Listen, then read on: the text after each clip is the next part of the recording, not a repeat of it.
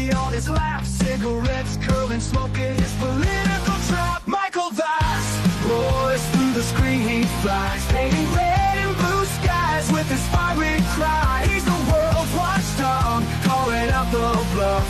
Right-wing swagger, but his heart's pretty tough.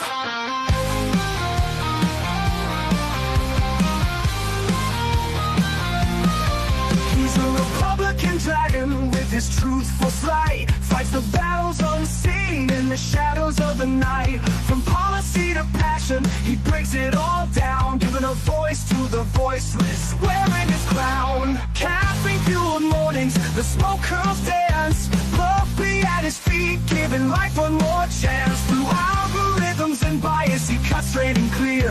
Michael's roar echoes in the hemisphere. Michael Vass roars through the screen, he flies, painting red and blue skies with his fiery cry. He's the world's watchdog, calling out the bluff.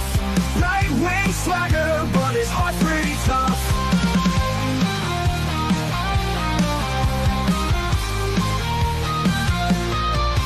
No soundbites allowed is his ultimate creed. A dragon's perspective where facts are the seed. Standing tall on his battlefield of thoughts, guarding the truth that others forgot.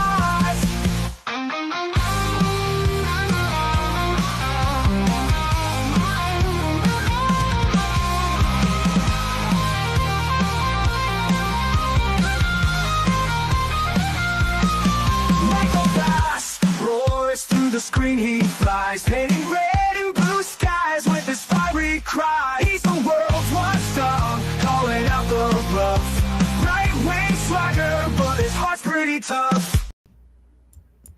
Hello, everybody, and thank you for joining us. This is No Soundbites Allowed. I am your host, Michael Voss, the political dragon.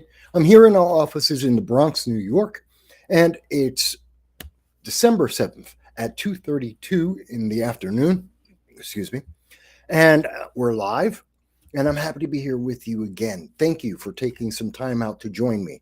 Today is the 84th anniversary of Pearl Harbor, a horrible moment in American history, a vile attack against America, and we should never forget that that happened.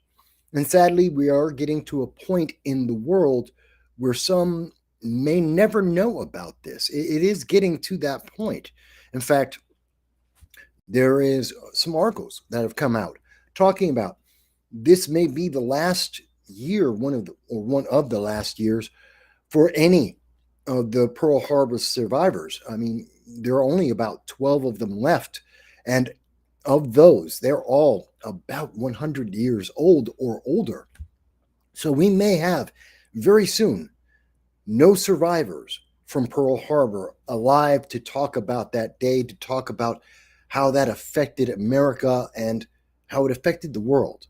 Because Pearl Harbor was the reason why America jumped into World War II. That was the inciting incident. And it changed the world. It changed America.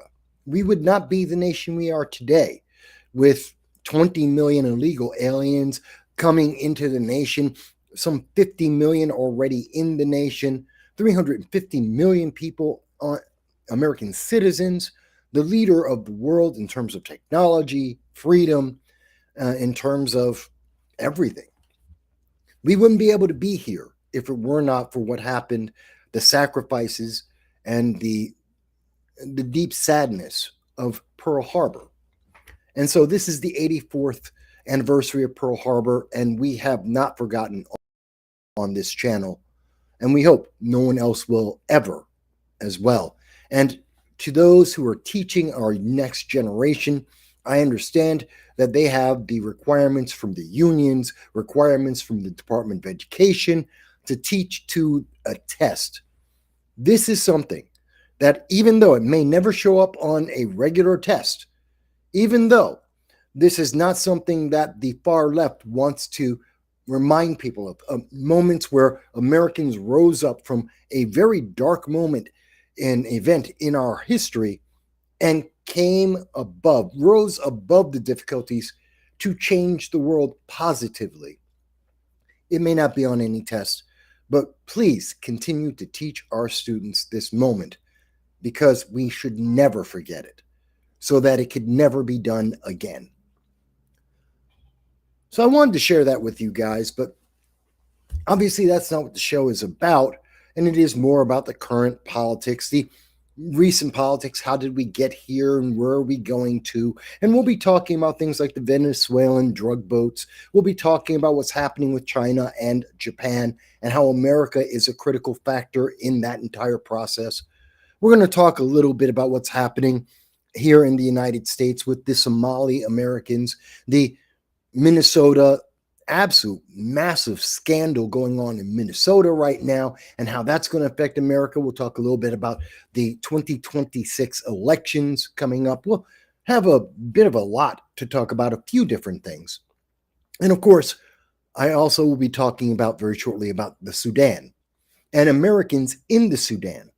And many people may forget there were 16,000 Americans that were abandoned in 2023 in the Sudan, middle of Africa, at the beginning of their civil war, their most recent civil war. And we're told, find your way home. That was the Biden administration. That was at the end of April of 2023. 16,000 Americans were told, go home, figure it out. Find your way home. Bye. And what happened to those people? And what's happening in the Sudan right now? And how will that affect America going forward? We're going to talk a little bit about all of that very shortly. But I want you to understand, if you are new to the channel, by the way, I want to say hello, welcome, and thank you for giving me a moment to have your time, as I do to all of my audience. Thank you for being here with us. We do this because we believe in the First Amendment, free speech. And we want you to be engaged in the issues that affect us all. And you can only help shape our governments, as is your birthright, if you know what's happening. And so that's why we do this, even if we piss off some of the internet overlords, even as we piss off some of the elected intelligentsia, the internet overlords, and even some governments.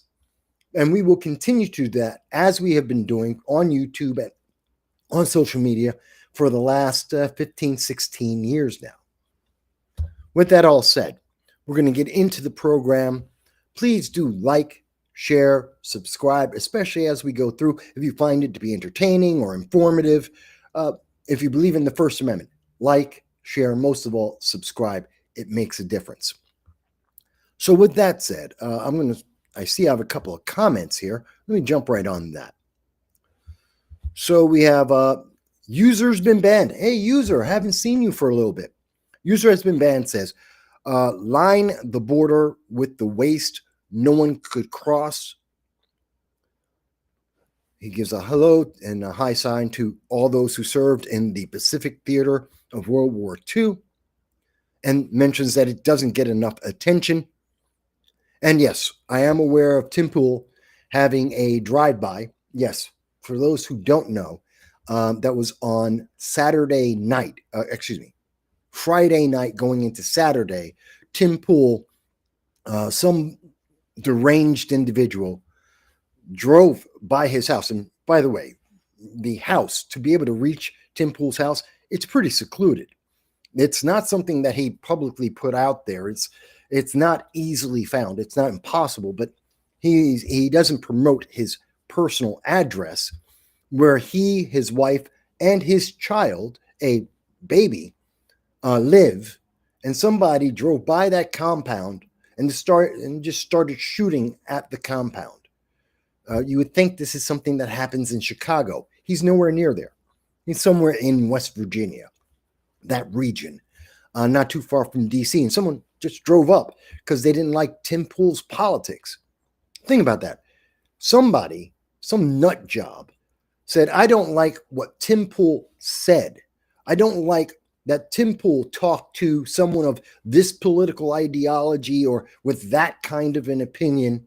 And because Tim Pool spoke the First Amendment, shared his voice, some nut job decided that means that it's violence, and therefore they decided to shoot at this guy's house, possibly potentially killing anyone in the house, any of the people who work for Tim Pool, any of the guests of Tim Pool, and Tim Pool's wife and his child.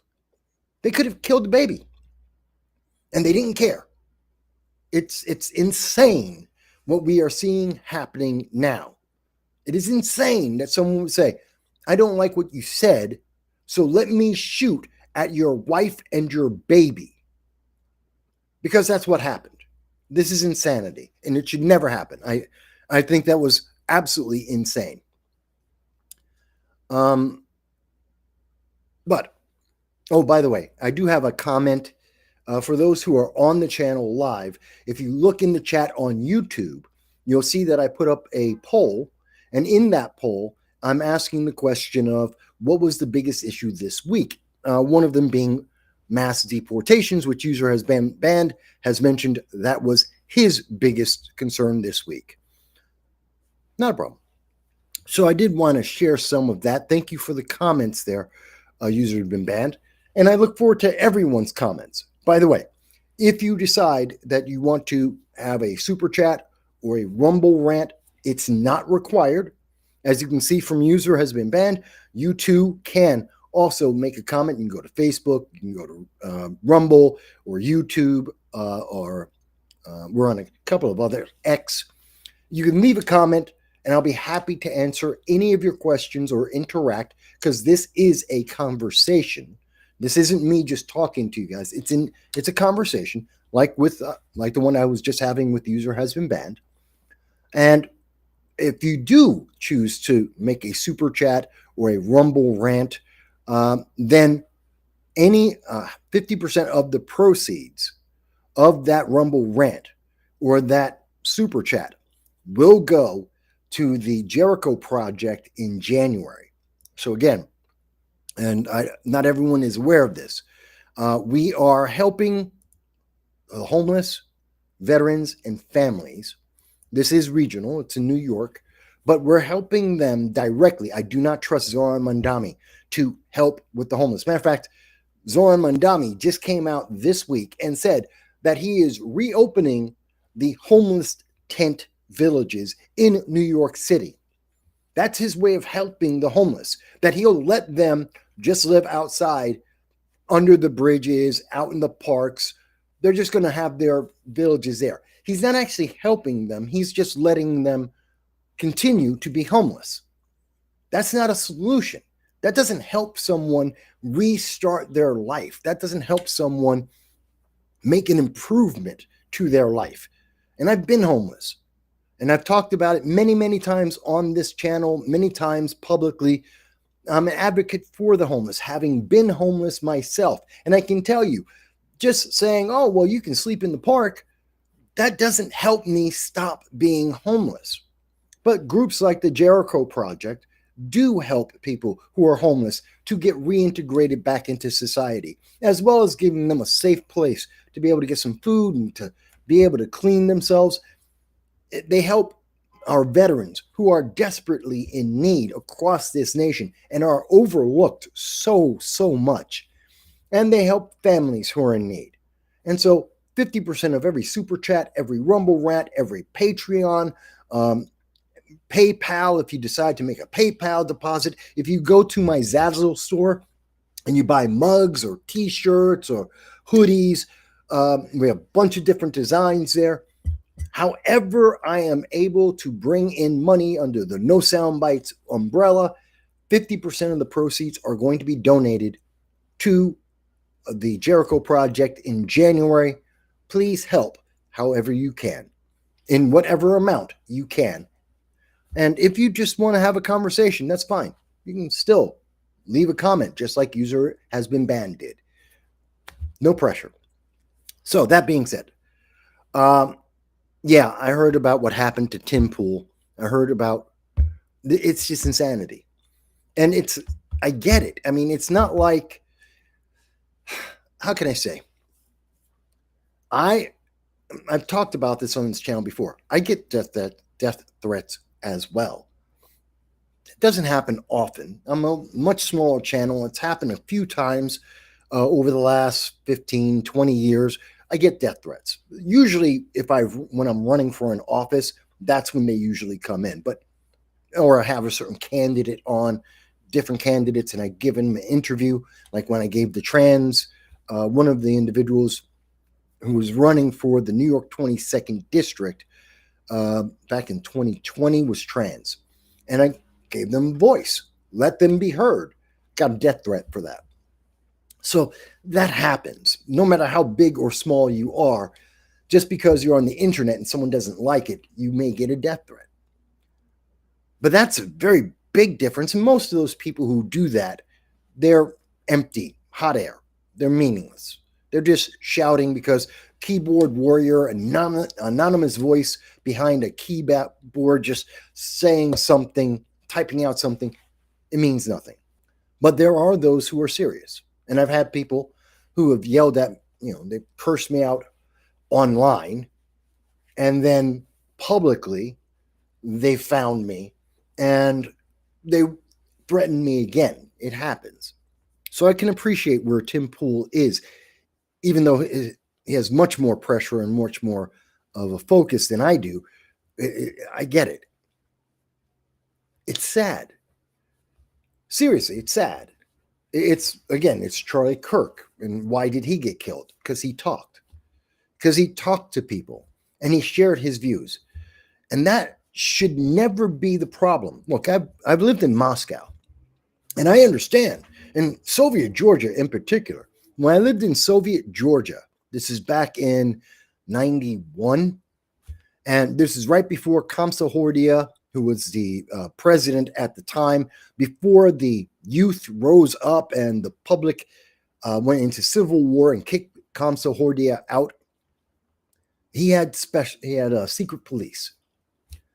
And I remember I was with a group of friends. We were at one of the regional hotels, a 4 or 5 star hotel, really nice place. And we were coming back into the town. They were going to drive me back into the capital where I was staying. And we got stopped by a roadblock from the opposition, a bunch of secret police members. And we were out after curfew, didn't even realize it. These guys weren't the government. They were just the police. It's a big problem. And they didn't like that we were out after curfew. In fact, they were going to arrest us, possibly shoot us. That was a very scary moment in my life. Thank God I was a little bit drunk at the time, and it was after I was in the Marine Corps. So I was handling it, and I wasn't quite grasping how close to death I was at that moment until afterwards. And then they filled me in with all the details because they were speaking in Soviet Georgian, and I understood it kind of, but I wasn't fluent at the time. So I didn't catch exactly how dangerous it was. By the way, the reason why we lived through that night was because my coworkers at the time were teaching me Soviet Georgian. And so they asked me to come out of the car, and the captain of the group there, he came over and he goes, I believe he said, Mangrel. I said, Mujorik, si Mujorik. And that may not sound like much. Basically, he said, how are you doing? And I said, I'm great. How are you? But I said it in Soviet Georgian. Mujorik, si Mujorik. And my accent is bad nowadays, but because it's been a long time since I've had to use that.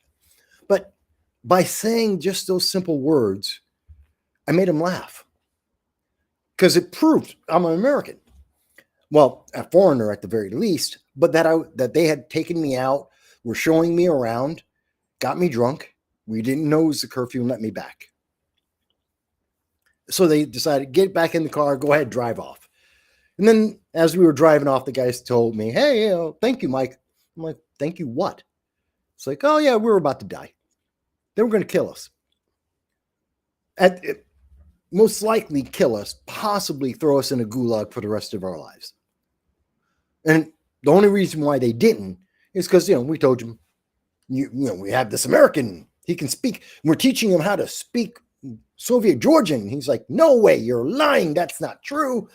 That's why we got you to come out the car. And that's why we asked him to just say, he doesn't know much. Just ask him how he's doing. Thank God I had learned that. Now, why did I bring that up when we're talking about people reacting? Imagine that guy, if he didn't like what I said, if he didn't like Soviet Georgian, if he wanted me to answer in Russian, which, by the way, I could have said in Russian at the time too, but what if he preferred Russian instead of Soviet Georgian? What if he just didn't care? If he just said, well, yeah, but he's out with you guys and I don't like you guys, I'd be dead. We're in a scary world. America should never have that moment where someone has to worry in their house with their child that someone's just going to drive up and shoot at them. We should never be worried that someone who is armed, who has an evil intent, may just kill you just because. I don't know.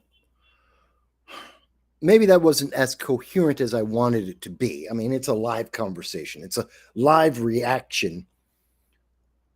But it's real. And I've been in those moments.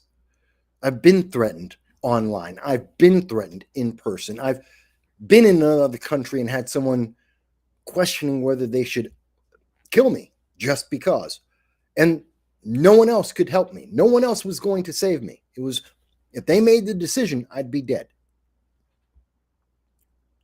We should never get towards that moment. And the more we see things like people trying to assault and to harm Tim Pool, his family, his children, any online personality, anyone who's just sharing their voice, whether it be Charlie Kirk or Steven Crowder, Ben Shapiro, Tim Pool, Larry Sharp, Hardlands Media, me, it doesn't matter. It doesn't matter if you're on the left or the right. That does not equate to violence. It should never equate to violence. And if you or one of your friends is so upset by something that someone else said, especially if it's involved with politics, and their response is, I need to be violent, you have failed. If your answer is to something about politics is, I need violence, you have failed, and your ideology is flawed. It is not, matter of fact, it isn't even flawed, it's wrong. The answer is never violence. Not to someone's words, not to a conversation. That's just not it. But maybe that's me. Maybe it's just me. User has been banned. Says the commies are going to commie. They love using violence to silence those who speak out against their ideology. Yeah, they do. That has been my experience, especially and more so here in America. I mean, the left. Question the left about their ideology, and you will get arsons. Mostly peaceful riots with arsons in the background and people being killed. Happens every time. It's just amazing. I like that. Oh, I like this comment. Offense is taken, not given.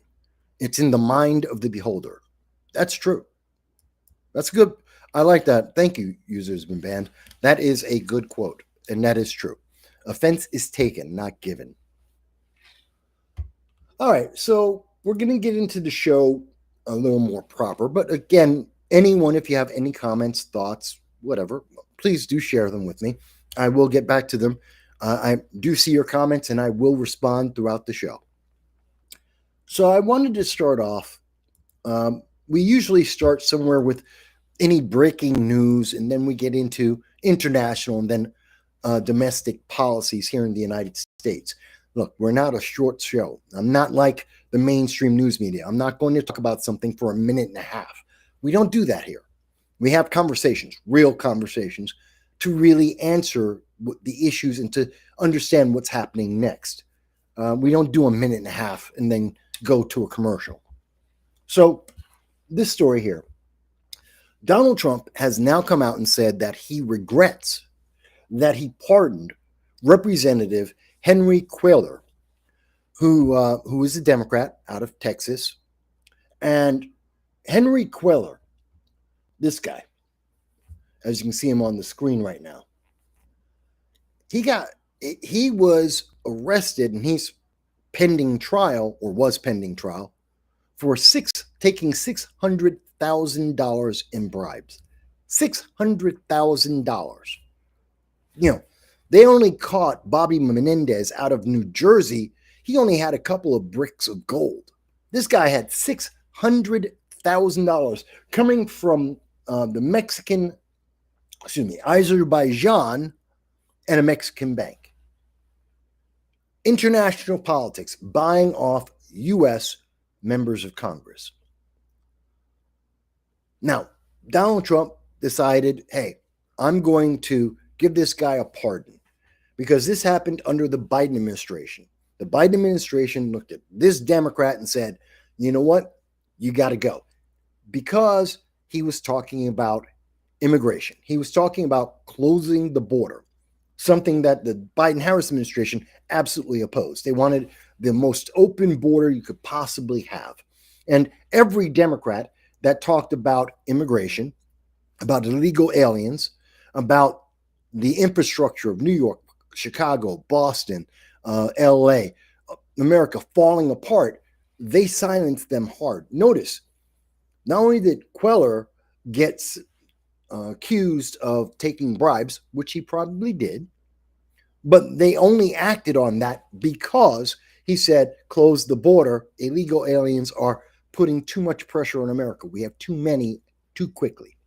And they did to him exactly what they were doing to Eric Adams here in New York.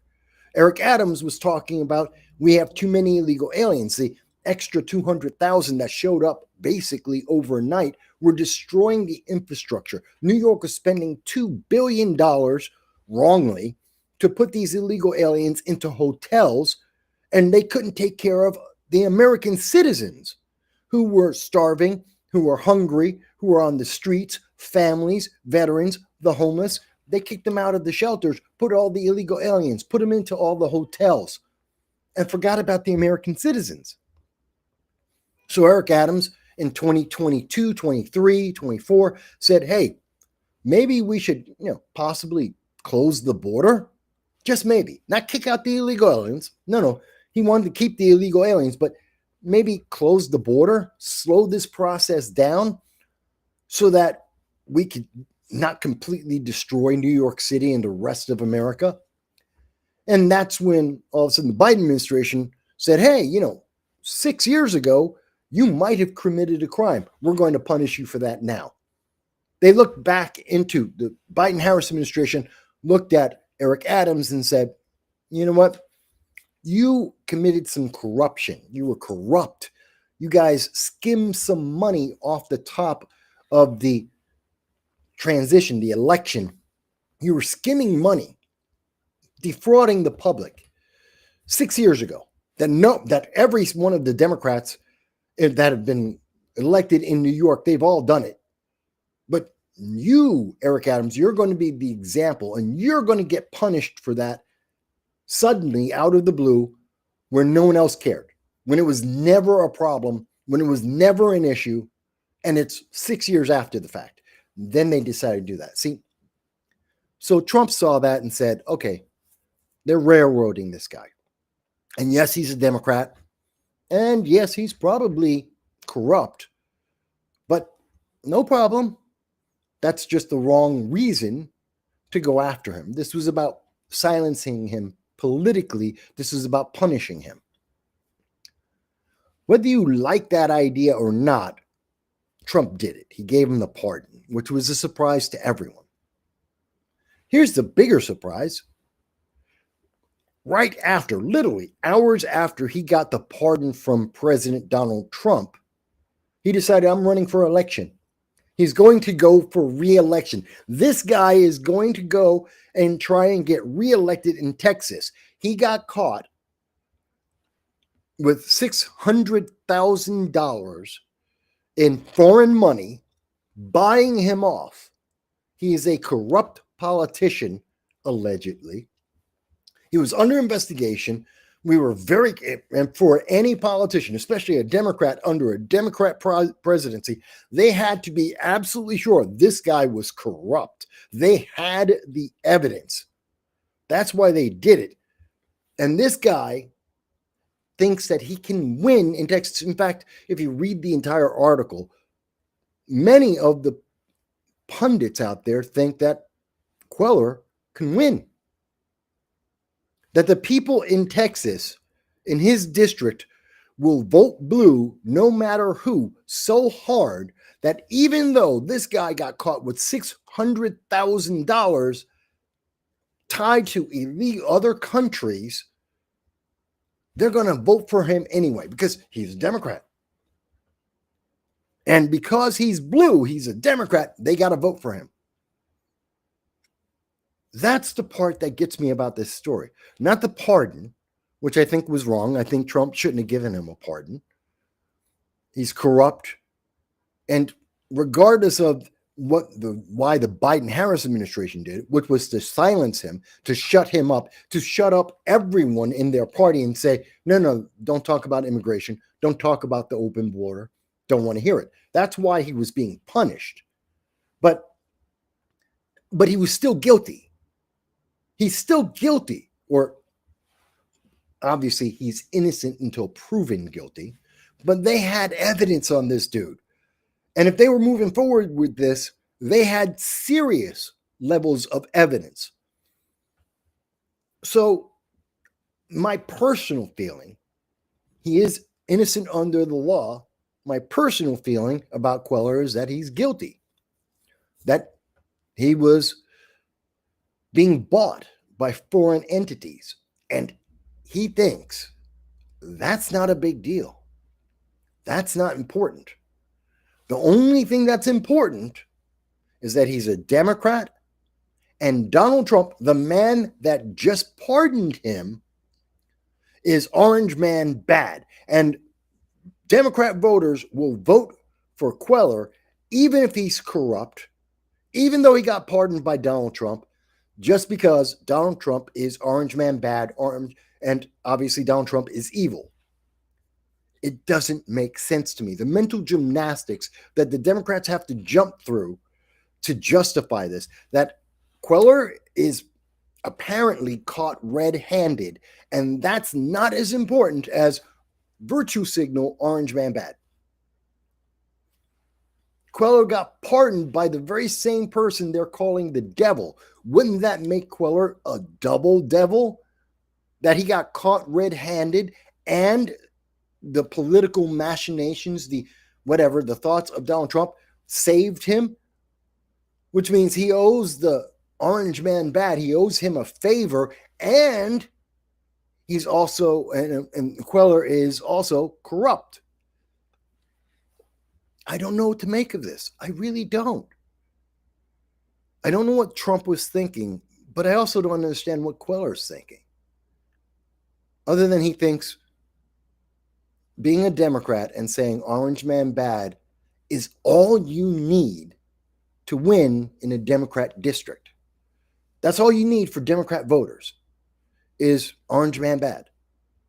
I'm a Democrat, orange man bad. That's all you need, and you can win an election. And we saw it in 2025. We saw it in 2024 to an extent, but we saw it in 2025. This year, every single Democrat across the entire nation were running against Donald Trump. Donald Trump was on the ballot in the minds of these Democrats on everything from local council all the way up to members of Congress. Every single race was about Donald Trump. Everybody was getting elected so they could fight the president, which makes no sense. And Queller is proof of it. Queller is proof. Caught red-handed, got a pardon, rather than walking off in the sunset and saying, I got lucky. He's going, no, I'm going to double down. I'm going to capitalize this. I'm going to get even more money. I don't understand it. I don't understand it. It doesn't make sense to me. But that's a story that's out there probably not as well known to most people. But let me go overseas. Let me talk about something overseas, which I think it's a kind of a cute story. It's a sad story, but a cute story. Let's go to the UK. And I know everyone's been talking about the UK is imploding, and it is. England is absolutely blowing up.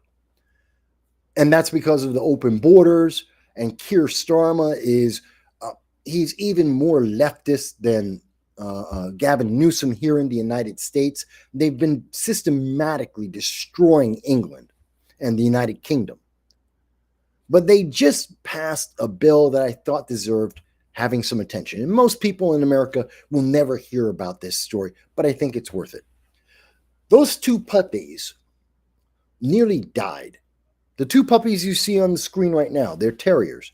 They nearly died because they were taken from Romania and were driven in a car 26 hours in a cage in the back seat of a car, and they were driven over into England because it's not a puppy mill, but illegal dogs, just illegal dog sales. This is like taking a puppy mill and adding in a mix of acid and hell all at once. These people illegally raise dogs from other countries and just drive them on into England and sell them. And the dogs are nearly half dead when they show up. They're ill-treated, sick. They've got diseases. It's truly a horror story what happens to these little pets. And mind you, they were only 5 weeks old. These two dogs you see on the screen, they were only 5 weeks old. And they were driven 26 hours in a tiny cage to be sold off in England. Now, the good news is, in England, in the port, they were coming across one of the ports, they were stopped. And the animal control saw the condition of these dogs and instantly knew this is an illegal puppy sale. This is an illegal pet sale. And that this guy was scum of the earth. And they took the puppies and rescued them. Thank God. They rescued these puppies because they knew exactly what they were doing.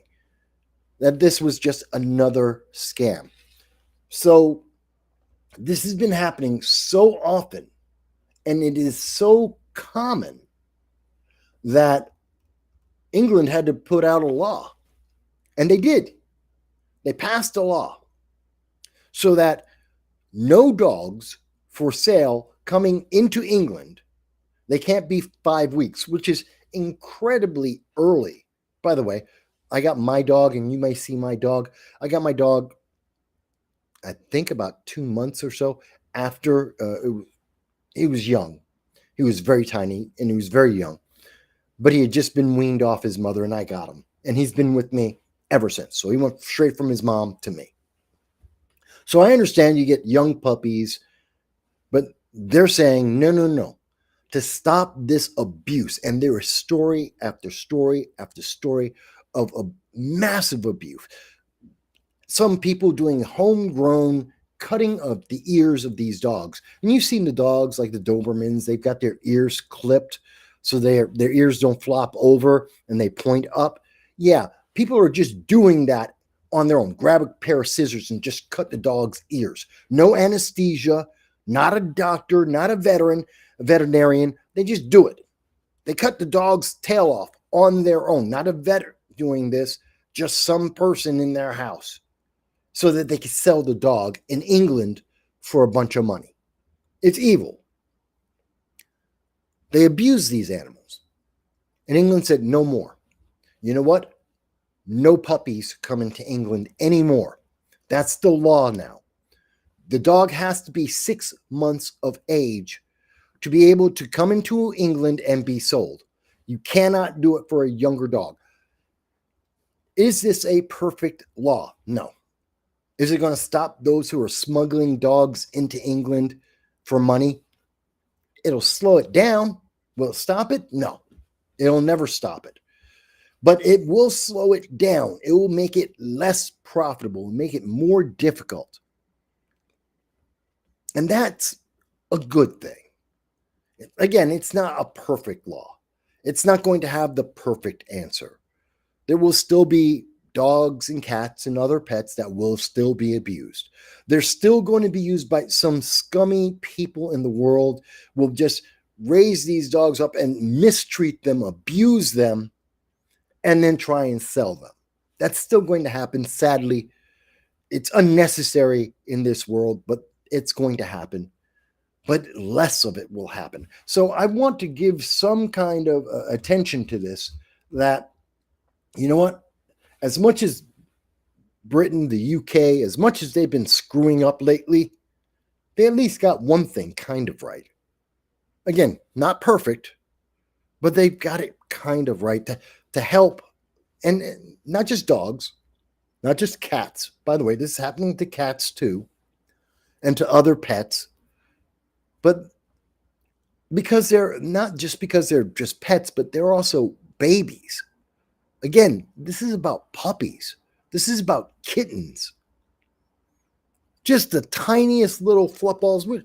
I mean, if it's like my dog, who's a Bichon Scotty mix, he was small enough he could fit in my hand when I got him. When I first got him, he could fit in my hand. Mind you, he's 20 pounds, 24 pounds now. He's 14 years later, so he's a little bit bigger, but tiny. Imagine someone having a dog that could fit in your hand like those terriers at 5 weeks. And they're chopping their ears, cutting off their tails, not with anesthesia, not in a doctor, not with a veterinarian. They're just doing it with a kitchen knife, a pair of scissors. Then driving that tiny puppy that fits in your hand and driving 26 hours, put the dog in a cage and don't pay attention to them. Just leave them in the back of a car in a little handmade cage for 26 hours and then just sell it off for money.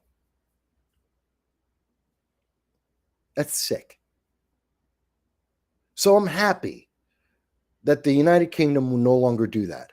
And by the way, the only reason why they could pass this law is because they're not part of the European Union.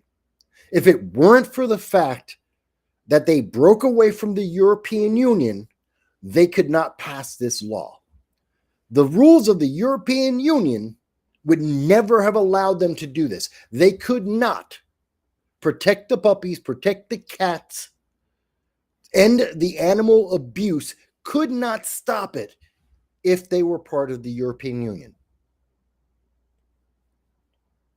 It's just a crazy story. It's insane. It's heartbreaking. But again, the good news, the puppies are safe. And by the way, these 2 puppies that you see on the screen right now, they're Yorkshire Terriers. These little guys, they wound up having homes. They are doing well. They are healthy. They are happy. They've got great families, each of them. Their story turned out positive. And now, going forward, more puppies, more dogs and cats will also have an opportunity to have a better, healthier life. I wanted to mention that because this matters to me. It counts. But again, it's not the story that's going to make CNN or MSNBC. It has nothing to do with Donald Trump. It has nothing to do with MAGA, America First. So they're not going to tell you about it. They're not going to go through this story about what's happening with animal abuse and how the European Union allows it. And only by not being in the European Union is it possible to stop it. They don't want to talk about that. I do. So now you guys know too. However you want to deal with it, that's just sharing that with you. Let me go to some other international news. Not as happy news, not as happy, good news. China and China and Japan don't like each other. I know a lot of people are going to go, that's not news, Mike. That's not a surprise. That's been thousands of years. They hate each other.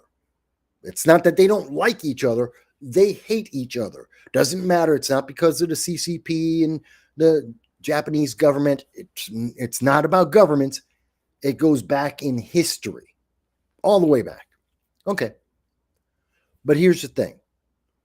On top of the history, on top of this ancient animosity, you have the current politics.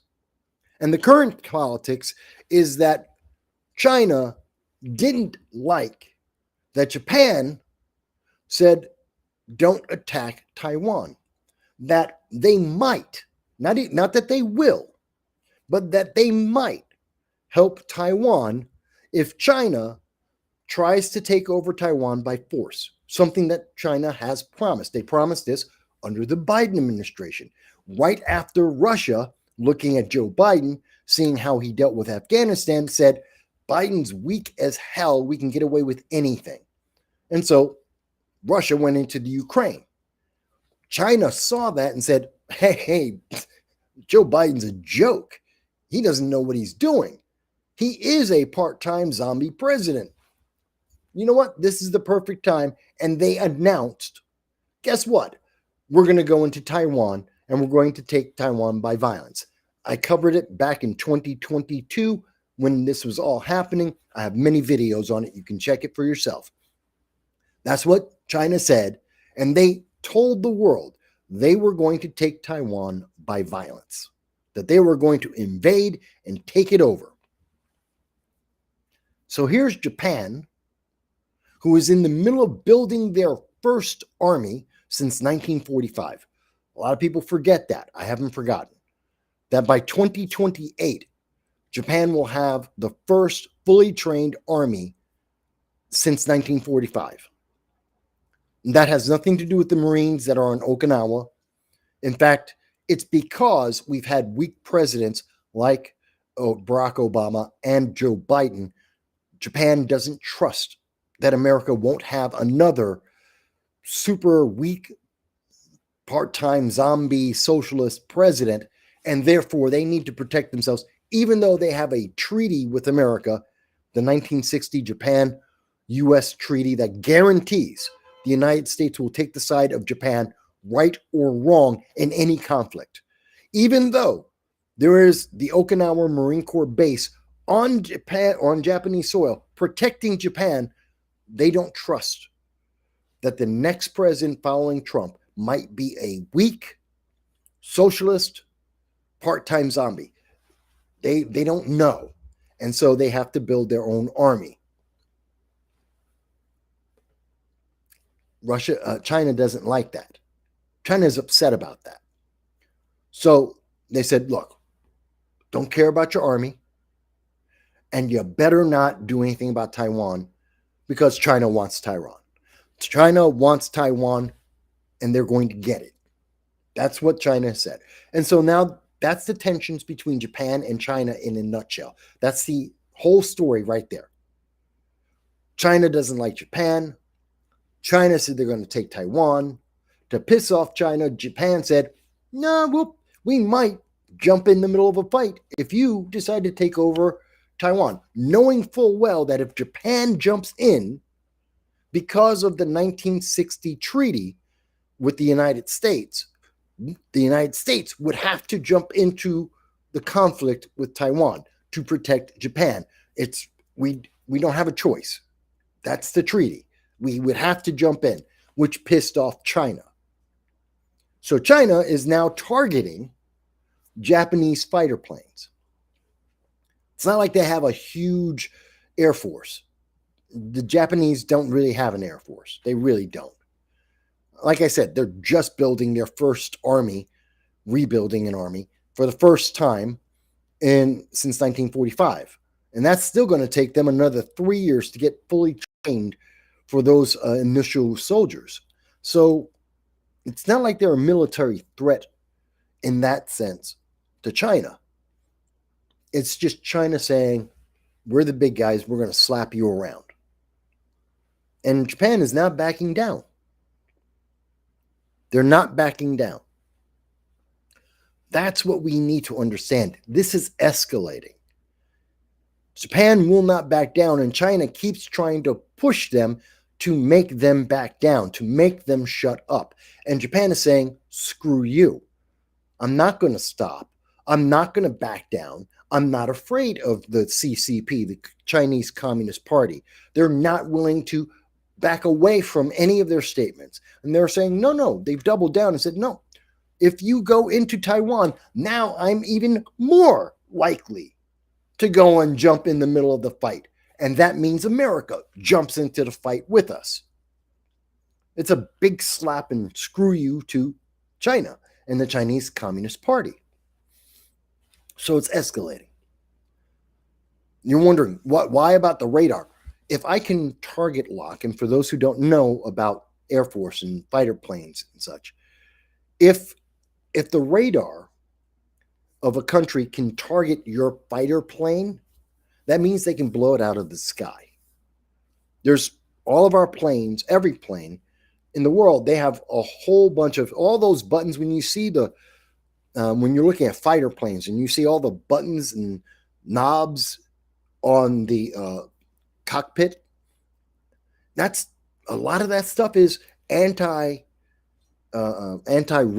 anti-guns. It's defense. This is the electronics that are trying to protect that plane, that fighter, from being targeted by the enemy. So they can't lock on. They can't just fire a rocket and just fire a bunch of them, and they'll just eventually find the plane and blow it up. That's what the lock-on is about. That's why it's a big deal. When a fighter plane is locked on, you're dead. That's what that means to the pilot. You just died.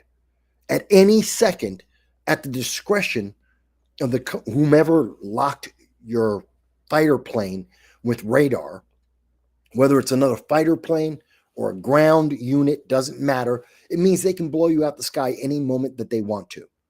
It is an ultimate death threat. That's like someone walking up and they've got a gun to your head, and then they pull the trigger, and it's like Russian roulette. There's a bullet in the chamber.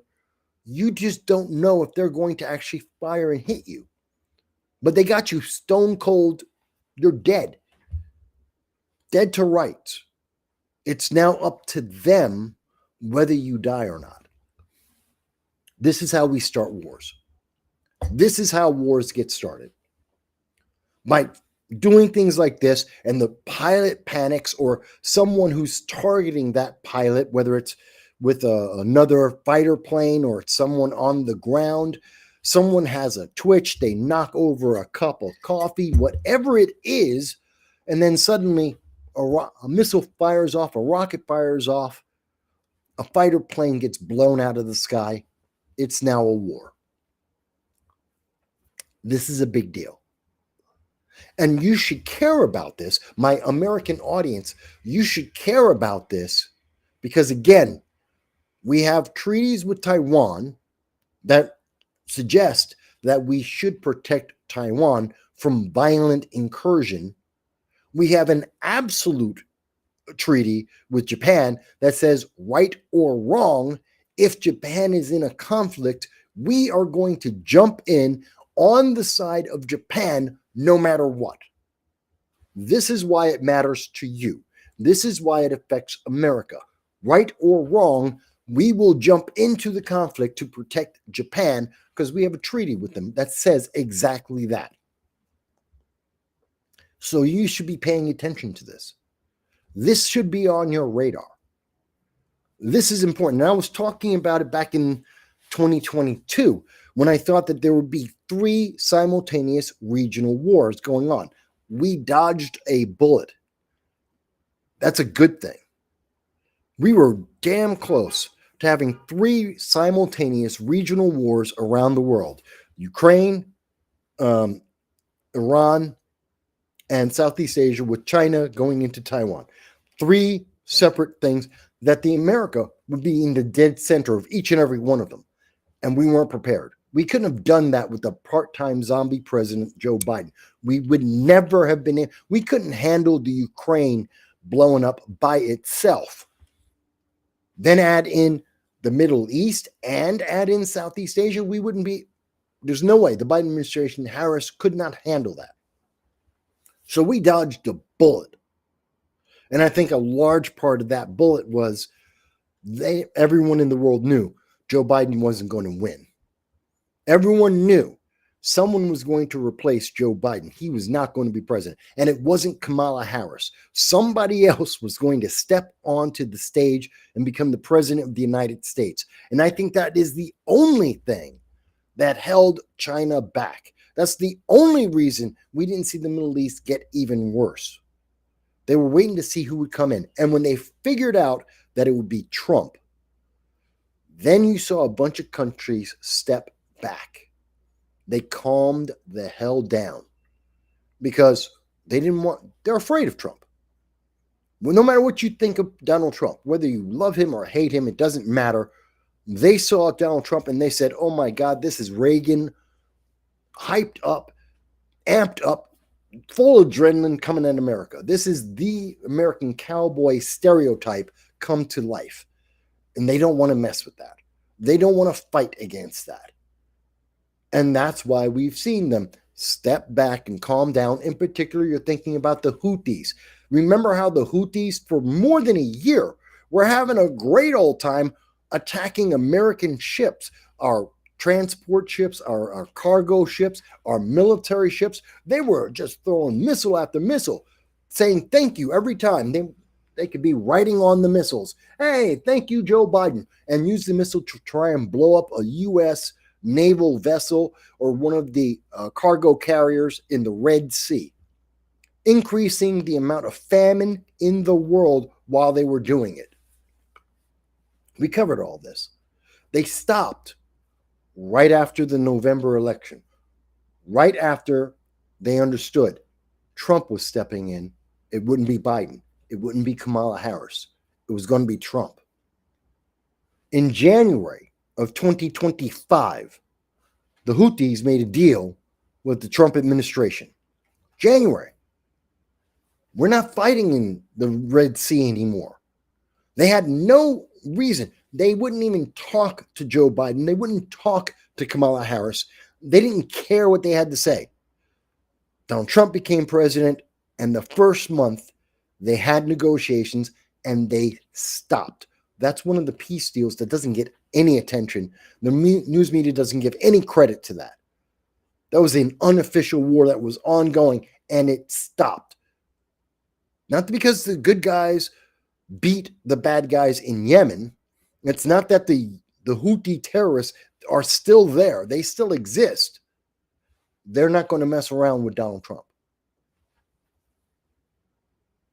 So I'm trying to give you an understanding of what's happening in Southeast Asia and how the rest of the world is reacting, because this is a reaction. It's like, how do I word this? It's like two mirrors bouncing back and forth, you know? One thing happens over in the Middle East, and then Southeast Asia reacts, and then the Middle East reacts, and then Southeast Asia reacts, and then Europe reacts, and then Southeast Asia reacts. And it's all centered around who's the president of the United States. Do we have a strong president? Do we have a weak president? If we have a strong president, everyone calms down. We have a weak president, everything goes haywire.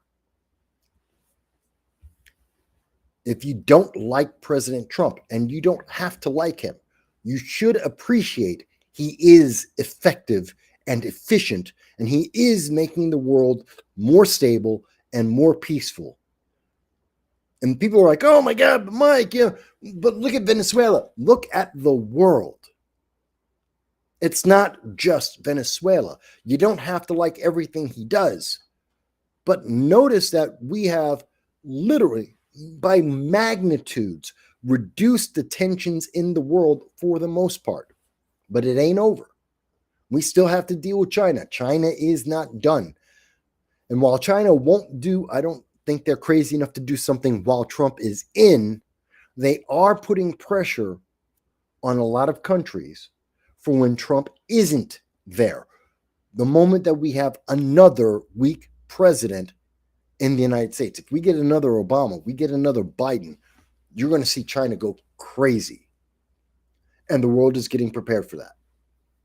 And that's what the tensions in Japan and China right now, that's what it's all about. They both know that as soon as there's a weak president, Japan can't trust a weak Biden or a weak Obama to actually live up to the treaties that America has. So that means Japan has to have a military, and China knows that's going to be the opportunity they have to take over Taiwan. Just letting you know about this, because no one else is really having this conversation about this. They're just not talking about it. And I don't know why they're not talking about it, because they should be. These are important deals. Why is this not coming up? And why is this not coming up? One of my articles isn't popping up yet. Hang on. Because what I wanted to talk about, come up. Well, one of the things I was going to bring up, but it doesn't seem to be coming up on my screen, is this is also one of the reasons why the Trump administration is saying to not just Europe, but to every ally of the United States around the world, you have to have a 3.5% military spending. That they have to take their GDP and they have to spend, we would like 5%. Most countries are settling on 3.5%. That they have to increase it. By the way, most countries right now are about 1% of their GDP, because the United States is taking care of it. Because the United States for decades has been paying for all of their protection. That's in South Korea, that's Japan, that's Germany, France, Italy, England, even Canada. We've been protecting the entire world. All of our allies, all the first world nations, we've been taking care of all of them. And it costs money. And that's why, part of the reason why we have $38 trillion in debt. And instead of continuing that lifestyle where all of our soldiers are the number one soldiers at risk, whenever NATO sends troops anywhere, 70% of those troops are American troops. It's Americans getting shot at all around the world. The other countries, they don't care. Let the Americans handle it. The Americans will pay for it. It's in their interest, but we pay for it. We put our soldiers at risk. We bleed for something that the EU wants to get done. Trump has said, no, that's not good enough. That's not going to work. You have to pay for your own self-defense. Pete Hegseth this week, the Secretary of War, the Secretary of the Department of War, this week went around and said, hey, this is the policy of the United States going forward. You will pay for your own self-defense. America isn't going to pay for everything for you. Our obligation is not to protect France. Our obligation is to protect America. And so we're going to protect our people first, and then we'll get to you. Now, as I said, Japan's already got that idea, because they had to protect themselves from Joe Biden or a weak president.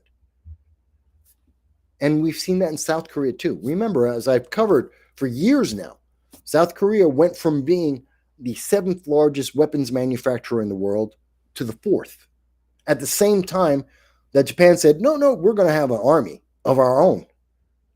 They're doing it. They are, mind you, they're both at about 2.5% GDP being spent on self-defense, but that's more in Europe. Europe, if you look at France, they're like 1.5% of their GDP is actually to self-defense, and they keep complaining, we can't afford that. We can't afford to defend our people. So instead of trying to defend their own people by actually spending their money better, no. They still want to have socialism. They still need someone else's money. If America isn't giving it to them, they're going over to China. Right now, this week, Emmanuel Macron, the president of France, is talking to Chairman Xi of the CCP, the Chinese Communist Party, and he's asking China to pay for protecting France. He's not, because President Trump said, no, we're not going to pay for France's protection. France isn't our priority. So Macron said, oh my God, we would have to pay for it ourselves. No, instead, we're going to go to another country and ask them to do it for us, which means they're going to be the slaves of China. You could say they were the slaves of America. Not really, but they were. You could say that. And now he's selling France to China because he doesn't want to spend his own money. He doesn't want to protect his own people. It's really sad. It really, really is sad. But the article I had on that, I'll include the link in the description because it's not coming up right now. I don't know why. My internet's acting up. But that's fine. Let me move on. What? Why is this frozen? Why is my screen frozen?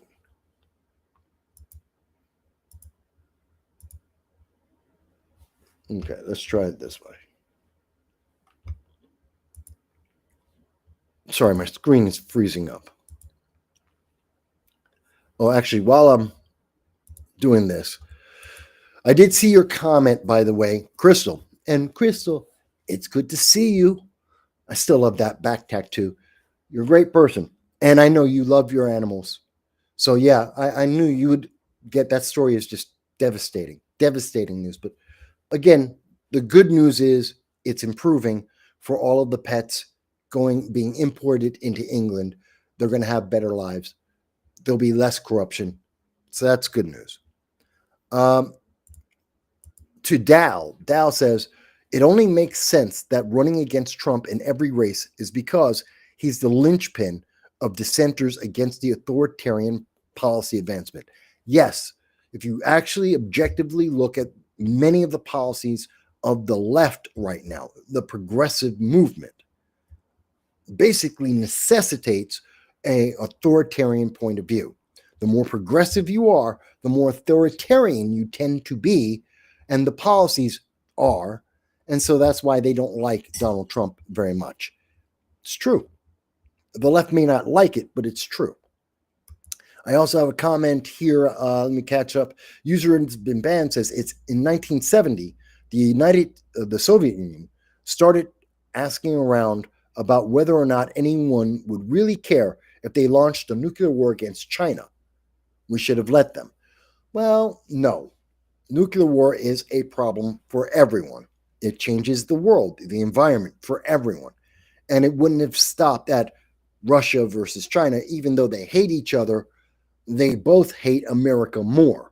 And the moment that America, if this is back in the 1970s, if the Soviet Union at that time attacked China at that time, and the United States stepped in to try and end that conflict, you would have had World War III. Because Russia would have retaliated. China would have also attacked, not Russia, they'd have attacked America, because America would be weak at that moment. So there would be two sides. America would be fighting a two-front war, and that would have been a problem. It would have been a mess for the world. We would have World War III all over again. So I get the idea, but it wouldn't have worked. Hey, good news, folks.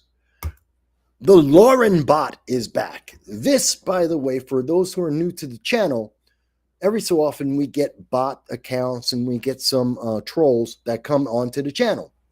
And they make certain comments. I don't ban them. But this is the Lauren bot.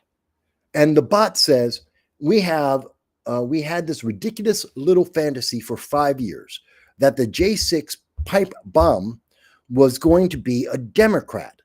Well, we don't know that he's not. And that was somehow going to make January 6th seem less embarrassing and shameful. January 6th wasn't embarrassing or shameful. That's your impression of it all.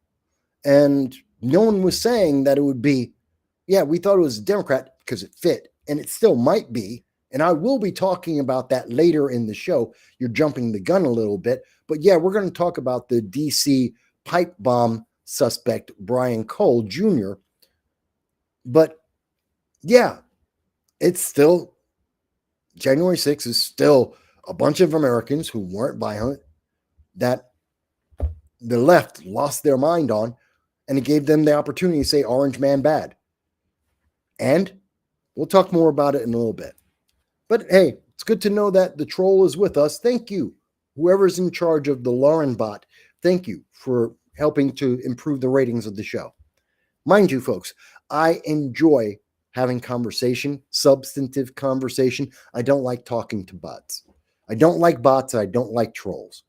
And once we identify them, and I know that the Lauren bot, I've seen this exact Lauren bot on multiple channels, not just Republican channels. I've seen it on many of them doing exactly the same thing.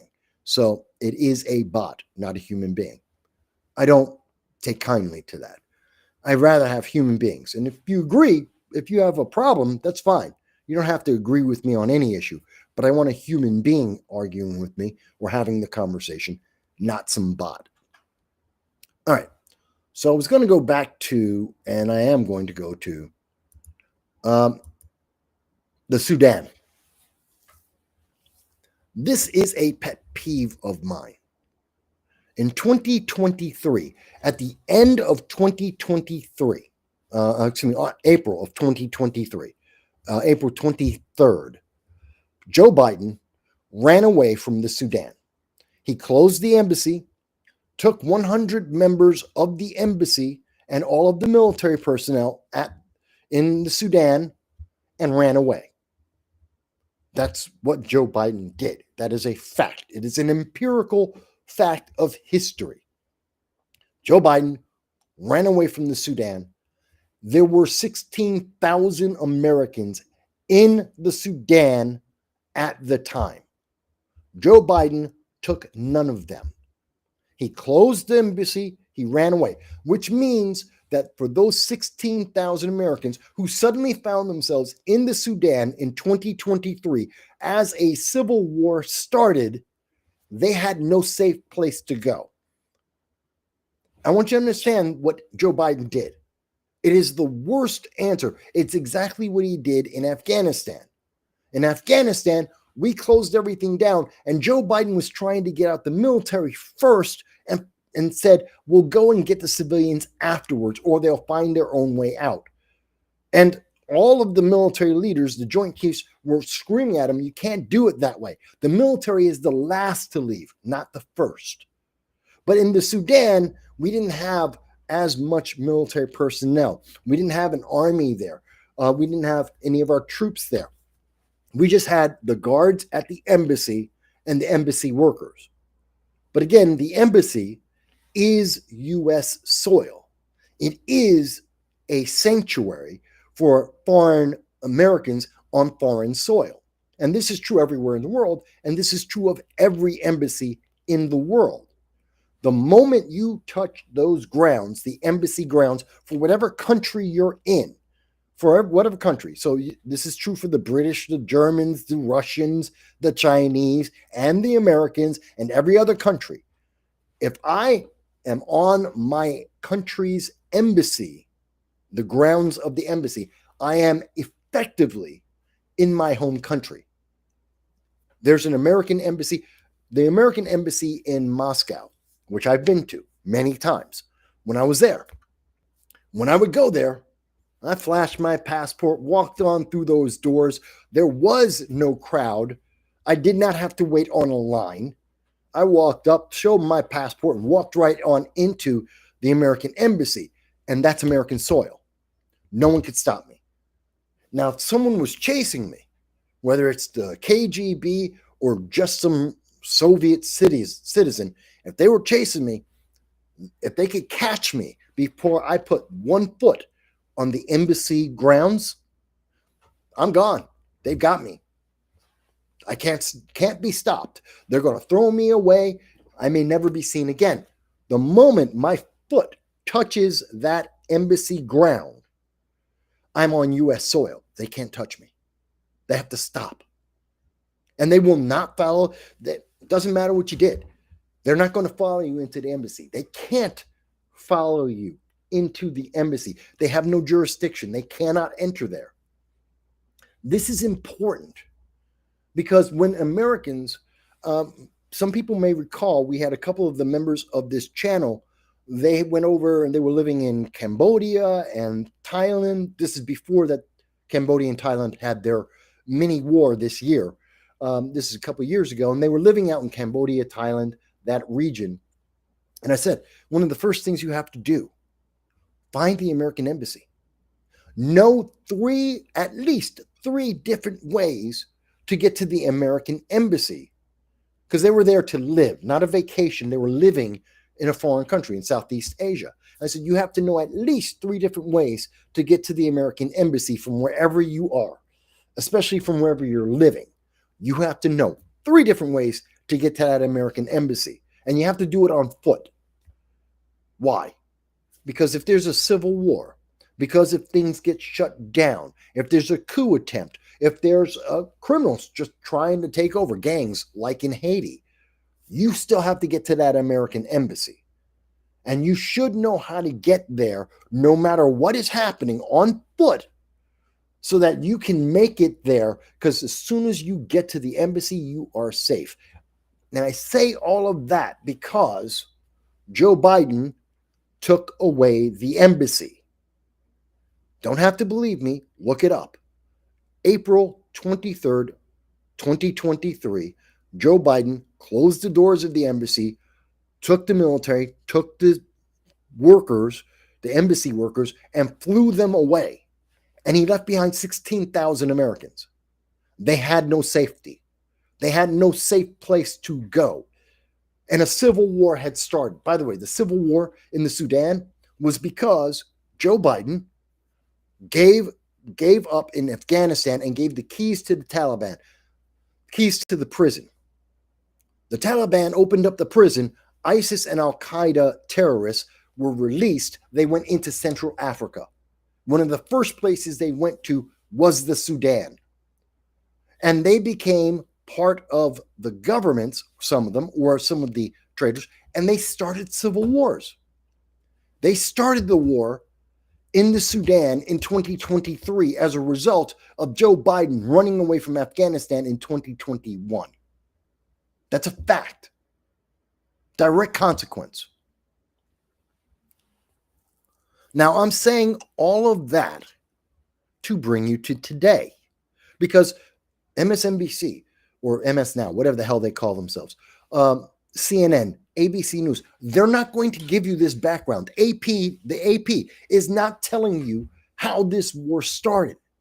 They're not telling you what caused the problem that's happening now. And they're not going to mention the 16,000 Americans that Joe Biden left behind, who, by the way, after May 5th, 2023, no news story. No one has talked about it. No one knows what happened to those 16,000 people. There is no article from any, forget credible, no news agency in the world has talked about the Americans in the Sudan. 16,000 people. We have no idea what happened to those people. Under the Biden administration, they were just abandoned. We know nothing about them. We don't know if they're alive, if they're dead, if they made it to another country and flew back home. We have no idea. Nothing. Joe Biden just threw them away. And AP isn't going to tell you about that. But this is context. This is so you understand what's happening there. Because the people who are talking about, oh my God, look at what happened to Hamas. Look at Gaza. It's so terrible. What about what's happening in Sudan? You have no compassion for those people. The kids are dying in the Sudan. One drone attack killed 50 people, including 33 kids. One drone attack. They've been fighting for what, is 2 years now? And there have been tens of thousands of civilians that have been attacked. Thousands of kids have been killed. And you don't hear this from the news media. They don't talk about this. And some of them are Americans in there. Somewhere in there, there's 16,000 Americans. But this is escalating. This is getting worse.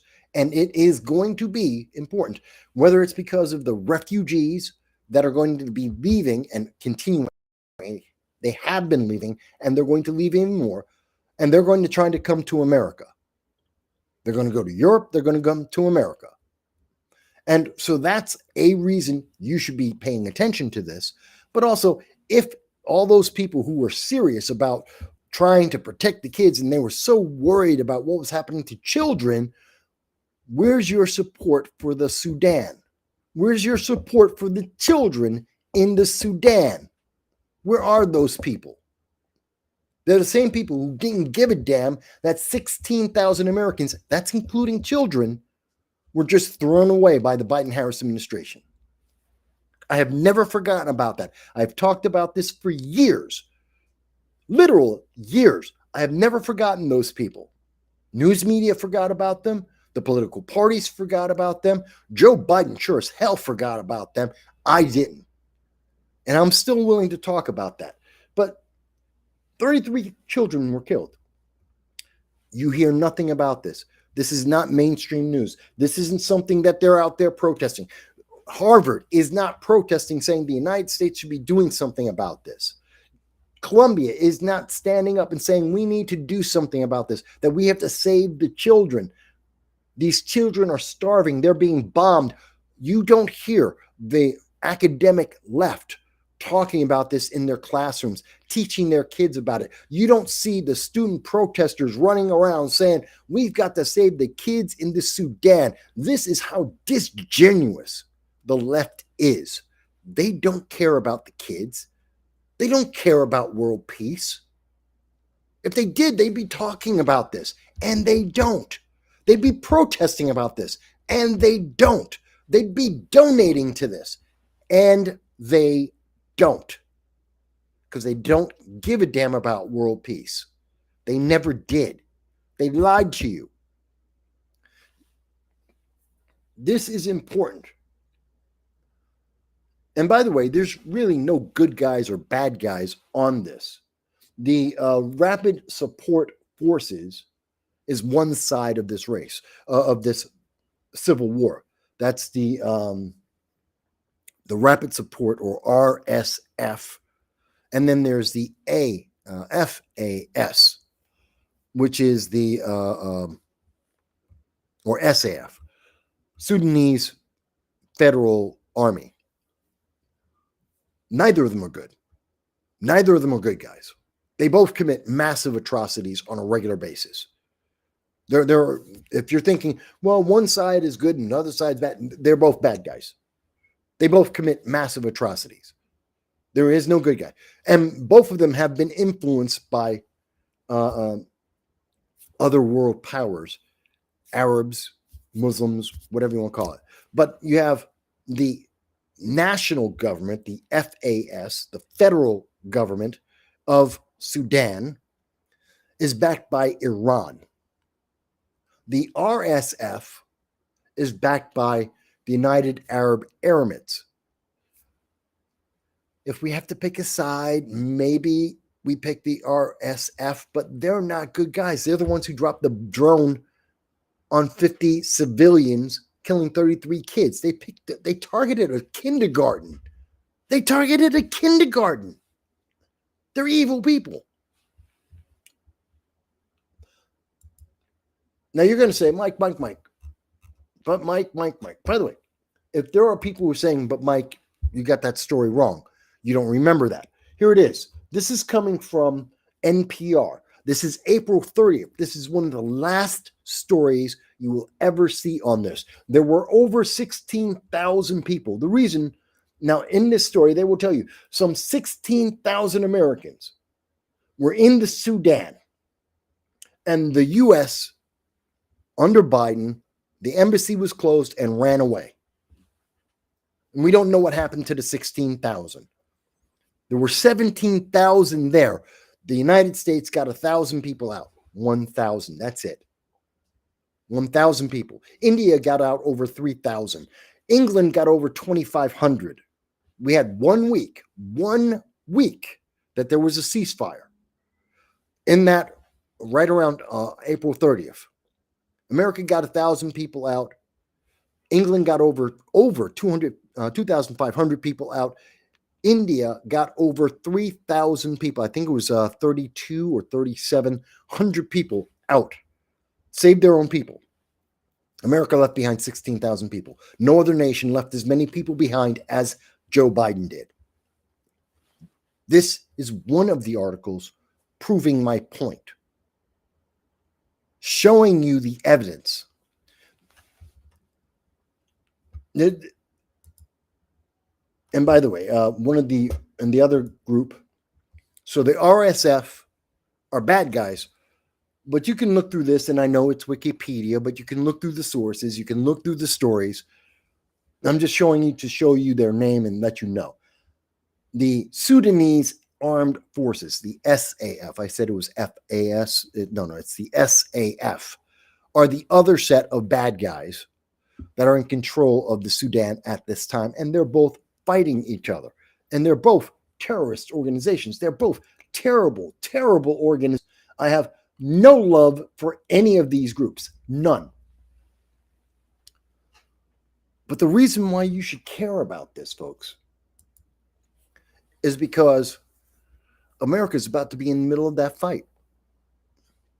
We're going back in. We're going back to the Sudan. I wish I could say we're going back to the Sudan to find the 16,000 Americans, to find out what happened to them, to find out, did they ever make it home? Did they die? Were they killed by either the FAS or the RSF, either side of the civil war in the Sudan? Are they slaves taken prisoner by Al-Qaeda or ISIS, sold as slaves, sometimes sex slaves, sometimes just physical labor slaves? What happened to those people? We don't know. And I wish I could say Donald Trump said, you know what? Even though this happened in 2023, even though this happened under the Biden-Harris administration, even though it's been 2 years and counting, maybe they're still alive. Let's go and get them. Let's go get our people. Let's do what the Biden-Harris administration did not do. I wish that was the reason why Donald Trump was going in there, but it's not. It's because Saudi Arabia asked America to go in. It's because the Saudi Arabian prince said, hey, why don't you help save these kids, save these children from the murder that's happening on both sides, that both sides are just killing children. It is a genocide. An actual genocide is actually happening in Darfur, in the Sudan at this moment. You have the northern leadership, the federal leadership, the SAF. They are pro-Muslim government backed by Iran, and they are hyper racist, and they are genociding the people who are not Muslim Arabs. In the South, the RSF are great. They're anti-Muslim, anti-Arab. They want to kill the Arabs, and they want to kill the Muslims. So they're fighting ISIS and Al-Qaeda. ISIS and Al-Qaeda is part of the SAF, the Sudanese Armed Forces. They're in there, and they're fighting. And again, it's not a fair thing, because it's not like one side's the good guys, one side's the bad guys. They're both bad guys. But ISIS and Al-Qaeda and Iran are on the side of the Sudanese Armed Forces, the SAF. United Arab Emirates is on the side of the RSF, Rapid Services Force. Neither is good guys.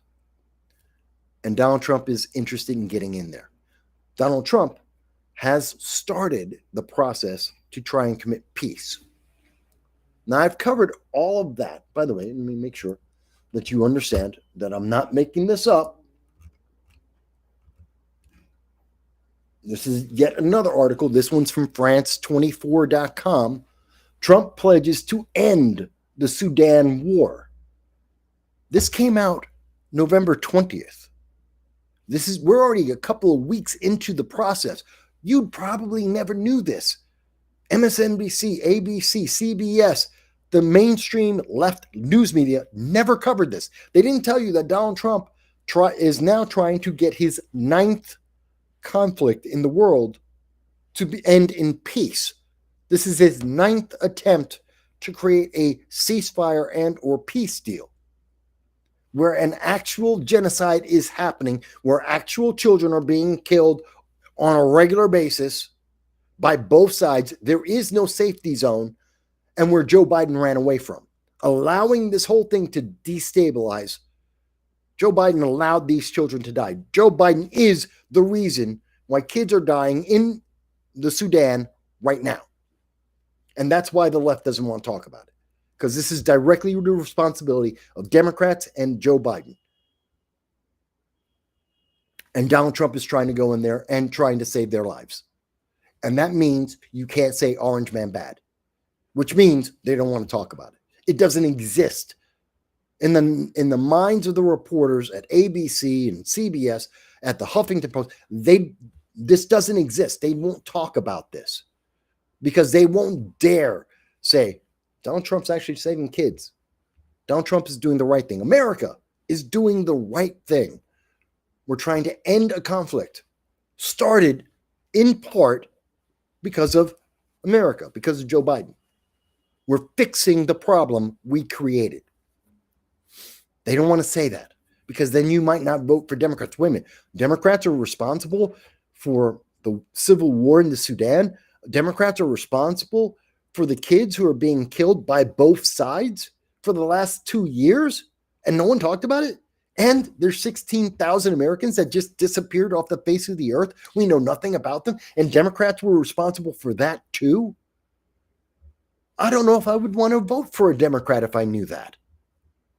I don't think I would want to vote for any Democrat knowing that they did this on purpose, that they knew this was happening.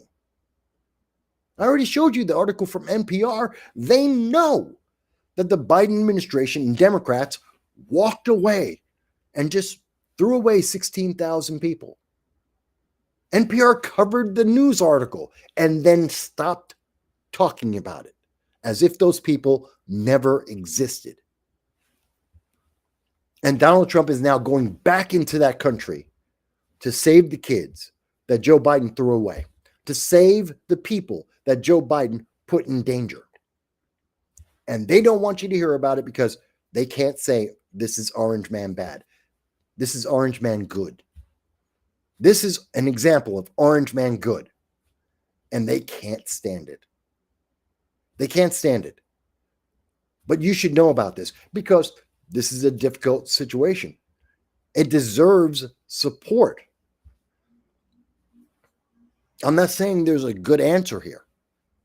I'm not saying pick one side or the other. In fact, I don't think either side are good guys. They're not. I think they should stop fighting because I think kids are being killed without any reason. And there are 16,000 Americans. I want to find out what happened to them. I still care about those 16,000 people. If they're dead, give us their bodies so we can bury them here in America. If they're alive, get them home. I don't care which one happens. If they're dead, give us their bodies. If they're alive, let's get them home. If they have been sold as a slave, let us free them. That's my concern. That's why I care about what's happening in Sudan. Why I've been talking about it less these recently than I have been in the past, but why I've been talking about the Sudan for years. I've yelled at Republicans about this, Democrats about this. I have been yelling about this for years. So I hope Donald Trump can move this forward. I can only hope that Donald Trump can get the two sides to calm down, at least call a ceasefire, save the children, at least agree that even though they're radical, fanatical, religious zealots, evil and corrupt individuals, even though both sides are exactly that, Can you both agree at least stop killing the kids? Maybe, hey, Harvard, hey, Columbia, Stanford, you want to get your students all riled up, you have nothing left to protest about. How about you say, let's save the children in Sudan? Let's get back the 16,000 Americans from the Sudan. Can you join me in that? Will you protest about that? Will you write some articles and stand in front of Congress, in front of the Democrats and the Republicans and say, hey, let's end the war in the Sudan. Let's save the children there. Let's get back the 16,000 Americans. Can you protest for that? Somehow I don't think you will, but can you? Because it seems to be right up your alley. It seems like the argument you were making with Hamas. It sounds like the argument that you were making at the beginning of this year. It sounds like the thing you were screaming at Republicans to do for 2-3 years now. I'm just asking you to do the same thing you've been doing, but how about this time, instead of it's because you don't like Jewish people, how about it's just because you want to save the kids? How about that? By the way, if there is any politician, left or right, that thinks, Mike, you just don't understand the situation of what's happening in Sudan. You don't understand about the kids. You don't understand about the 16,000 Americans. I dare any politician of any political position to argue with me on this. I guarantee I know more about this than all of them. Maybe not the Intelligence Committee. Fair enough. The Intelligence Committee, maybe they know more. Everyone else, yeah, I'll debate any of them, anywhere, anytime. Absolutely, I'll talk about this subject. The Saudi prince had to do this. Not Columbia, not Harvard. They don't give a damn. The intelligentsia, the academia of America, which is all left-leaning, those bleeding hearts, do not give a damn about the kids in the Sudan. So much for their equity, their DEI, their deep and incredible concern for the children and children of color. Liars, each and every one of them, liars. I say that to their face. They are liars. They have no true conviction.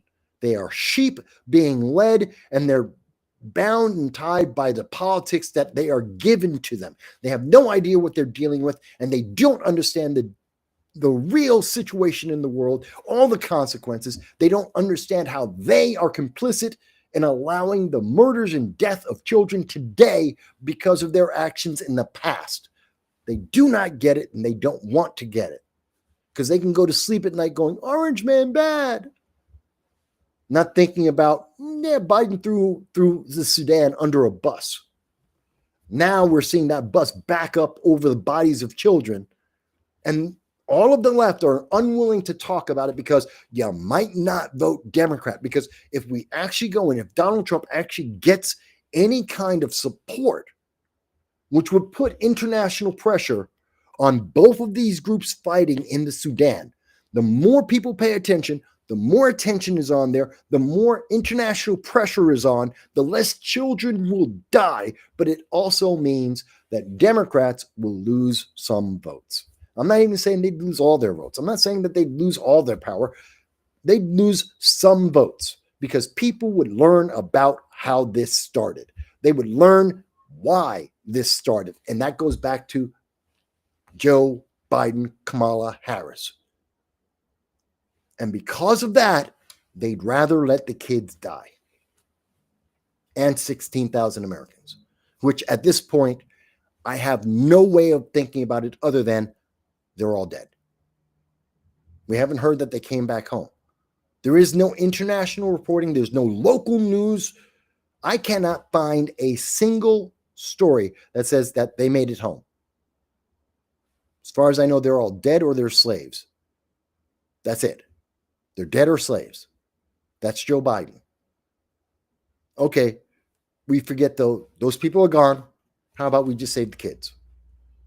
Stop saying Orange Man bad for 5 minutes and let's save some kids. Because you can.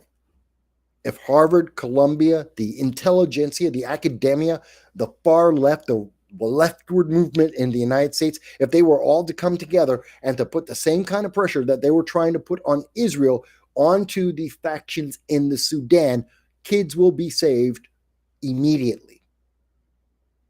All they have to do is not say Orange Man bad and support the peace process. That's it. And that, sadly, is too big an ask for the left. That's too big an ask. Saying Orange Man bad is more important to the left than saving tens of thousands, if not hundreds of thousands, of children's lives. And by the way, I did want to point out, for those of you who think, Mike, you said they're aligned with Iran? Yes. Iran's solidarity with Sudan reflects their commitment to Muslim unity. This is from November 9th, 2025. This comes from Iran itself. So this is about terrorism. This is because of the terrorism that Joe Biden increased in the world. Joe Biden net increased the amount of terrorism in the world. And what's happening in the Sudan is a direct consequence of that. I didn't joke. I'm not making it up. It's not my feeling. I have facts. There is sources. You can see this for yourself. I'm showing you the evidence. It's not me just being, Mike's just being a Republican. Mike's just being conservative. Mike supports Donald Trump. It's got nothing to do with any of that. And I just spent a bunch of time walking you through it all. More time than all of the major news media. You can take the coverage of all of the major news media, and I have covered more about what's happening in the Sudan, how it started, why it started, where it is, what's happening right now, and what could happen in the future. I've discussed it more today, right now, with you than every single major news media organization in America combined. I'm one guy. They have 10,000 employees each. 10,000 people in ABC, 10,000 people in CBS, 10,000 people in NBC, several thousand people working for MS Now or whatever the hell they call themselves. At least 7,000 people working for CNN. I don't need to go any further than that. That's not counting this New York Times, the Washington Post. I'm not even getting into all of that. And I'm the guy who's telling you more about that situation than all of those guys put together and all of their tens of millions of dollars. That's sad, that's embarrassing, and that's bad for the world.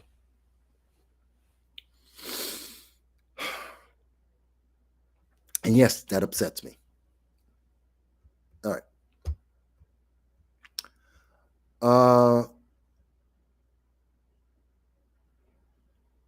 Hang on. So Joel says there's no money in world peace. There can be.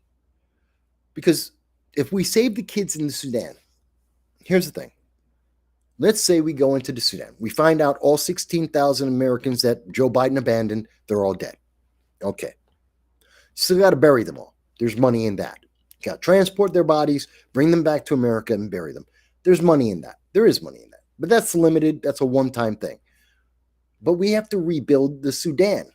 And maybe this time, unlike when Obama in 2000, we can go all the way back to 2008, when actually we can go even before that, when Barack Obama was a senator. And there was another genocide, attempted genocide in the Sudan. And Barack Obama voted against doing anything about that. Yes, look it up.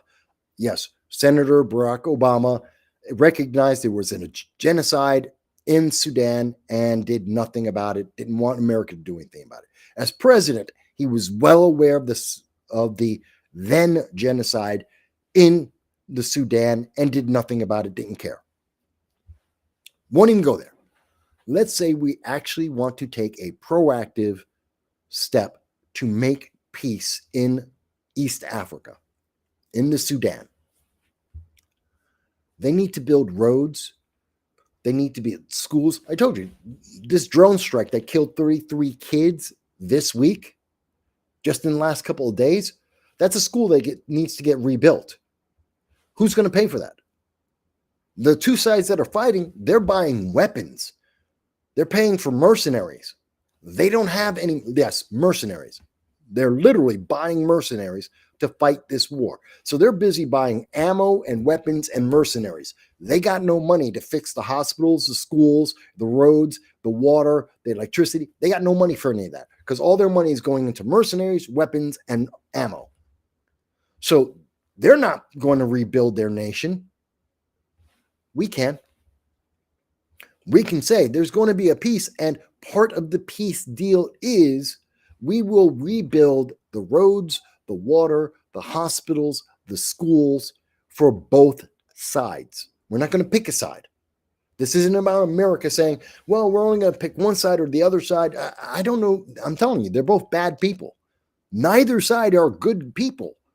These are vicious, vicious people and a lot of crime and corruption surrounding them. I'm not telling you to pick a side in this. I don't have a side in it. I see them both equally as vicious and cruel as each other. There is no good guys in this.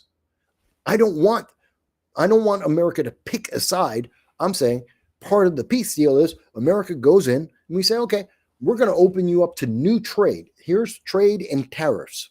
We'll lower the tariffs for the Sudan.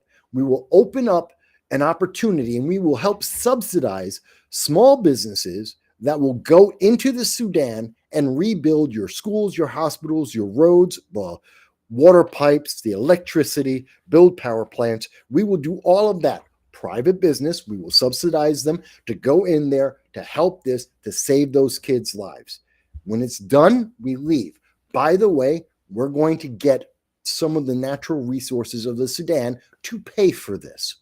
That's the deal. It's a trade deal. We'll give you some of these resources.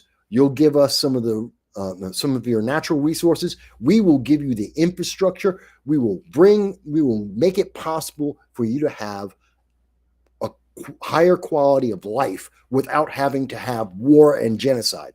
And then we leave. That's my solution. And that will make it worth it. That will give money for world peace. I don't know that it's a perfect answer, Joel, but there is an answer in there. There is an answer in there. I would hope to think that that would be enough. But apparently for Harvard, for Columbia, for the colleges out there, for the left, it's not good enough. They don't care. They'd rather have the kids dead. It's really sad. By the way, John Lashkin came in with the super chat, $19.99. Thank you, John, for your super chat. Folks, 50% of that, we're talking about $10, is now going to the Jericho Project. And I will show you in January every single dime, my money and yours, that is going to go to the Jericho Project in January because of every super chat, every Rumble rant, every Patreon, every PayPal, however, Zazzle with the mugs and the t-shirts, all of it put together, every dime, 50%, I'm sending that over to help feed the homeless, provide them a home, help our vets and our families that are in desperate need. Unlike Zoran Mandami, that is just going to put them out in a park. Zoran Mandami, his answer for homelessness is, hey, you can go and sleep in the park now. That's it. I'm not even being facetious. I'm not making this up. I'm not picking on him because he's a Democrat or a socialist. This is actually the policy of Zoran Mandami. His answer is, when he becomes mayor, the homeless can sleep in the parks again. That's his solution for homelessness. Instead of actually helping these people, he's like, yeah, go ahead, sleep in the park. Oh, you want to sleep in the subway? You can sleep in the subway. You want to sleep under a bridge? You can sleep under a bridge. Zoran Mandami is a fun kind of guy. He's fair and equal. You can be homeless anywhere in New York, just like you were before. By the way, under Eric Adams in the last year or two, we've been trying to shut down the homeless encampments. That's why you can't be homeless in a park. That's why you can't be homeless under a bridge, because we're trying to get them to go into shelters so that they can be helped, or into private organizations so they can be helped, so that they're not homeless anymore. Zoran Mandani says, no, just that's way too much work. That's way too much money. Just go sleep in the park. Go ahead, go back into the park, go back under a bridge. Just be homeless in America. That's okay. That's the cheaper, easier way to do it. I don't want that. That's why I'm giving money to the Jericho Project. That's why in the beginning of November, I said, I don't trust Zoran. He's not going to help the homeless. I am an advocate to help the homeless. I'm giving money to the Jericho Project to start in January 2026 because I don't trust Zoran.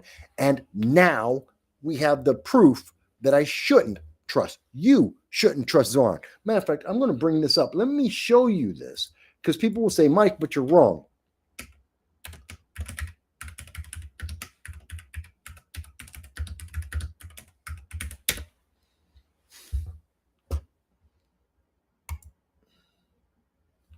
By the way, I want you to see this, because I'm not lying.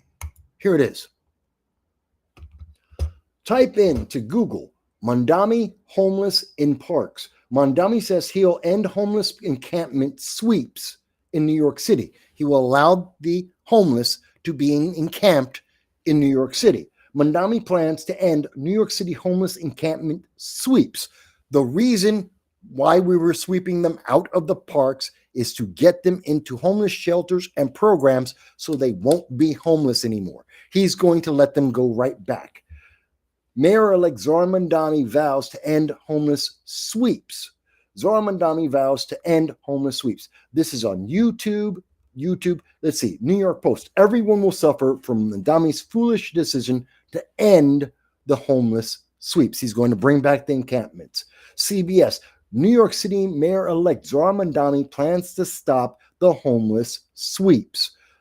Spectrum News. Mandani ending homeless sweeps is a disgrace, says Eric Adams. These are the stories. They're all out there. This all came out 2 days ago. I'm not making it up. This is why I'm donating to Jericho Project. I knew this was coming. I knew this was going to happen. And I told you guys. All right, let me go back to some of the comics. By the way, and that's why, John, your super chat, that's why your super chat is going to the Jericho Project. Because Mandami isn't helping the homeless. And I knew he wouldn't. Thank you, John. Thank you for the $19.99. And by the way, folks, anything. I don't care how the money comes in, whether it's buying a mug, whether it's Patreon, however we can get it, 50%. Every penny from November and every penny that I'm getting from December, that's all going in. All going in.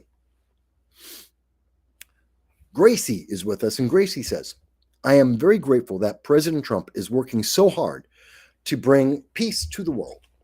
But I really wish he was doing more work on our economy. It's better than Biden's economy, but it's still not good. It isn't good, but part of the reason why the economy isn't good is because of how bad the Biden-Harris economy was. Remember, as we have learned now, Joe Biden there were 1.5 million more people unemployed under Joe Biden than what Joe Biden told us, more than what the left-leaning news media told us.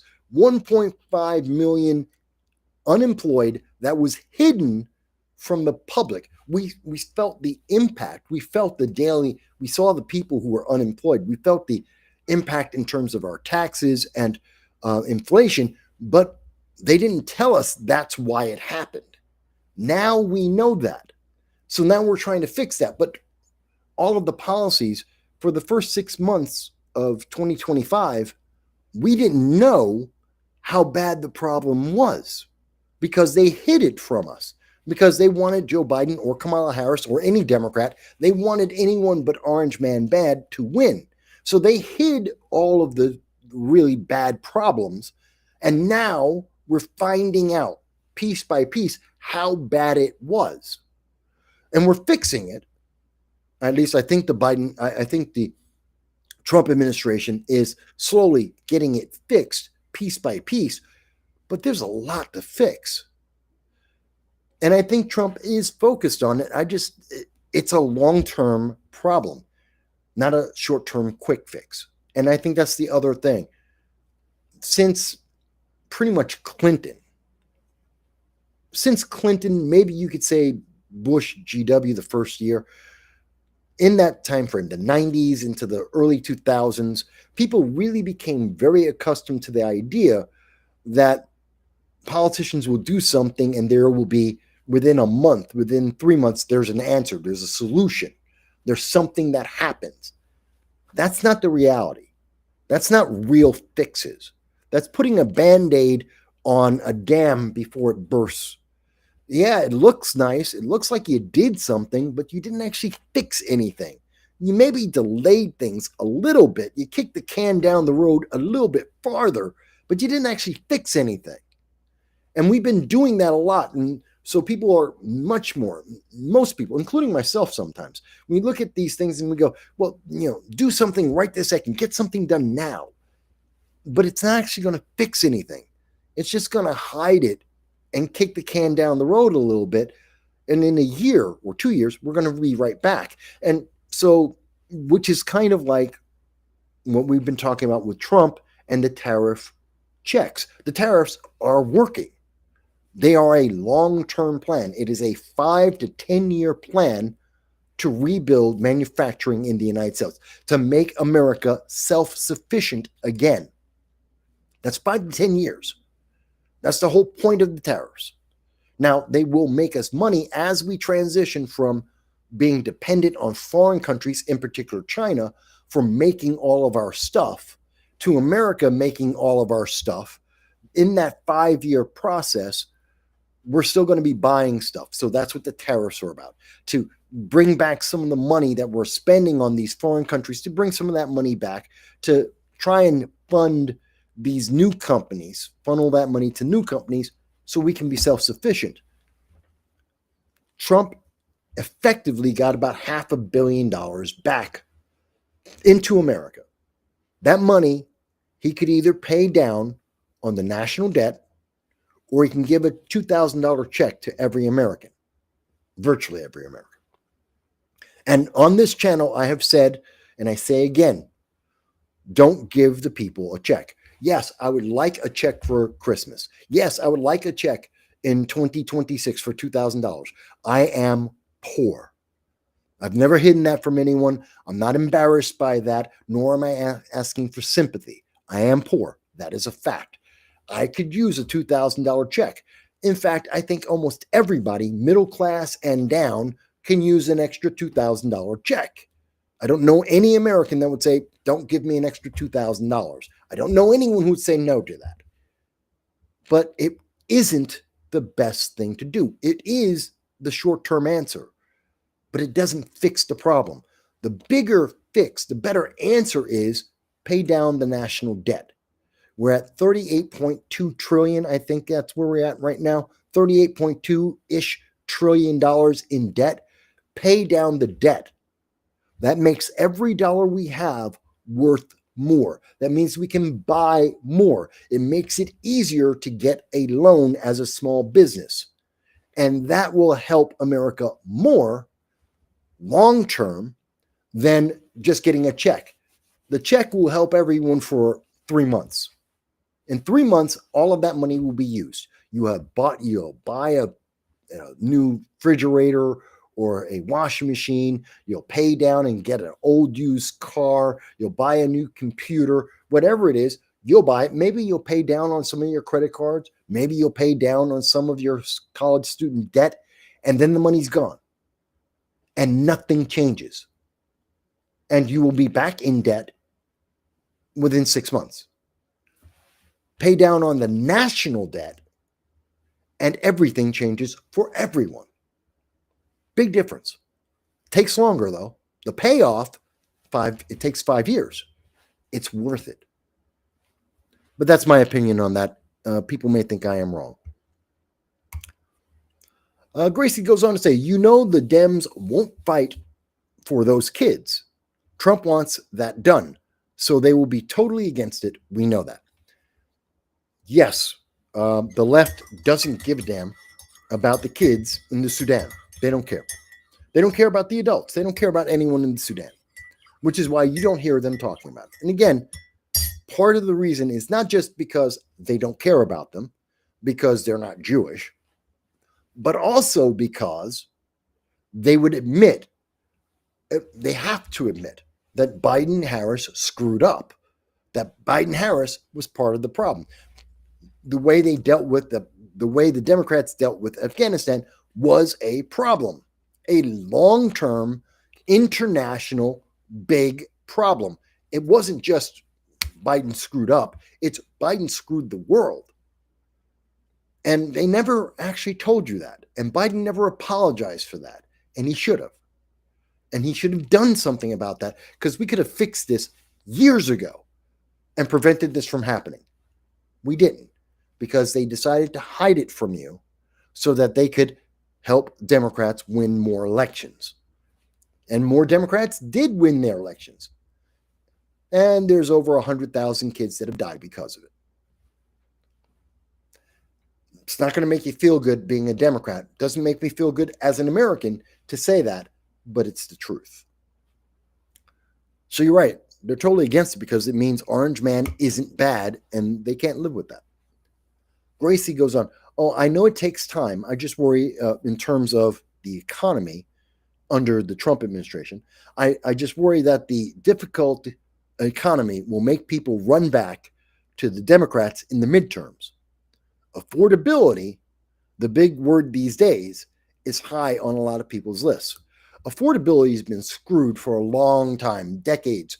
Go back to at least Obama. You can go back to Clinton, when everyone thought that everything was great and we had the internet bubble.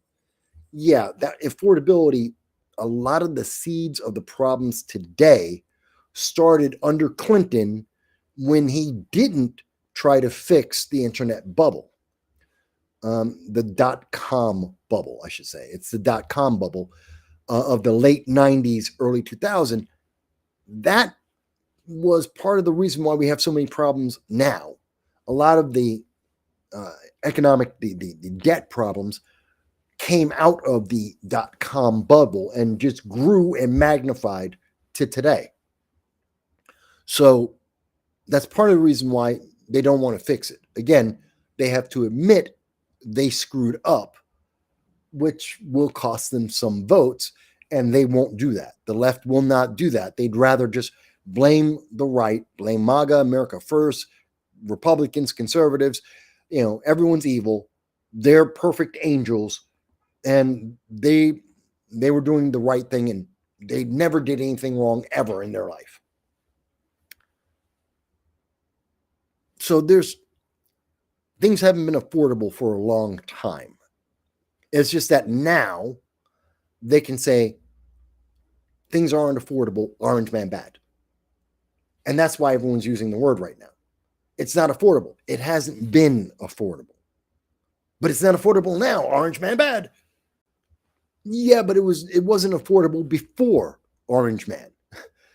It's been decades. It hasn't been affordable. Housing has been a problem, and I can show you the articles for the last 15 years that I've been doing this, where they've been screaming about affordability under Democrats as much, if not more, than when they were under Republicans. This isn't a new problem. The core of the problem is we need to make America self-sufficient. That takes 5 years at least, if not 10. And it's going to be painful, and it means we pay down the debt instead of giving you a check, and it takes time. That's the only way to do it. And I understand people are like, oh, well, you're not making me feel better right now, so they'll vote Democrat. Yeah, and Democrats will make you feel better right now, and then you're screwed right after it. Long term, you're screwed. Democrats deal with your feeling now, but the problem continues to fester. And that's the part that the media doesn't want to address. They're like, look, look, look, you feel so happy. Don't look at your leg. It's broken.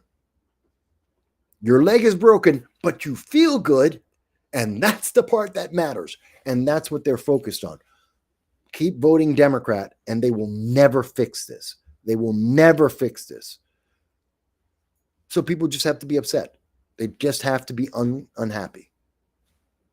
And that means you'll vote Democrat. But hopefully, the next time people vote Democrat, they also tie that vote to and do this and fix this. That, then we might actually get something done. Yeah. Yep, right about time. As you're hearing, my puppy, it's 2 hours, which means he wants to go for a walk because that's what my puppy loves to do. I'm going to take him out in just a moment. Let me make sure everyone knows. When we're coming back, did you know that 62% of America wants to get rid of the drug boats? 62% of America wants to get rid of the drug boats. The left does not want to tell you that. I'm going to tell you about that. I also want to tell you a little bit more when we come back. Besides mentioning that, I want to talk about Minnesota and Somalia scam and billions of dollars, your dollars, that have been thrown out the window. We're going to talk a little bit about that when I come back. I'm also going to talk to you a little bit about what's going on with Venezuela. Again, the Venezuela drug boats, not just that Americans favor, they're in favor, they support blowing up the drug boats. Not only that, but I'm also going to talk to you about what happened with the J6 pipe bomb. We're going to address that. And I'll talk a little bit more about the New York governor's race, Elise Stefanik, something that she did this week. I did a video on it. I want to follow up and talk a little bit about Elise Stefanik has this wonderful plan. She made a promise. She is fixed New York State. If she becomes governor, she'll be able to double down on fixing New York State 20 years from now. Her solution is 20 years. And I will explain all of that. All of that will be explained very, very soon. But until we do that, what I'm going to do in the meantime is I'm going to try and get this right. So bear with me, folks.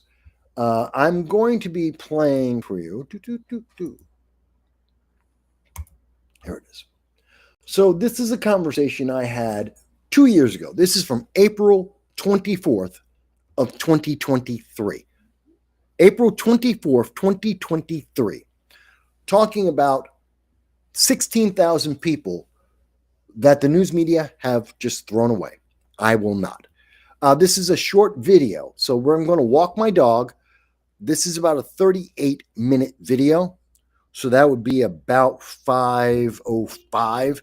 I'm going to try and be back before 5:15. So there may be a couple of minutes of just dead air. I apologize if that happens. But I should be back by 5:15 at the latest so we can get back into the show. Okay? So let me just put that up on the screen for you guys. Come on.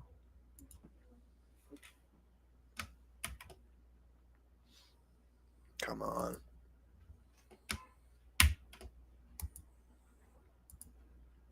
There we go. And put that up. And we're going to play this for you in just one moment. Oh, boy. Hello, and thank you for joining us. This too soon. Hang on.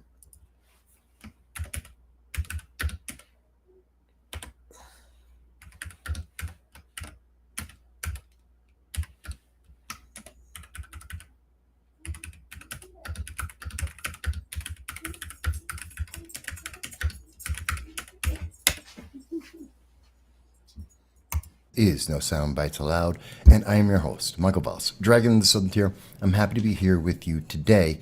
It is April 24th. It is approximately 7:30 in the evening, and I wanted to talk to you about what's happening to American citizens, something that we have been seeing over and over again. This is a pattern that we have seen from 2021, 2022, and now in 2023. Literally, it looks like it's on a to-do list checked off once a year. It's important. It is affecting you, your families, your friends, Americans across this nation, and it's having an impact internationally as well. What are we talking about? We're going to go over that and the latest poll and the results that it shows. But before we get started with that, I do want to mention, if this is the first time that you're seeing our channel, we want to welcome you. We thank you for being part of our audience. We do long-form political commentary, and every Sunday at 2:30 p.m. Eastern Standard Time, we do a live stream with you. We reach out on all the social media that the internet overlords will allow to hear your voice, to hear what you have to say about all the different issues that affect you and all of us across the globe. Because we believe in the First Amendment. We believe in your right to ask questions and to talk about the issues that affect you. Even if your government doesn't agree, even if the internet overlords don't like it, we want to hear your voice every Sunday at 2:30 p.m. Eastern Standard Time, and we hope to see you this Sunday as well. With that said, let's talk about what's happening today. It's a big deal. Obviously, you may have heard about this. We were talking about this just yesterday. As a matter of fact, we were talking about it on our Sunday live stream, which you can see now, and we were talking about how the Biden administration took all of the American diplomats and evacuated them from the Sudan. Why did they do that? Well, the Sudan is going insane. We are seeing that nation break down. There is a civil war, well, essentially a civil war that's going on. The various factions that have been fighting for literally 2 decades in the Sudan, some of them involved in the genocide that has happened in the Sudan, they're continuing to fight. And some of this is having an impact because of ISIS, Al-Qaeda, and outside forces trying to influence the direction in Africa, something that we have seen since the Afghanistan withdrawal, the rout of the Biden administration, when we turned over the keys to the prisons that held over 5,000 members of ISIS and Al-Qaeda, who are resurging. And again, we are seeing this in Africa more than most anywhere else in the world. And the United States is not the only country that is evacuating. We know that Britain and France and many other countries are evacuating, and they did so on Sunday. While it is new that the U.S. Embassy in the Sudan is being emptied, and that 70 diplomats left with about 100 American U.S. forces taking them out of the country, American citizens were left behind. Thousands of American citizens were left behind, and we will go over that as we relate this to you. But it's not the first time. This is the third strike. This is the pattern that we have seen, and we have been seeing this year after year after year. And the mainstream media does not want to tell you that the Biden-Harris administration has absolutely no problem leaving Americans behind. That Mark Milley, the Joint Chiefs under the Biden-Harris administration, are only concerned about high-level diplomats, members of the United States government, and the political fallout from their actions and their policies that are affecting the entire world. Now, that's a very big claim to make, to say that the Biden administration doesn't care about you, the individual American. They don't care about you overseas.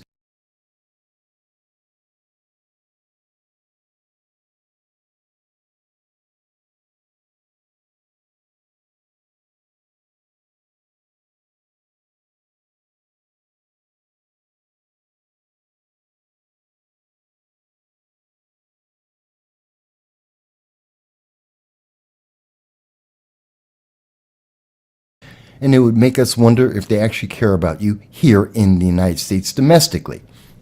And it has massive implications because if the world is watching this and Joe Biden is factually, empirically abandoning American citizens, abandoning his own people to save face for the sake of the next election, then how can any of our allies trust Joe Biden when he promises to take care of them, to fight against communism in China, to fight against North Korea and their missiles, ICBMs, to fight against Russia and support the Ukraine?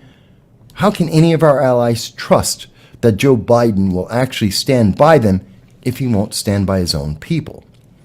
This is a question and an issue we have been talking about since 2021.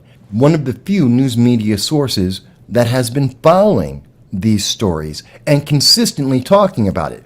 We started talking about this in 2021. And in fact, at the end of the year, in December of 2021, we stated that the biggest lie that has been told to the American people, far bigger than you can keep your doctor, far bigger than perhaps even Watergate, was in fact the lie that Joe Biden is bringing everyone home, that he saved American lives, that he brought everyone back from Afghanistan.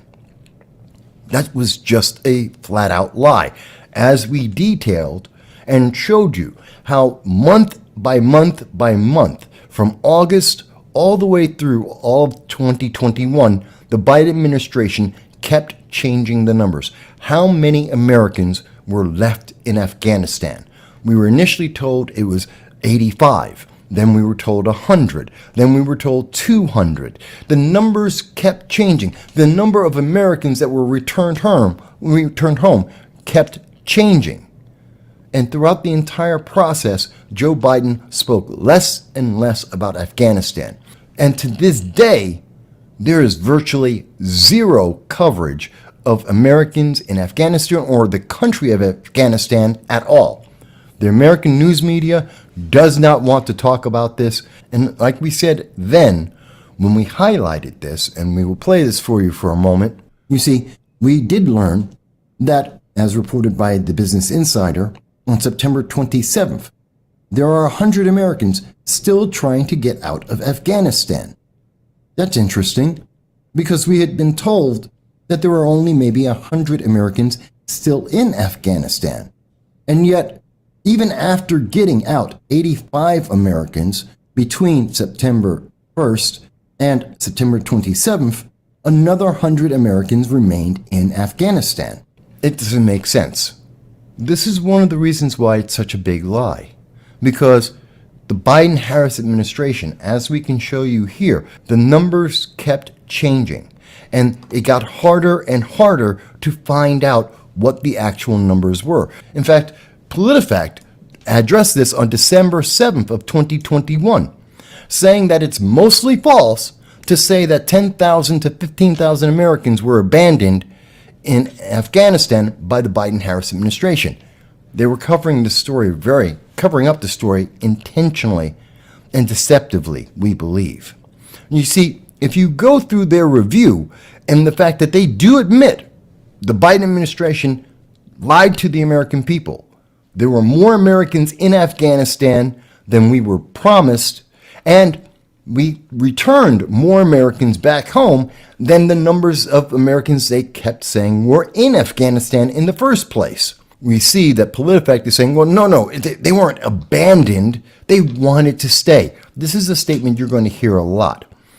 The answer from the Biden-Harris administration to absolve them of any guilt or any problem is, well, they just want to stay. Let's address that very quickly. Who wants to stay in a war zone? Can you imagine any American citizen has the choice to come back to America, a nation that is mostly peaceful, that is relatively calm? There are no civil wars happening in the United States, even though there are autonomous zones throughout the United States, and those autonomous zones are responsible for billions of dollars of damage in burning our cities from time to time. Even though there is rioting and there are attacks by Antifa against the public, we are still looking at overwhelmingly 90% of Americans live their lives without any real concern, without any real danger. This isn't France where terrorist bombs are going off on a regular basis. This isn't anywhere in the Middle East, where not only terrorist bombs, but cars and actual civil wars are ongoing on a regular basis, or in Africa, or in Southeast Asia, where we see that tensions are rising. America is calm. And you have a choice to be in America with the highest quality of life, with the most freedom in the world, with some of the best income in the world, no matter what job you're doing. The poor in America are in the top 80 percentile of richest people in the world. The poor, or you could live in a war zone. Not as a soldier, not as a mercenary, just a regular citizen, somebody who's going to do paperwork, a secretary, someone who's working on inputting data on a computer. They would do that in a war zone, or they could do that in America, and they would never be endangered with their family, their children, their wives. Does that make any sense to you?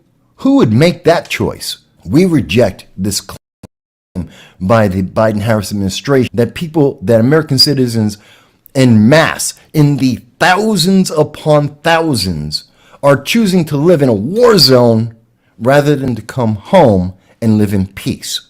We reject that. It doesn't make sense. It's just not logical. But coming back to Politico in December of 2021, they mentioned that the number, that 9,000 Americans remaining in Afghanistan, is correct, but the excuse is what the Biden administration said. But the Biden administration said they don't want to leave. Who asked them? How do we know that they don't want to come home? There isn't anyone, there are no Americans, no American government in Afghanistan. We don't have an embassy. We don't have a State Department there. We don't know what's happening in Afghanistan day to day. When we hear from the Biden-Harris administration, well, they wanted to stay. How do you know that? We can confirm that at least some of them have been captured by the Taliban, Al-Qaeda, ISIS, by terrorist forces, and are being held against their will. We can confirm that in 2023. But in 2021, we were told, no, they just want to stay. But PolitiFact said, nope, this is mostly false. You have to believe the Biden-Harris administration because these Americans chose to stay and live in a war zone where they are being targeted by the Taliban, by Al-Qaeda, and by ISIS. 3 different terrorist organizations are hunting Americans to kill them. Somehow we don't think that's true. And now we see that on February 3rd of 2022, from the United States Senate Foreign Affairs Committee, we had proof that 9,000 Americans, as was initially reported and spoken about by Politico, it is correct. 9,000 Americans were left in Afghanistan, and the Biden-Harris administration knew it. And rather than tell the American people, rather than be honest, they lied. We know it was closer to 9,000, and then very, very quietly, coming out from the Washington Times, this is a story that no one seemed to be able to cover. We find out that 175 Americans are still in Afghanistan in 2023. This article came out on March 23rd of 2023. There are 175 Americans recognized by the State Department and Secretary Blinken, the Biden-Harris administration, that are in Afghanistan, and some of these individuals are being held as prisoners of the Taliban, of terrorists who want to kill them and ransom them and gain international attention. In fact, we know today that somewhere closer to 1,000 Americans have returned to the United States after being abandoned in 2021 by the Biden-Harris administration. That's the compassion of the Biden-Harris administration. That's how much they are concerned and they care. The weakness that was on display led to Vladimir Putin entering into the Ukraine and starting that war. It was after that rout, that embarrassment, that China decided Joe Biden was weak and started threatening to invade Taiwan. It was after that moment that the rest of the world started to militarize and begin to build up their armies. And that was only bolstered after we saw what happened next. Because it was in 2022 In fact, it was February of 2022 that we saw that the next shoe dropped. Almost like the to-do list the next year, checking off that box, Joe Biden told the world that he was going to leave American citizens in danger. When Joe Biden told NBC that he will allow American children to die in the White House. And now we hear from Lester Holt that Joe Biden himself is willing to violate Executive Order 12656. That Joe Biden himself will not protect American citizens when they are in harm. He will not safeguard them. The very purpose why our government exists. In February of 2022, Joe Biden went on to NBC News in an exclusive interview with Lester Holt and told the American people that he would violate an executive order, that he would violate the actual purpose of all governments in the world, no matter what type of government it may be, and abandon American citizens and allow them to be in harm's way instead of evacuating them, or at the very least evacuating the children when he knew a war was imminent. Biden got the State Department out. He took out all of the United States embassy workers.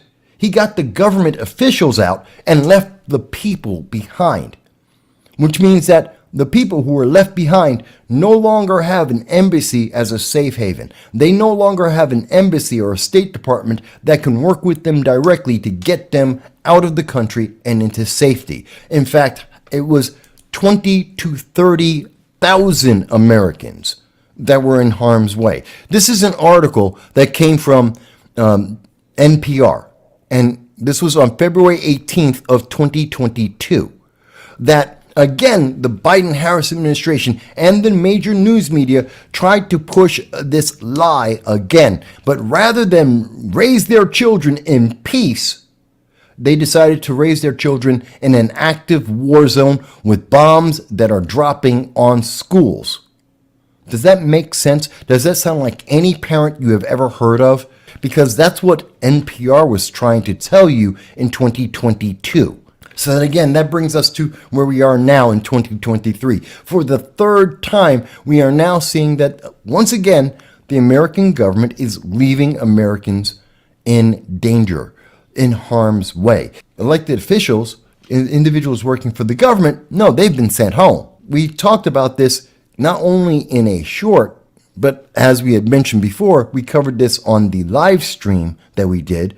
If you're looking at the mainstream media, what you're seeing is dozens of Americans have expressed an interest in leaving the Sudan. This is an affiliate of CNN on today, April 24th, and they announced that we're seeing the Biden-Harris administration try to tell you that thousands of Americans, in this case 16,000 Americans, are deciding that they would rather live and raise their children in an active war zone, in a country that is best known, the Sudan is best known for a 2-decade-long genocide of people having the wrong religion. It doesn't make sense. It doesn't make sense.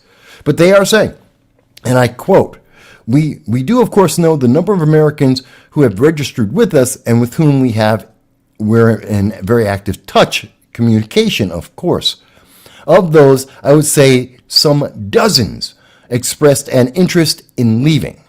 So how many Americans did the Secretary of State, Antony Blinken, the State Department, how many Americans are they speaking to? They're playing with the numbers. They want to minimize this. They want you to think that this is not a big deal, that American citizens are being helped and Joe Biden and the Biden administration are compassionate and care. Except they won't give you the numbers so you can see what the reality is. They don't want you to see that this is connected to what they have consistently been doing year after year after year. Literally 3 years in a row now. No, they don't want you to realize that. But if you go to yet another article coming from the United States Department of Defense, the United States Department of Defense, again, these are all credible sources. The links will be in the description. U.S. troops stand ready to help diplomats as the Sudan conflict continues. So the United States military is saying they will help save American citizens, that they are willing to save American citizens, just like they tried to do in Afghanistan, just like they tried to do in the Ukraine, and just as we are seeing right now, and the Biden-Harris administration is holding them back. It is the Biden-Harris administration, the commander-in-chief, who is denying the American military the opportunity to save 16,000 American lives. Quote, in terms of next steps, U.S. Africa Command and the Department of Defense continue to work closely with the State Department, which has the lead for helping American citizens wishing to depart the Sudan. Those efforts include providing intelligence, surveillance, reconnaissance capabilities to observe potential land routes out of Sudan, to detect threats, and positioning naval assets off the coast of Sudan should they be needed, which is all wonderful, except how is a civilian ever going to know that? Civilians don't have access to the military or military communications. Civilians don't have access to the United States Department of State, nor do they have access to the White House. And since all of the diplomats left, they're on their own. There is no resource that can help them, just like in Afghanistan, just like in the Ukraine. Once again, it is the Biden administration that is holding them back. The United States Department of Defense has said they want to help American citizens. And it is the Biden-Harris administration is denying these troops the ability to do their job, to save American lives. I want to emphasize that because the mainstream media isn't. As you can see with NPR, as you can see with PolitiFact, they are trying to minimize this. They are trying to let you forget about this. They're trying to isolate what happened in the Sudan so you don't notice the trend that has happened each and every year under the Biden-Harris administration. Which is why we talk about it and have been talking about it every single Sunday live stream that we have been doing since 2021, and why we will continue to speak about this even as our channel is suppressed, because we are trying to tell you the truth and give you the information you need to ask your elected officials and to hold them accountable. And it is working. There was a YouGov poll today, April 24th, that came out earlier in the day. We took the poll. This is in reference to the violence in the Sudan and the fact that the Biden-Harris administration abandoned American citizens. The first question from the YouGov poll that we took earlier today asked, well, how many people are actually paying attention to the story? Approximately 51% of the people who took the poll when we did were following this issue. The question that was asked is it right or wrong for the government to evacuate diplomats and their families before American civilians? This is the key word. Not just American citizens in Sudan, but American civilians, just like your neighbors down the street. Is it right or is it wrong that Joe Biden focused on getting the embassy crew out and left the civilians to fend for themselves?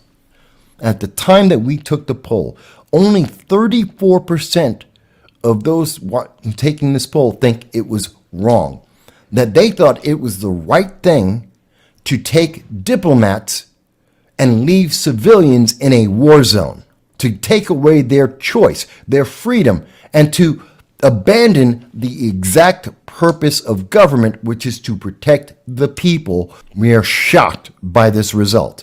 There is an estimated 16,000 civilian Americans in the Sudan. When it comes to those American citizens, how much confidence do you have that the United States government to support and evacuate them? 54% of the people who took this have no confidence in Joe Biden or Kamala Harris. They have no confidence in Mark Milley. They do not believe that the United States government will come to help those civilians.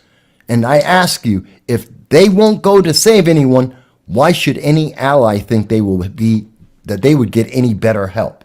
Joe Biden has failed the American people overseas and therefore domestically as well. It has put them, every single American around the world is now more in danger than they have been in perhaps decades. Because consistently, every terrorist organization, every rogue nation, every nation that has a gripe or a grudge with the United States knows that if they push, Joe Biden will fold. He will leave tanks. He will leave ammunition. He will leave money and perhaps even sensitive data. He will leave everything to run away because he doesn't want to have a headline saying that he is fighting a war. The poll goes on to say, in a situation like this, is it better to stay put and wait for the United States government to organize help, or is it better to try and leave the country via your own arrangement? Remember, this is some of the things that we've seen. Antony Blinken, the State Department, has told Americans in 2021 that the United States will get them home. Joe Biden went on national TV and said, we're going to get everyone home that wants to come home. And I don't know anyone who wants to live in a war zone. And they're still not home. Do you think it's better to wait for the Biden-Harris administration that doesn't seem to care, that is taking years and still not getting people home, even as terrorists are capturing these American citizens? 80% agree. Don't trust the Biden-Harris administration. Leave as soon as you can. Don't wait. Because if you wait, you're going to be there a long time and you will be putting your life in danger. Going on, the poll then asks, do you think the U.S. government should engage with the warring parties in the Sudan to ensure the safety of U.S. citizens in the country? This is kind of the question that Lester Holt asked Joe Biden about the Ukraine. What about the children in the Ukraine? Would you go and use U.S. troops to get them out? Which in February of 2022, Joe Biden could have done. He could have flown from Germany, Ramstein Air Force Base. It would have taken about 2.5 hours to fly a C-130 into the airports in Kiev to round up all the children and have them go onto that plane, telling the world that this was an evacuation of children and loading the plane and flying them out. He could have done that. He could have said that this is a peace mission to save Americans, to take them out of harm's way, to get them out of the war, to take them away from the conflict. There was no fighting at that time. He could have done that. It would have cost $5 billion, not even a rounding error in our $7 trillion budget, and he chose not to. And he's choosing not to do so in the Sudan. 37%, the majority of people who took the poll at the time that we did, agree.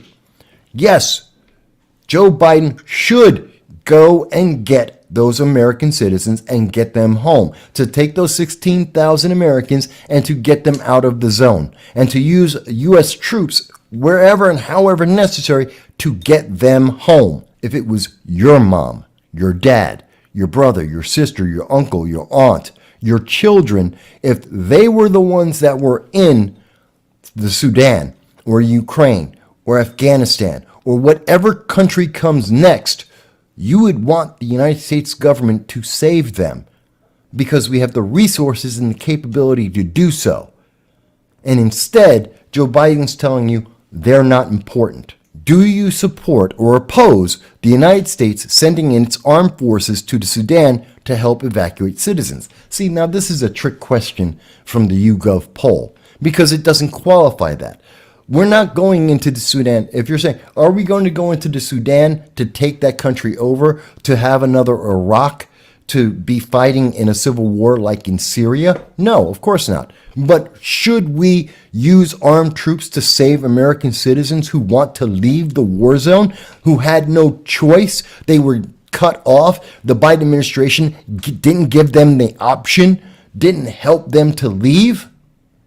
Well, yeah, I would use U.S. troops for that. That's the job of the government.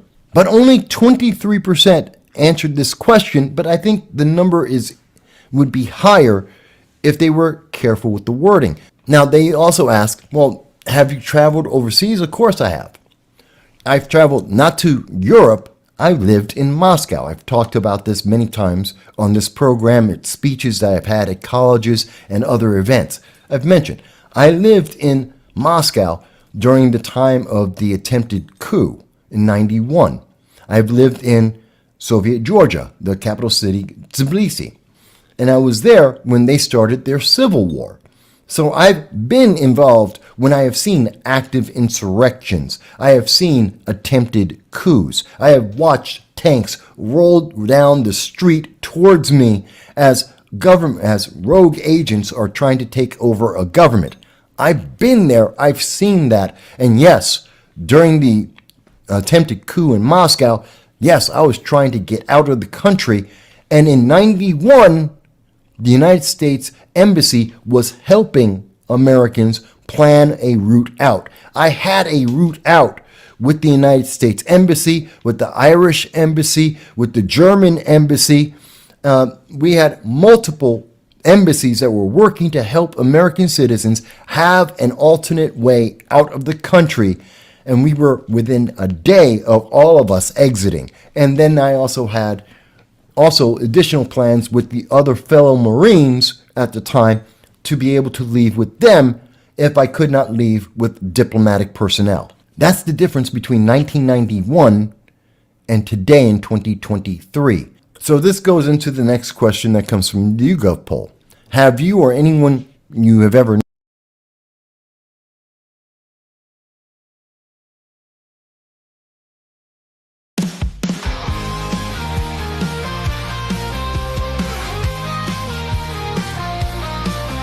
There's a dragon on the wire, breathing digital flames. No sound bites allowed is the name of his game. With a coffee in one hand and his puppy on his lap, cigarettes curling, smoking his political trap. Michael Vass roars through the screen, he flies, painting red and blue skies with his fiery cry. He's the world's watchdog, calling out the bluff.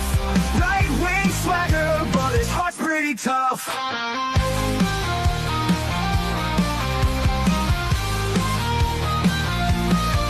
He's a Republican dragon with his truthful slight, fights the battles unseen in the shadows of the night. From policy to passion, he breaks it all down, giving a voice to the voiceless, wearing his crown. Caffeine-fueled mornings, the smoke curls dance, Fluffy at his feet, giving life one more chance. Through algorithms and bias, he cuts straight and clear. Michael's roar echoes in the hemisphere. Michael Vass roars through the screen, he flies, painting red and blue skies with his fiery cry. He's the world's watchdog, calling out the bluff.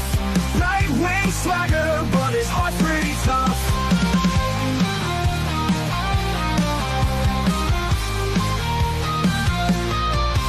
No sound bites allowed is his ultimate creed. A dragon's perspective where facts are the seed. Standing tall on his battlefield of thoughts, guarding the truth that others forgot.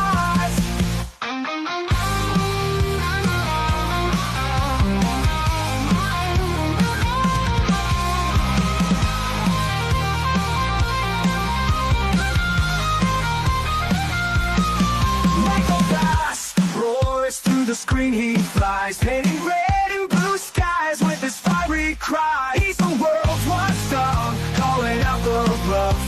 Right-wing swagger, but his heart's pretty tough. Uh-oh. Then I forgot. Ha ha! I made it back. I was running a little bit late, but I am back. So thank you for everyone for joining us here at No Sound Bites Allowed. And we're here in our Bronx offices. Today is December 7th. It is the 84th anniversary of the December attack against Pearl Harbor. We should never forget that. Please, teachers, let the kids know what happened on December 7th against the United States at Pearl Harbor. I do want to get back into this. Oh my God, we were talking about so much. And I promised that we're going to be talking about what's going on in Minnesota with the Somali scam. We promised that we're going to talk a little bit about what's happening with Pete Hegseth, Venezuela. the United States there, talking a little bit more about the domestic issues. We've already covered a lot about what's happening overseas, things that you probably haven't heard about, whether it's about trying to protect puppies and animals entering into the United Kingdom, or it's talking about what's happening in Southeast Asia and how that directly connects to the United States, especially when we're talking about China and Japan and their conflict, and how the United States can be drawn into that conflict. Even if it's not about Taiwan directly, we would still be drawn into it. So we should be paying attention to that right now. It is a big issue. And we've talked about a few other things as well. Yeah, it's excellent timing. You're not kidding. Dal says it's excellent timing. You're not kidding. I literally just made it back. But also, I do want to also mention, even though we do long form political commentary, this is all done by me, just me, one man. And we were already pointing out how the mainstream news media won't talk to you about what's happening in the Sudan, what caused the current crisis, the conflict that's happening there, that civil war with 16,000 Americans that just disappeared off the face of the earth and we know nothing about, and how this conflict is escalating. There are children that are dying. I take this very seriously. And yet the same people who've been screaming for years now, what about the kids? What about the kids? Have nothing to say about the kids in the Sudan. They have nothing to say about the families and hundreds of thousands of people who've been displaced. They have nothing to say about any of that, even though they've been screaming for the last, 4 years about what about the kids? What about the kids? Probably because it's not about Israel. And it is the cause of the United States, the Democrats in the United States. It's directly a result of the Joe Biden, Kamala Harris administration. And so they don't want to talk about it because that might cost them votes and they want power. But that's the beginning of the show. We already covered all that.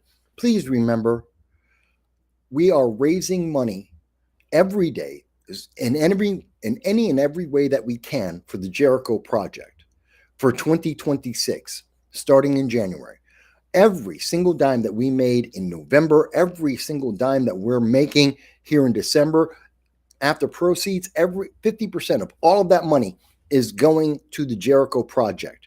Because Zoran Mandami, as I showed just before the end of at the end of the first half of the show, Zoran Mandami is going to put the homeless into the parks. He's going to put them into the streets and under the bridges.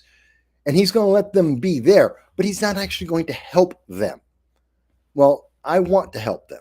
And that's why I'm working with the Jericho Project, why I want to raise money for them. So every super chat, every Rumble rant, every purchase you make at Zazzle, Patreon, if you send money because of PayPal, 50% of all of that is going to go January directly to the Jericho Project. And I will do that live, including some of my own money. Even though I'm dirt poor, I'm putting my money in there too. And I will show you live the donation, just like I did on my birthday. And I showed you every single dime, and I did it live with you. I'll do it again in January. So that being said, let's jump on in because there's a lot going on right now. And I want to start with Minnesota. I want to start with Somalia because that's what it is. This isn't about Somali Americans. We're talking about Somalians in America. They're not the same thing. And I think Ilhan Omar is a great example of that. She's not really an American citizen. She's a Somali in America. She's taking advantage of the American system to benefit her ideology, which is progressive, and her people, which are Somalis. And she slips up on this on a regular basis, how she's talking about, well, I want to do the best for for my nation, which is Somalia. And she then goes, oh, but our nation, I want to help Somalia. I mean, America. She always does this. She has no respect for America, no respect for the history, the Constitution, the amendments. She wants to change all that to be more like Somalia. And I know people were very upset recently about, oh my God, Donald Trump saying that Somalia is a horrible place. It is. Somalia is a horrible place. That doesn't mean the people are all dirt, but it is a horrible country. The government's terrible there. And if it was so wonderful, and these people, and I'll point out something I saw from Simon Atebet, who is a African news correspondent, one of the probably best known African news correspondents here in the United States and around the world. And he's like, oh my God, but they're just like everyone else. They're not. The Somalian people. And let's be very honest. If Somalia was such a wonderful, beautiful, perfect place, why are you in America? Why are you refugees? If it's either you're a refugee because your place sucks, or your place is wonderful, get out of my country. It's either one. I'm not saying we can't help refugees, people who are running away from violence, who are running away from famine, people who need help. America is the most generous nation in the world. And I'm not talking about the government. I'm talking about the people of America are the most generous. We donate more than the entire GDP of Somalia. We feed people individually. Americans feed people from around the world as well as in America. We are far, far more giving than we ever get credit for, and that's okay. But you can't tell me that America is so evil and mean as we take in people as refugees from some of the worst places in the world, and we're going to take in even more. Some of these refugees from the Sudan, we're going to take them in, and I'm not saying we shouldn't. I'm not saying we can't, but if you turn around and then spit in my face and say, America's a terrible place, you got to get rid of all these laws, you got to change it to make it like my country was. Well, the problem is your country's so horrible, that's why you left. If we're more like your country, you'd leave here too. If America becomes like Somalia, then you wouldn't stay in America. You'd go somewhere else. That's just the honest truth about it. And if we're being honest about it, then we will say these honest things. So stop telling me that Somalia, oh my God, you can't say Somalia is a bad place. Yes, I can, because it is. That is an explicit, absolute fact. It is empirical. It isn't an if or an and. And if you're in chat and you disagree with me, fantastic. I open it up. I'm more than happy to hear from anyone who's in the chat that's listening to this and go, but Mike, you're wrong. That's just racist. I didn't mention the race of anyone. Oh, well, they're Somali, so they're African. And I'm talking about the government. I'm talking about their country. I'm not talking about the people. I'm not talking, it's not because they're black or Arab. I don't care about that. If you're thinking racism, then you're injecting their race. You're injecting their ethnicity, their identity. You're putting that in there because we've been trained to try and think of it in that way, which is racist thinking. The government of Somalia is crap. The country of Somalia is impoverished, third world. Now, could that be better? Yes. Are they making it better? Maybe. Probably not. Not really. That's not what we've seen as a track record and history of that nation. But if you want to come to America and tell me you can't say something about my country, it's so much better than America, get out of my country. Go back to Somalia then. Or any other country. This is true for any country. I don't care where you're coming from. If you want to tell me that Venezuela is so much better than America, go back to Venezuela. Oh, but Haiti's so much better than America. Go back to Haiti. I don't care which country. Oh, well, I was over in Italy and it's so much better than America. Go back to Italy. I have no problem. Leave. We took you in to help you. If you don't want the help as we give it, then leave. It's that simple. Please stop with this. Oh, you can't say anything about Somalis. Yes, I can. And if you don't like it, leave. It's that simple. But that's a mini rant in there. And let me see. And we did get a couple of comments here. Dow says, cultures are not all equal. This is true. Some are better than others. Empirically, that's a fact. I'm tired of the cultural relativism of multicultural diversity groupthink in the last 50 years, insisting that they're all the same. That's true. It's like, you like the culture. Fantastic. Good for you. That doesn't mean I have to change. That doesn't mean America has to change. And if you don't like it, leave. We're not forcing the Somali We didn't, the Somali refugees that came to America, we didn't force them here. We said, okay, you're in trouble. We will help. By the way, they've been here for 20 years. Maybe it's time for them to go back home. Being a refugee isn't a permanent status. It isn't a permanent stay in my country forever. Take advantage of all the wealth and resources and opportunities of my nation forever. That's not what it's supposed to be about. You came here because you needed somewhere to stay and be safe until you could go home. You've been here 20 years. Go home. Some people will think that's mean. Some people will say, Mike, but that's not nice. But it's true. And if you're going to stay, stop telling me about your old country. If you're staying, that means you found something better here than in your old country, whether it's an opportunity, whether it's economic, whether it's social, whether it's the resources. I don't care what it is.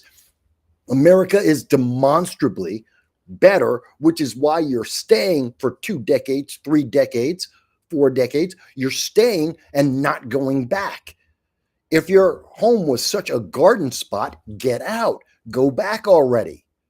But they're not rushing to go back. And they're fighting to stay in America. Well, then, if you're fighting to stay here, you're demonstrably telling me that America's better than Somalia. So stop telling me about Somalia. It's just that simple. Or at least it should be that simple. If someone thinks that that's a bad argument and thinks, Mike, you just don't understand, please do educate me on this. Please tell me why you're staying here instead of going back to your country if your country's better than mine. Let's see. There's also a comment from user has been banned, which says Cuba and other islands, Mexico and Canada, are the only places we should take refugees from. I don't agree with that. I don't agree with that. I believe, chat, you can disagree with me. Audience, you can tell me if you agree or disagree. Super chat, Rumble Brand, however you want to tell me. But you can say, Mike, I disagree. We should only Monroe Doctrine. We should only deal with our closest neighbors. America is a great country. We're the greatest country on the face of the earth, not because of any one individual thing, but because of all of the things that make us America. So that's the Constitution, that's the economy, that's the military, that's the culture. All of that put together makes America the greatest nation in the world. And you can make an argument that, well, China has a better economy, and maybe you prefer the government of the United Kingdom, parliamentary system better than the constitutional representation that we have. You can make those arguments on those individual pieces. Put them all together. You can tell me, oh, Mike, the Swedish, the Nordic countries, they have so much more freedom. You can make all those arguments. Put everything together. We are the best. Because as great as any of those one countries on that one issue might be, everything else falls apart. Everything else isn't the greatest, isn't the best. And you aren't welcome there. And America is. And because of that, that's one of the things that makes us exceptional. And that's why we can have so many people. I think because we can take in refugees from everywhere in the world. That means South Africa. That means Somalia. That means the Ukraine. That means Haiti. That means Venezuela. We can take people from everywhere in the world, and we have. And we can lift them up, each and every one. Some of them do eventually return to their countries, sometimes because of their choice, sometimes because it's time for them to go and we kick them out. But we lift up people, and that's beautiful. And that is something that gives people hope. There are people in the Sudan right now who are stuck between the two vile, both of them are evil, vile organizations. The FAS and the RSF, they're both terrible. They're both virtually terrorists. But there are people in the Sudan who are stuck between those organizations, and they're hoping, maybe I can get refugee status. I can go to America. Maybe I can build up my life. And that gives them hope to get through the day. Maybe I can get my kid into America and they won't have to be in a civil war. They won't have to be genocided.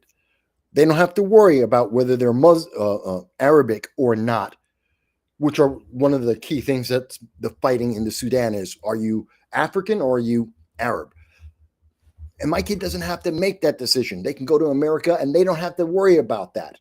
And maybe they can become an American, and it's never an issue whether you're an Arab or African or anything else. You can just be American. And because of that, that's why I would say I disagree with you, user. We want people to be able to come as a refugee from anywhere in the world. But we get to choose. We get to choose how many people come. We get to choose where they come from. We get to choose which person comes. We get to vet them and say, you're an asset. You have potential. You could be a good person in America and in your home country. You get to come into America. We'll lift you up. We'll make your life better. And you can either become an American citizen or you can go back to your home country and lift it up. Either choice is good. But we get to choose who comes. It's not, oh, the door is open and you all just ran on through, so we got to take care of all of you. No, we don't. No, you're a legal alien. Get out. I don't care which country you came from. I don't care what your reason is. You went through the process. You got vetted. You're a refugee and you come in and it's supposed to be a temporary. Fantastic. You live a good life in America. I got no problem with you. You cause problems. You're a debtor. You're a drag on the system. Get the hell out of my country. We will replace you with someone who actually wants to be here. Someone who wants to take advantage of being a benefit to America, which is a benefit to them.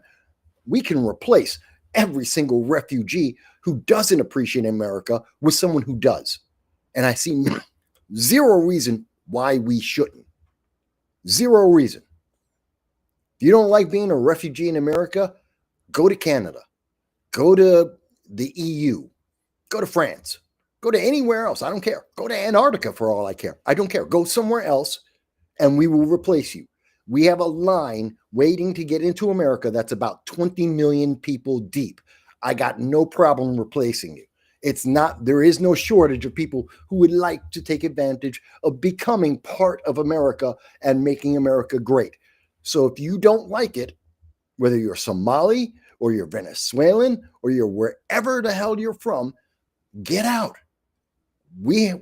Your spot will be filled before you ever get out the door.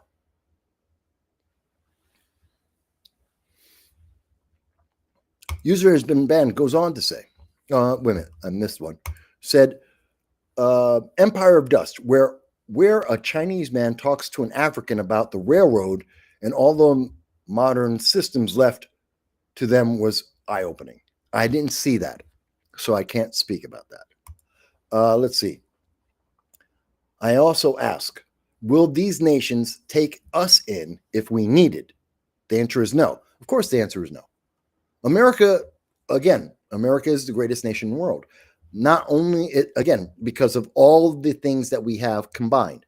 None of these other nations, no other nation has these things to take Americans in. They don't have the money. They don't have the political influence. They don't have the infrastructure. They don't have the facilities. They don't have the skill. They don't believe in the freedom. They can't. It's not even a choice. They don't have that option. So again, and that points to why America is so great. And yet they want to tell us we're evil and bad because they want more. Not that they've earned more, not that they deserve more. They want more. And I'm sorry, beggars shouldn't be choosers. Look, when I was homeless and someone gave me a cigarette, I didn't say, is it menthol? For those who don't know, I smoke menthol cigarettes. Okay, and I've been smoking cigarettes, and I do not advise that. If you're young, you're in college especially, and everyone around you smoking, don't start smoking. It's very expensive. It will suck away your money. But I smoke cigarettes. It's my vice, okay? I don't have a lot of vices. I gave up a lot of vices in my life. That's the one I have. And when I was homeless, I couldn't afford cigarettes. And if I could get a cigarette, if someone would give me a cigarette, never once did I say, hey, that's a light instead of a regular cigarette, or that's a menthol, or it's not a menthol, or it's this brand or that brand. I didn't care. I got a cigarette. My answer was thank you. Thank you. I appreciate that.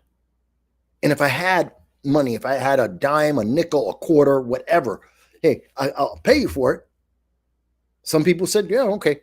And they take the nickel or the dime, they take the quarter, not because they needed the money for the cigarette. It's because I was trying to give back.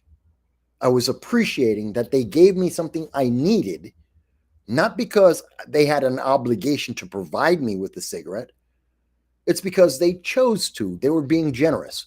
And I was appreciating that.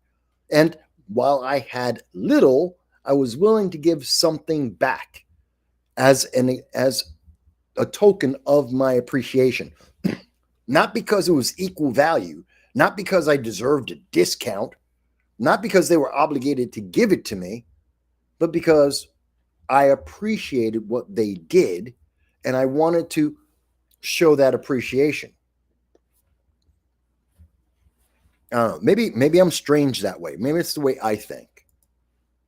You guys in chat, you can tell me. In the audience, whether you're live or after the show, you can leave it in the comments and tell me, Mike, I don't understand. You were obligated to get those cigarettes because you were homeless. That's not a reason. And I've been homeless. That's not a reason. No one was obligated to give me food, to give me shelter, to give me cigarettes. No one was obligated to give me crap. Not unless I worked for it. All right. Hang on 2 seconds. Hang on 2 seconds, folks.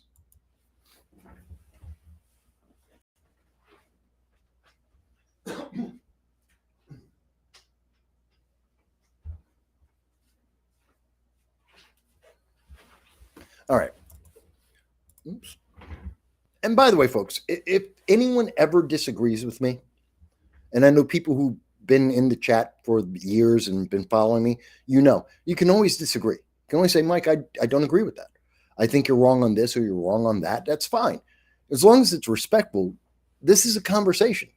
Like the conversation I'm having with user has been banned and, Dal and so many others. If you don't agree about something, if you have a different viewpoint, I'm happy to hear it. I'm being genuine when I say it's not sarcastic and it's not me being facetious. It's when I say to all the elected officials, you can call in, I'll give you 12 hours. I'm being factual. I'm not making a joke. I'm not being facetious or mean. I'm being literal. If I don't know, if Josh Riley, congressman of the New York, what is he? He's in the 23rd district, 23rd district.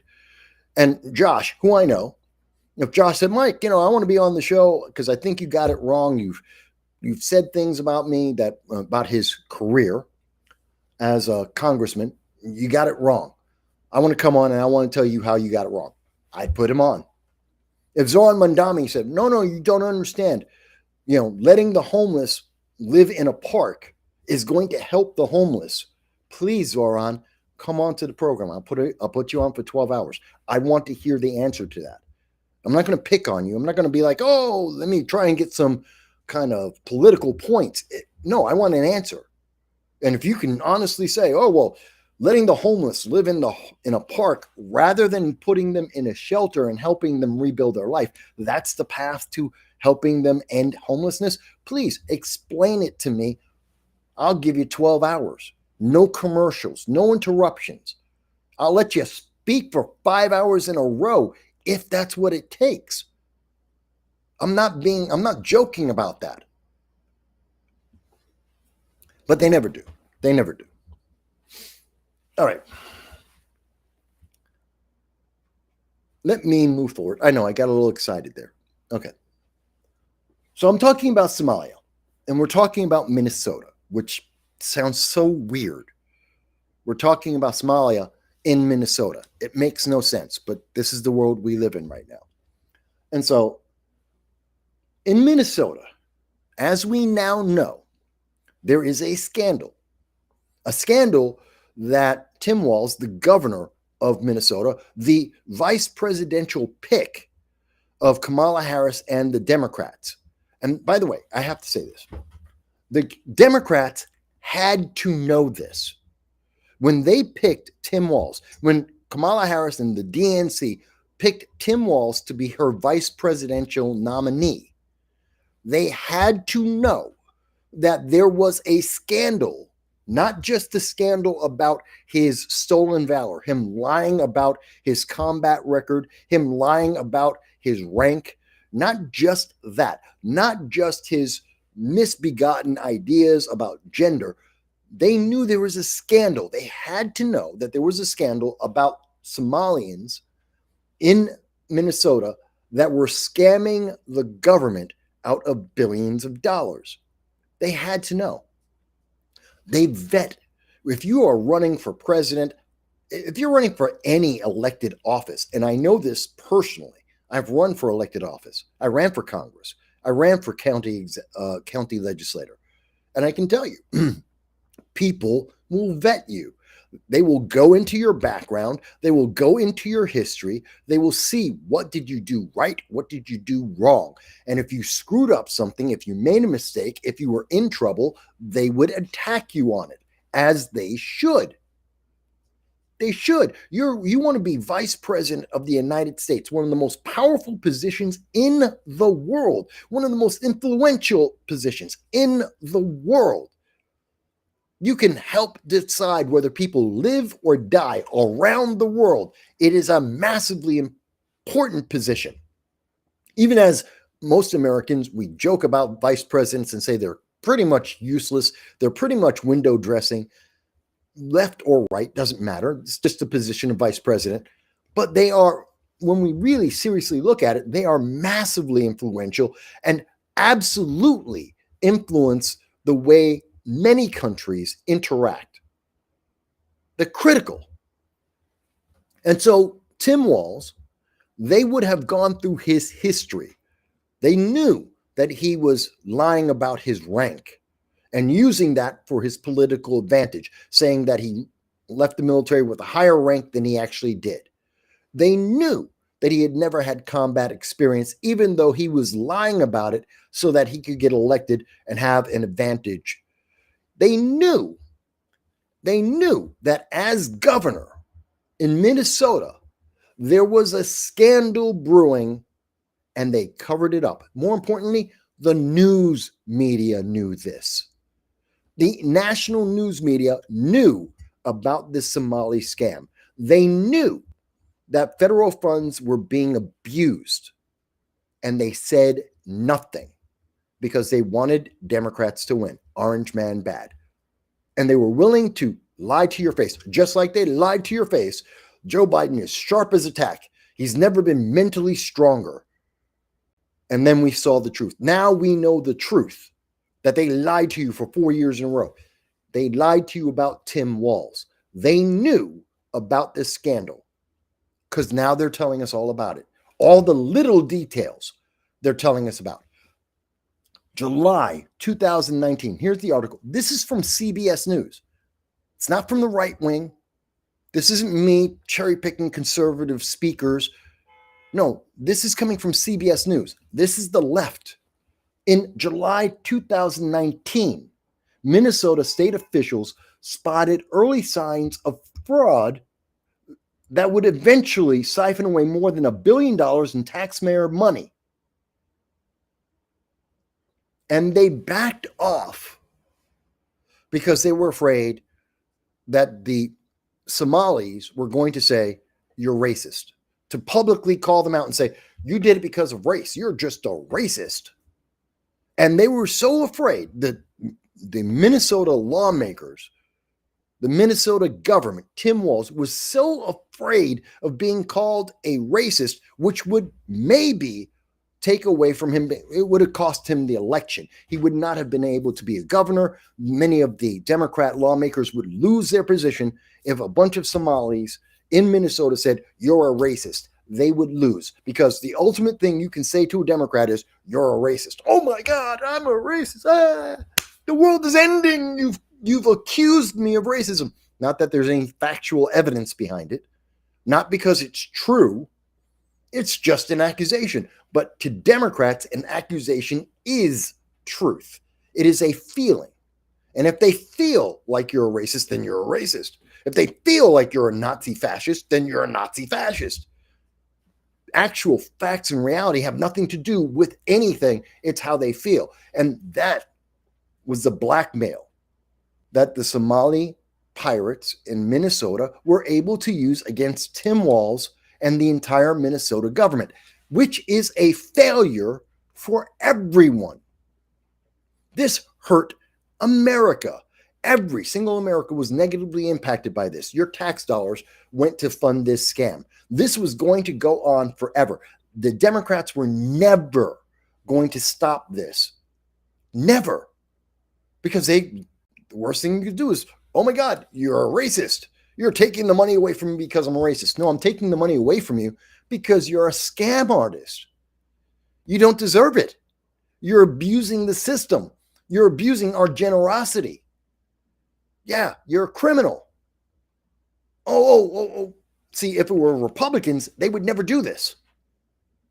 The Somalis, they're in Minnesota on purpose. Why? They can take advantage of the government. They can take advantage of Democrats. And it's as simple as saying, you're racist. You can get away with, literally, in places have to go across this nation, go to the bluest of blue places, tell a politician, I'm going to call you a racist. That's it. It's over. They're like backing down. Oh my God, you can't call me a racist. Can't say I'm fascist. Oh, no. Go ahead. Look, I know it's a crime, but go ahead, keep doing it. And they do this over and over and over again. CBS is telling you, and I am sure that CBS knew about this. CBS has over 10,000 employees. CBS has affiliates. They have their little satellite stations across America, including in Minnesota. You mean to tell me that every single CBS, NBC, ABC news affiliate, every one of their news stations, all of their reporters, hundreds of people whose job is to pay attention to the government and to pay attention to policies and point out abuse, not one of the hundreds of their reporters were able to notice that the staff, that officials in the government were saying, hey, this looks abusive. This doesn't make sense. There is a problem here. Are you meaning to tell me that in ABC, CBS, NBC, every single one of their reporters and all of their editors and all of their producers were swayed by the words, I'll call you a racist? And that was enough for them to say, we can't run this story. We can't tell America about this. Oh, there's crime. We can't point out that they are being criminals.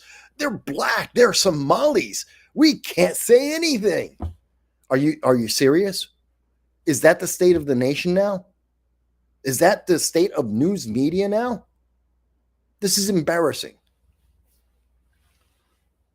The scandal has 61 convictions. By the way, there are over 89 I believe there are 89 individuals who have or are pending charges at this time. 78 of the 89 individuals are Somali.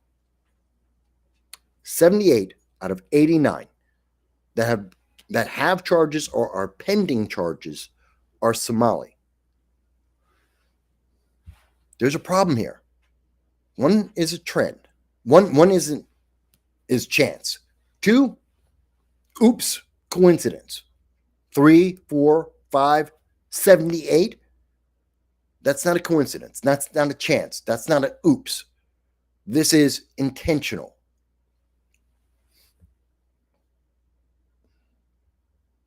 At one point, then Attorney General Merrick Garland called this the largest pandemic relief fraud scheme. They knew about this. Merrick Garland pointed out that this was a fraud years ago. And yet, Tim Walz was going to be vice president. And even so, the Biden-Harris administration did nothing to stop this. Nothing.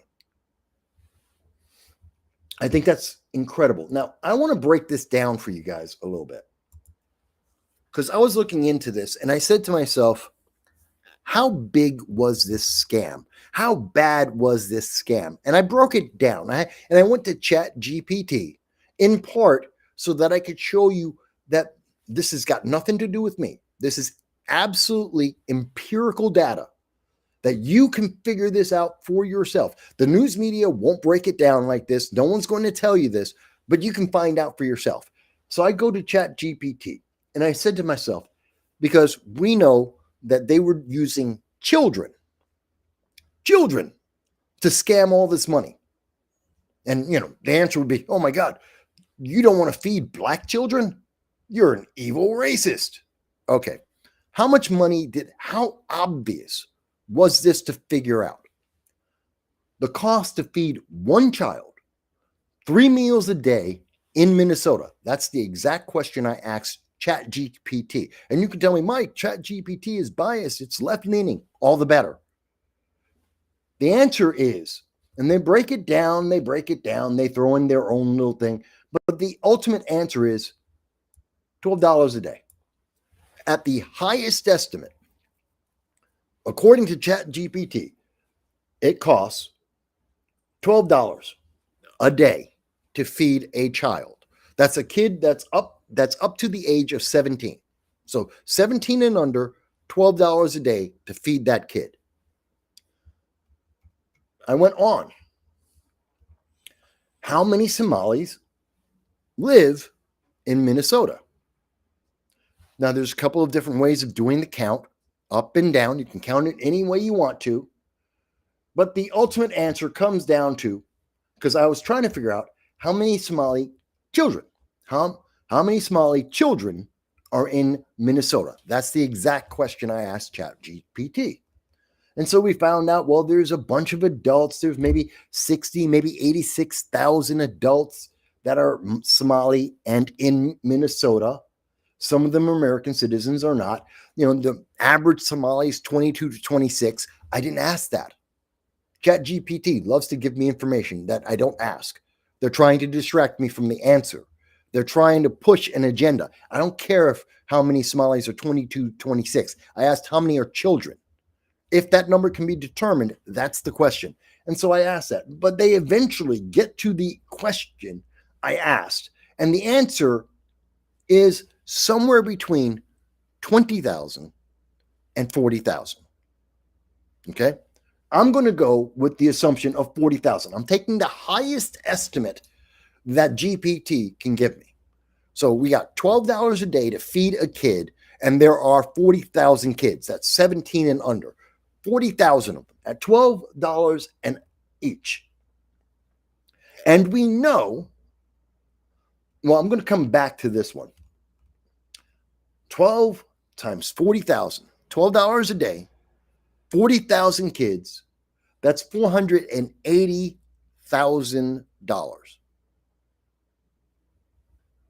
$480,000 to feed these kids. And you're going to love this. So here we go. What do we know about feeding our future? This is the Somali organization that was used primarily to defraud the government. And I want you to see the numbers here. In 2018, $300,000. That's what they needed. We know it cost $480,000. We know it cost $480,000, and they asked for $300,000. That means that almost every single Somali kid out of the 86,000, including their parents, every kid that's Somali in Minnesota, their parents are impoverished. They got no money. And we're feeding almost every single one of their kids. Okay, they're refugees. Maybe that's the case. 2018, every Somali in America, every refugee is impoverished. Every Somali American in America is impoverished. And so the government has to pay for their kids. Fine. That's what they're asking for. That's what that means. They're saying that all of their kids are starving. Well, not starving, they're hungry. And so we got to feed them. I'm okay with that. Okay, they ask the government for the money. These are federal dollars, not even counting the state spending on this, just the federal. That's $300,000. The very next year, the year that Tim Walz gets into the governorship, we see that the number went from $300,000 to $5.4 million. Same program, same place, same kids. Still the same number of kids, still 40,000 kids. Now we're spending rounded off $5.5 million on the same group of kids that we were able to feed for $300,000. Something is wrong. That should have been a red flag. As CBS said, in 2019, people were saying, hey, something seems wrong here. You went from 300,000 to 5.5 million. Something is wrong. Why did the number jump up so high? Let's go on. In 2020, the number went to 79 million. The year before, they were 5.5 million. Now it's 79. Let's round it off. It's 80 million. They went from 5.5 million to $80 million. It's been 2 years. What? The same number of kids, same 40,000 kids, the same 40,000. And now we're spending $80 million when we started off with 300,000. Food did not get that expensive. Not in 2019, it did not. Okay, let's keep going. 2020. In 2021, when we finally saw this getting too big, $183.5 million. This started off at $300,000. $183 million for the same 40,000 kids. This is ridiculous. This is enormous. This is insane. So let me go through the numbers here. I had to ask, okay, so what's the average income of a Somali in America? Are they all absolutely in abject poverty? Are they all making $12,000 or less in America? Do they have money for nothing? We're feeding these kids, not just we're feeding them, their parents, we're feeding their dogs, we're feeding their cats, we're feeding their neighbor. We are feeding everyone. And the money is only targeted towards Somalia. So I don't even know. We're feeding Somalia at this point. With this amount of money, we're feeding Somalia. I'll get to that. The average person, the average income, and again, they give us a whole bunch of information about, well, what is it full-time or part-time? What's the median? Blah, blah, blah. The bottom line, 35,000. ChatGPT loves to waste time telling you about things you don't care about. The answer is 35,000. That's the high end. Again, the high end. So they're not in poverty. There are people all across. The average income in America is $36,000. That's the average income in America, $36,000. The average Somali is making 35. If you want to go by the worst of the estimates, 25. A lot of Americans are making 25,000. This is per Somali. That's the question I asked. Per Somali, 25,000 per. So a family is making 50,000. Is that tight? Yes. Is it poverty? No. That is not poverty. They're above poverty. We shouldn't have this much of a need in that community when they're making, is it not rich? Yeah. Is it poor? Sure. It's not impoverished. People survive in New York City making that kind of money. They're not incapable of raising their own families and feeding their own kids. Something is wrong. This is not that hard to figure out. Tim Walz let this happen. If you took, and here's the thing that I end this with. We spent $183 million. If you divide that by the $12 a day, okay, that we know it takes to feed a kid, one of the first questions, you wind up with 15 million kids We spent enough money we spent enough money in Minnesota to feed 15 million kids.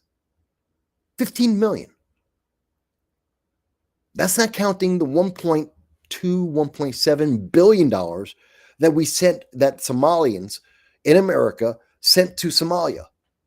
That's about 10%, just under 10% of the GDP of Somalia. Somalia's GDP is $12 billion a year. This is ridiculous. We enough for 15 million. We could have fed the kids in all the kids in Minnesota and a couple of other states as well. This is enormous. This is ridiculous. And no one wanted to call this out. Tim Walz never said a word. In fact, Tim Walz and the government of the state of Minnesota told people to shut up because they didn't want to be called racist. Ilhan Omar is intimately familiar with the Feed Our Children, Feed Our Future organization, and she's intimately familiar with several of the individuals who donated to her campaign and were part of this scam. They were donating to her campaign for Congress. She was holding her events in some of these businesses. She knew these people. She knew about this scam. Said nothing. Said nothing. She's corrupt. The Somali, now you can say, well, Mike, the Somali people, they're not, you can't blanket say they're all corrupt. I'm not saying they're all corrupt. I'm saying that community is corrupt, though. Every single person in the community, maybe not. I'm sure that there's some Somali family there, and they're like, well, we're making $25,000 a year. It's difficult. And another Somali, one of their neighbors came by and said, you know what? We'll give you an extra $5,000 a year, but we're going to use your kid's name. I'm going to give you $5,000 a year, $10,000 a year. That's it, cash. All you got to do is let me use your kid's name. We're going to say, it doesn't matter. We're going to say on the federal paperwork that your kid is in this program. I'll give you $10,000 cash because they're making 20, 40 times as much money. They're making a couple $100,000 per kid. So they can pay $10,000. Here's $10,000 cash. The family just went from $25,000 to $35,000, and they only have to pay tax on $25,000. That's $10,000. That's almost 43% of their income for the year. Bang! And all they got to do is say, yeah, my kid's part of that program. Oh, my kid's hungry? Yes, my kid's hungry. Absolutely.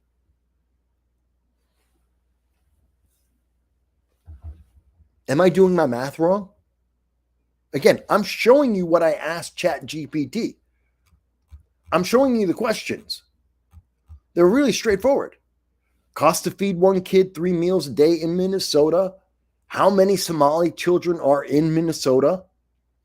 How much federal and state spending was given to feeding our future in Minnesota? By the way, none of this is the state spending. So this money, there's more money on top of this. There are even more millions and billions that are in this because we're not counting the state. This is just the federal side of this. This is just federal spending for only one of the programs that were scamming the government of your tax dollars.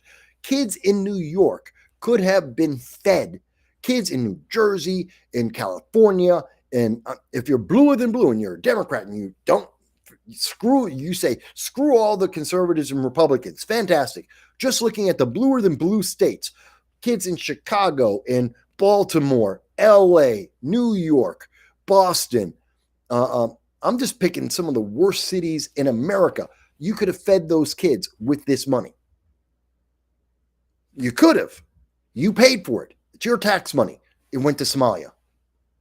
That money went into the pockets of the people running this program so that they could donate to the Democratic Party, so that they could donate to Ilhan Omar, And so that they could buy cars and fancy clothes and they could send money back to Somalia. That's where your money went. This is just like the BLM, Patricia Kalors, who was trained to be a communist to introduce communism to black people. She created BLM. She got $90 million in that case. And to be fair, she got the money from not the government. She got it from individual donations. But she took $90 million of your donations, of your charity, your generosity, and she bought herself 6 mansions for her and her family. She took a couple $1,000,000 as a retirement package and walked away. BLM spent every single dime of the $90 million that you donated to help black people get a job, to be able to feed their kids, to build a business. And the answer is 0. They didn't feed any kids. They didn't help black people stop being homeless. They didn't build any businesses. They spent the money on themselves, their mansions, fancy cars, fancy houses. They did nothing. But at least with that BLM, and by the way, that is being investigated now, but at least that was donations. This is federal money. So if you're in BLM, if you donated to BLM back in the day, then you can be pissed off, but that was your choice. You decided to give them money. You didn't give me money. You didn't give me a dime.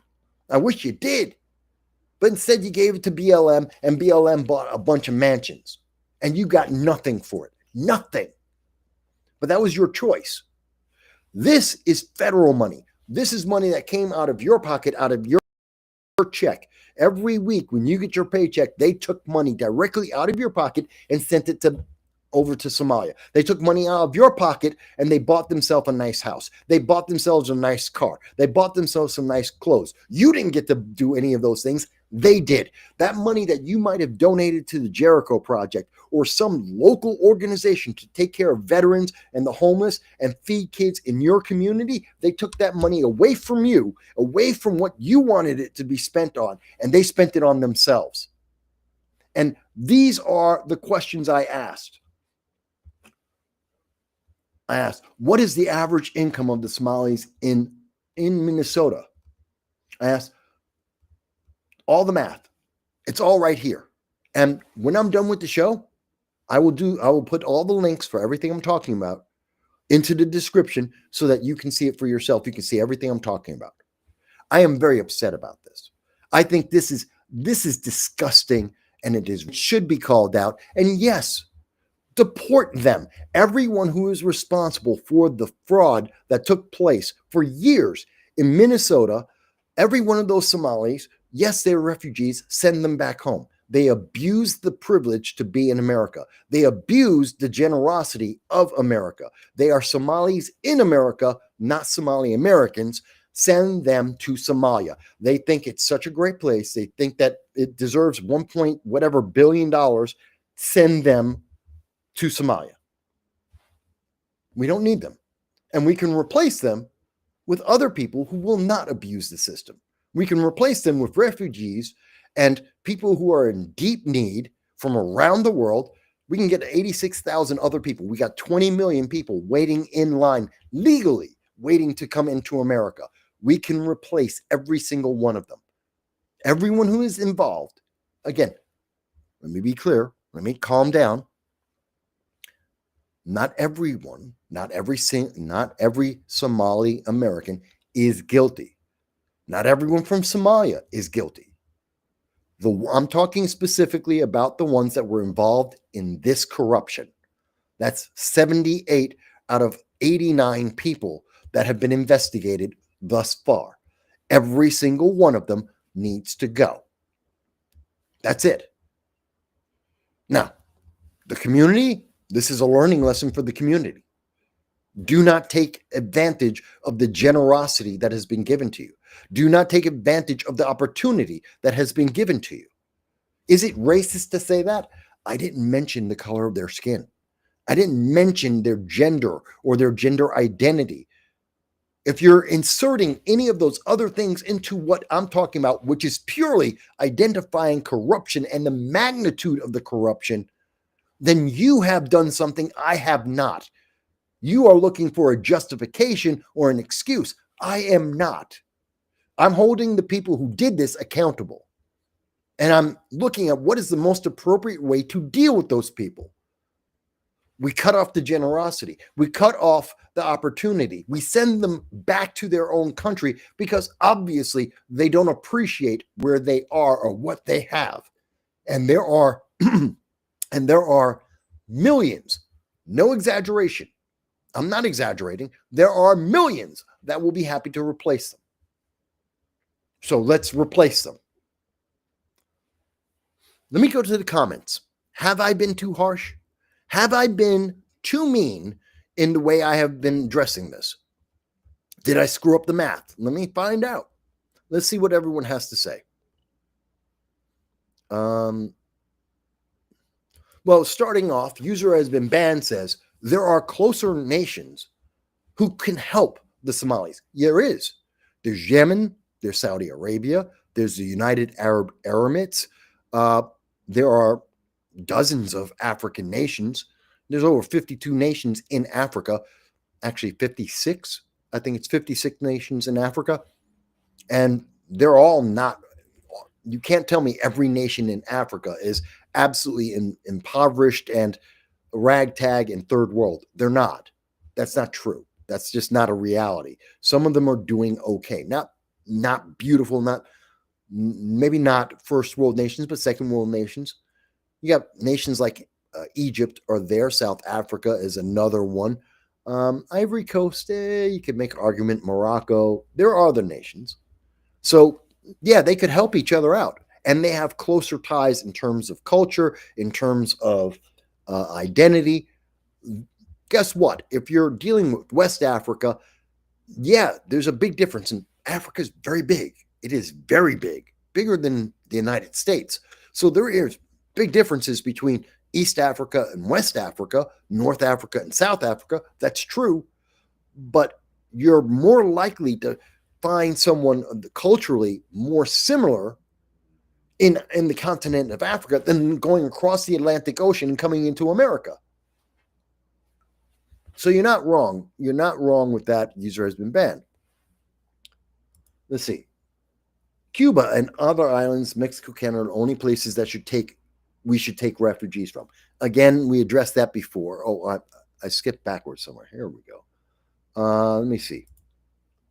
Gracie says, Obama and the Catholic Church brought in all the Somalis to Minnesota to make it deep blue. Minnesota was going purple, and the Democrats couldn't let that happen. I don't remember if that's correct. I don't remember if they were going purple or not politically. But yes, inserting a bunch of refugees, individuals that are dependent on the government, and specifically a portion, a segment of the government, in this case, the Democratic Party, if they're beholden and absolutely tied to a political party, it's in their best interest to make sure that party remains so that they can get all of the benefits. They are economic slaves. Does that happen? Yes. Many of the illegal aliens are absolutely entrenched in the Democratic Party. They are enslaved to the Democratic Party, and they have no choice. They have to do whatever Democrats want, and they have to support those Democrats because Republicans would cut them off. They would not wait years upon years of billions and again, I only showed a small segment of it. You could do this with all of these different things that we have now learned about as a nation. You can look through all of it, and it's the same. In fact, many of the numbers are worse. It is even more obvious to see the amount of fraud and abuse that is going on, that the Minnesota government allowed to happen, that Tim Walz, the Democratic vice presidential pick, allowed to happen under his leadership or lack thereof. So yeah, they do enslave people. Let me go on. We have a comment here from, okay, it's Gracie still. And Gracie says, well, it's easier to scam when you start saying it's for the children. It's for the children. Yeah, except it never gets to the children. It never gets to the children.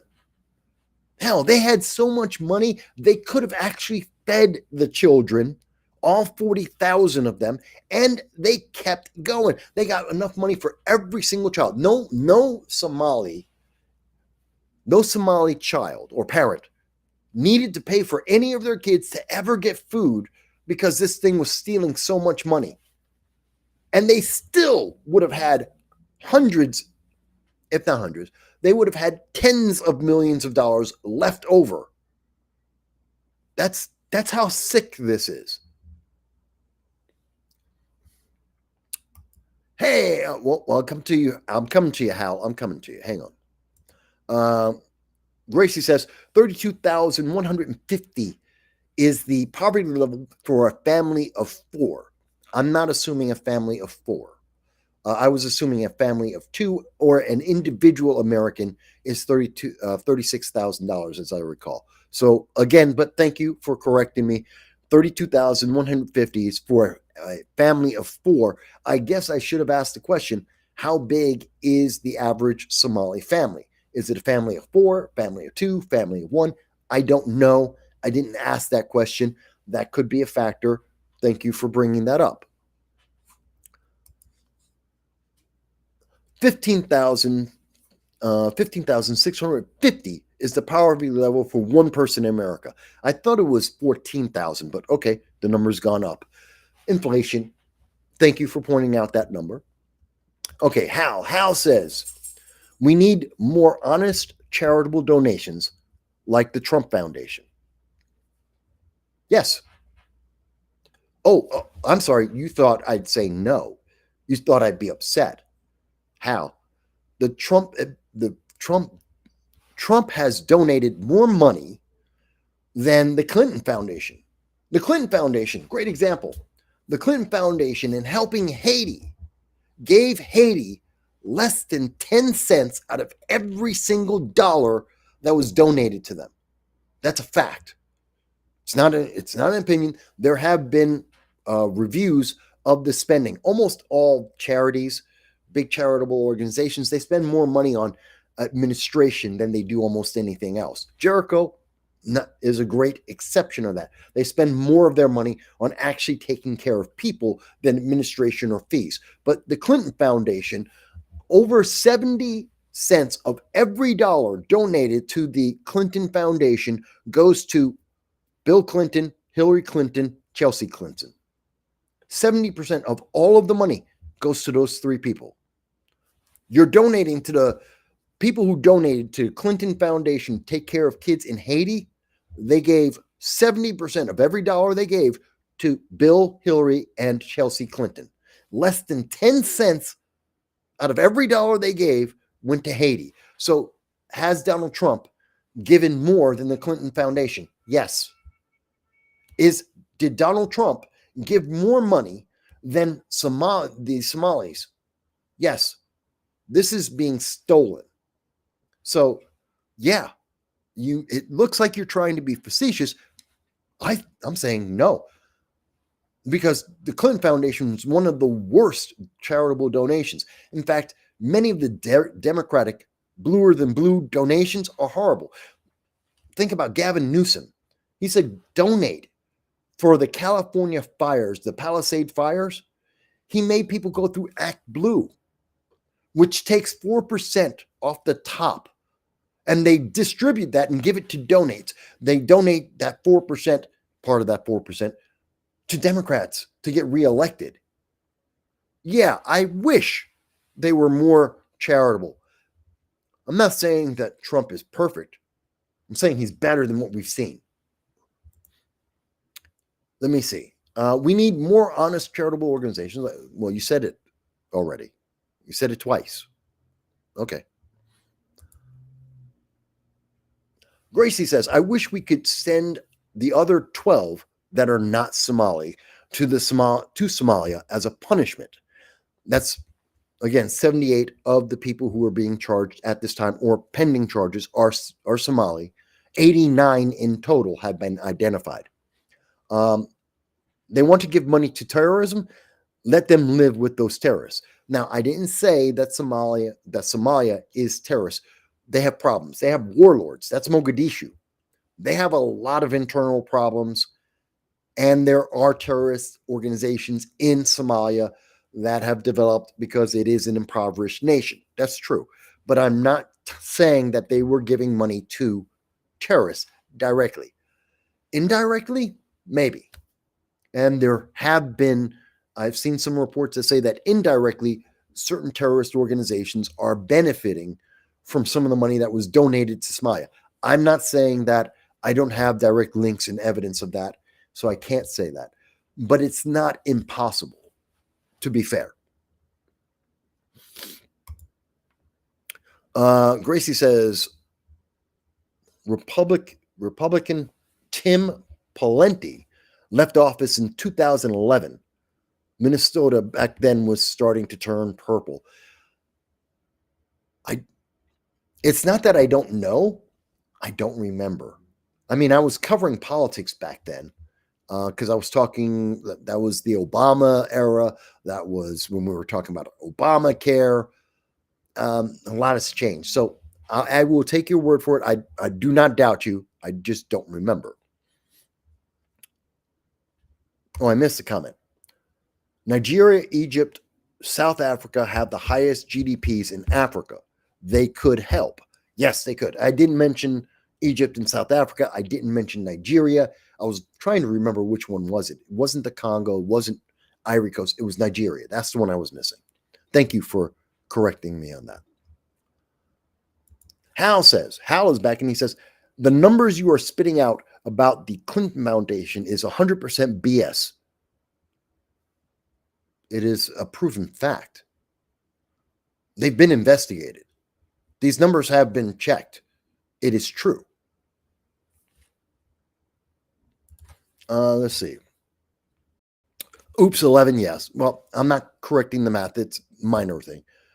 Says Al-Shabaab terrorists.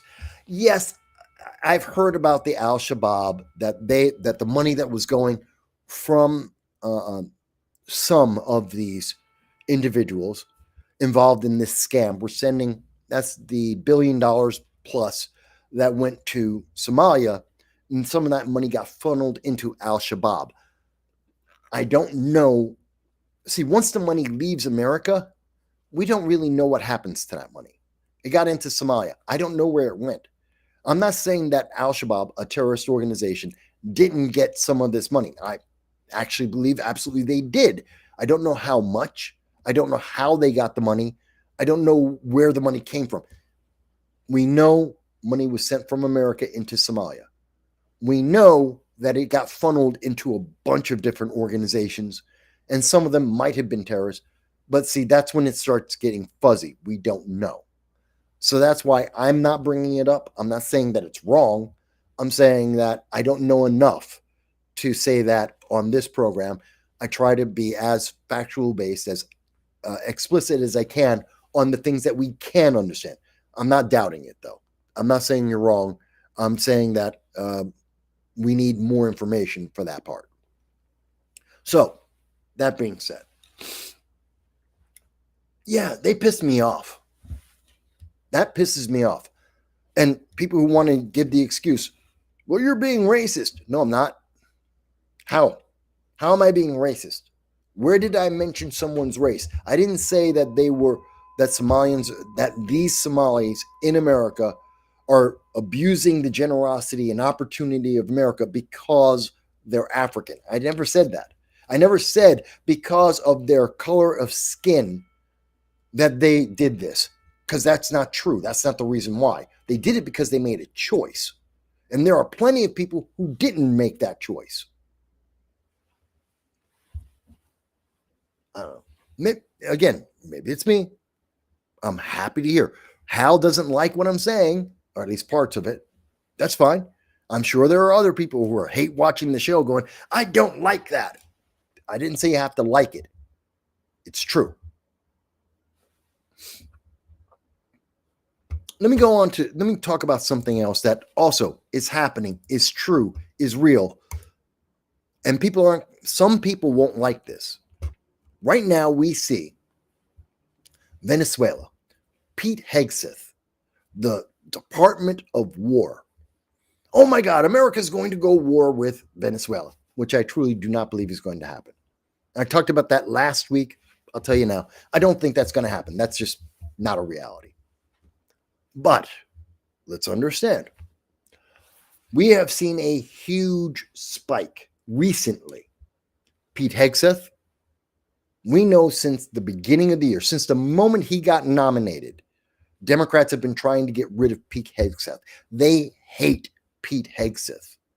They have tried every excuse they can think of to try and get rid of Pete Hegseth. They don't care. It's not a matter of the issue. I don't know why they have so much hate for Pete Hegseth, but they do. Democrats have been trying to get him on anything and everything. They don't care if it's a real scandal or not. They treat every rumor about him as if it were absolute fact, and they try and demonize him, and they have been trying to get him kicked out from the moment he got named as a nominee. And they've failed.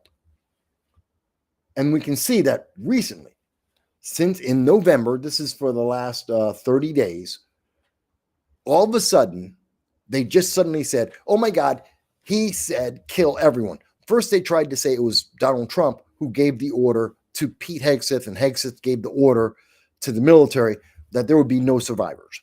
We now know that was a lie. That has been confirmed multiple times, including by the New York Times that had 5 separate sources confirming Hegseth never. Trump had nothing to do with any of this. That story's gone away. And that Pete Hegseth never gave that order. It was very explicit in the Washington Post. Hegseth said there's no survivors. He gave a no survivors order. Complete fiction. That is some dream of some leftist who just doesn't like Pete Hegseth, doesn't like MAGA or Donald Trump or Republicans, and they made it up. Complete fabrication. And we now know this. We've heard from the admirals. We've heard from multiple sources. Not true. And as I had said last week, this, even if he gave the order, it would be such a violation of the traditions of every navy in the world for the last more than 1,000 years that there would have been leaks of this. We wouldn't have to wait. We're talking about what happened in September. We would have heard it immediately afterwards. Sailors would have texted somebody. The admirals, the captains, people would be talking about this throughout the entire Navy because it violates their tradition and the history and tradition of every Navy in every country for more than 1,000 years. This was made up. It's a complete fabrication. And it's so bad that now that we know that Pete Hegseth definitively did not give the kill order, as the Washington Post has said, they now moved on to the next story. This story is dying. The whole thing about that boat and those 2 survivors, that story is fading away fast. Yeah, you still see a couple of stories about it. They're dropping it. The left is dropping the story because it has no momentum.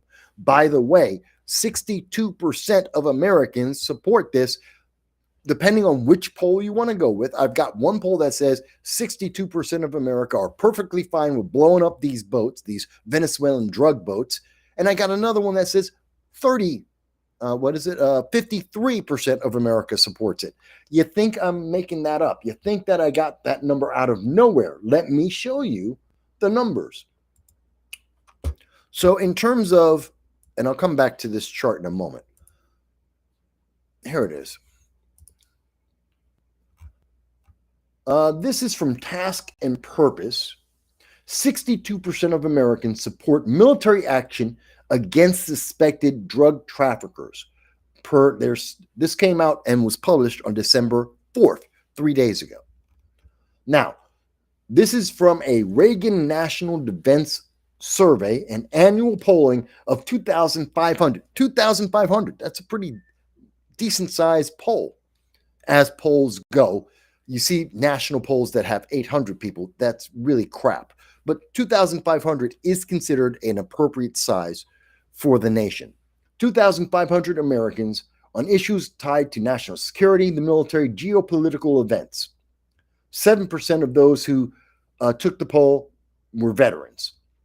So the results released today on December 4th, 62% of respondents strongly supported or somewhat approved of using the military to take on possible drug traffickers in Latin America and the Caribbean. It was one of several findings in this year's survey. 62%.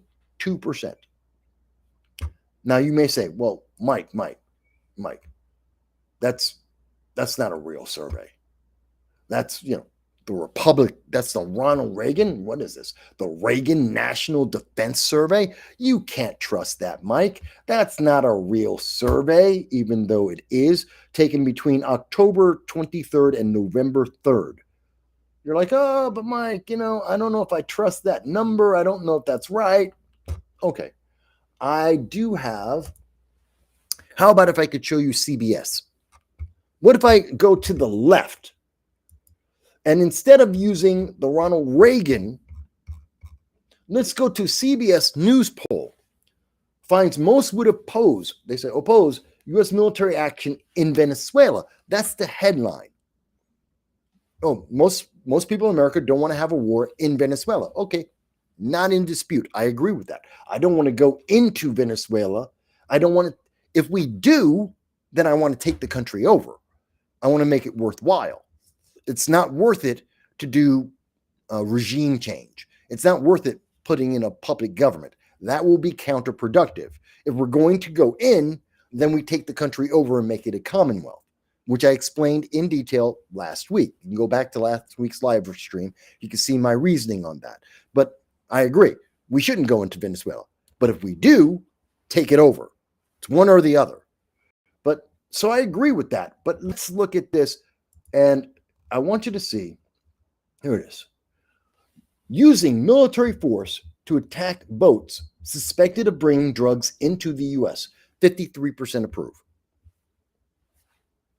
This is a poll from November 19th to 21st. So if you don't like the first poll, which was October 23rd to into November, and you say, well, Mike, you know what? We didn't know about this. Well, first of all, the event that we're talking about happened in September. We've gotten 22 of these drug boats have been blown up so far. So we did know in the Reagan poll that this was happening. And 62% of people said, yep, I get it. No, I'm all for it. But then after the news media, and I showed you the chart, after the Washington Post, after the leftist media started saying that it's Donald Trump, it's Pete Hegseth, it's MAGA, it's evil, this is just, what do they call it? Authoritarian. We're going to go into a world war. So we got some negativity because obviously 62% of America agreed with this. Oh my God, the Democrats are like, oh my God, no, we've got to change this because open borders, drugs coming into America. We want that. They want that. They want that civil strife because they feed off of that civil strife. 53% of America. Now, that same poll, to be fair, the same CBS poll says that does the United States need to show evidence that the boats are carrying drugs? 75% of America says yes. So Americans, the problem isn't that we're blowing up these boats. That's not the question for America. It hasn't been the question. Even though the left is trying to turn everyone into say, this is a problem, this is an issue, we can't do this. As much as they're trying to say that, it's not working. And their lies about this aren't working.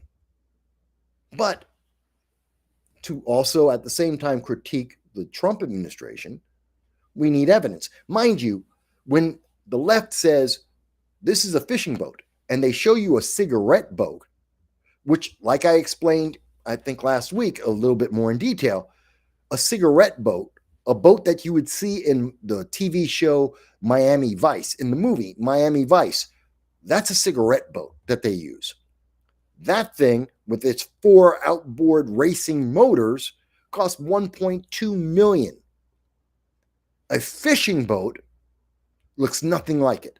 There's no comparison. There's no way of confusing a fishing boat with a cigarette boat. And we have seen the visuals of these cigarette boats and that they are filled with containers that have nothing to do with fishing. Nothing. So people are okay with blowing up cigarette boats that are filled with what we believe are drugs. Mind you, be better if we proved it, but they're okay with it. They'd just be happier if we actually proved that these boats have the drugs on them. But you can't tell me America doesn't agree with this. I can show you 2 different polls covering this time frame before the left got involved and said, Pete Hegseth evil, Donald Trump evil, and after they said that. And America still says it's okay. I just thought that was really interesting to bring that up because the left won't. By the way, here is, just in case you were wondering, here is the Reagan National Defense Survey, just in case you were wondering what that looked like, which came out on December 4th. And you can see some of the key findings of this. American leadership, a record 64% of Americans say the United States should be more engaged and take the lead in international affairs, including 79% of MAGA, 57% of Democrats. 57% of Democrats say under Donald Trump that America should be leading in peace talks, international talks, which Trump is doing. They also go on to say 68% support developing a Golden Dome, a homeland missile defense system very similar to what we see the Iron Dome in Israel. Gold, obviously, because Trump would be the one developing it. It would be idea, kind of like Ronald Reagan had Star Wars. And now we have a Star Force. Same kind of idea. But okay, I thought that was kind of interesting as well. Size of the military. 64% of the people who took this poll, nearly 2/3, 64%, said that the U.S. military should be sized to fight and win 2 wars at one time, which goes with many of the scenarios we've been fearing for the last couple of years, like a Southeast Asia war at the same time as a European war or a Middle East war and one of the other regions. We would need to be able to be in at least 2 places at once. I think that's realistic. 64% agree with that. Shipbuilding, nearly 9 in 10, 88% believe that the United States needs greater manufacturing capability because China is doubling its Navy. And I know there are many people, like my good friend Larry Sharp, who say, well, it's not a deep water Navy. In other words, the Navy that China is building right now, which is twice the size of the American Navy, twice the size, actually a little bit, even almost 3 times, but twice the size of the American Navy, but it's meant for shallow oceans. It's meant for coastlines. It's not meant for being in the middle of the Pacific Ocean or in the middle of the Atlantic Ocean. I get that, but at the same time, we still have a problem because if they take over Taiwan or they go into South Korea or they go after Japan, that Navy still applies and you still have to take that on. And I know a lot of people say, well, American technology is far superior than the Chinese technology and their boats aren't as good as our boats. But I'm also reminded of Vietnam, where we had all the technology and the Viet Cong had none and they won. I'm reminded of Afghanistan, where the United States has all the technology the Taliban had none. The Taliban won. The Taliban also, or Al Qaeda, fought against the Russians in Afghanistan 10 years. Russia had all the technology. The Taliban had none. They beat the Russians. So when people say, well, America, our ships are built with more technology and we'd be better than being outnumbered at least 2-1, almost 3-1, they're not going to beat us. I don't agree.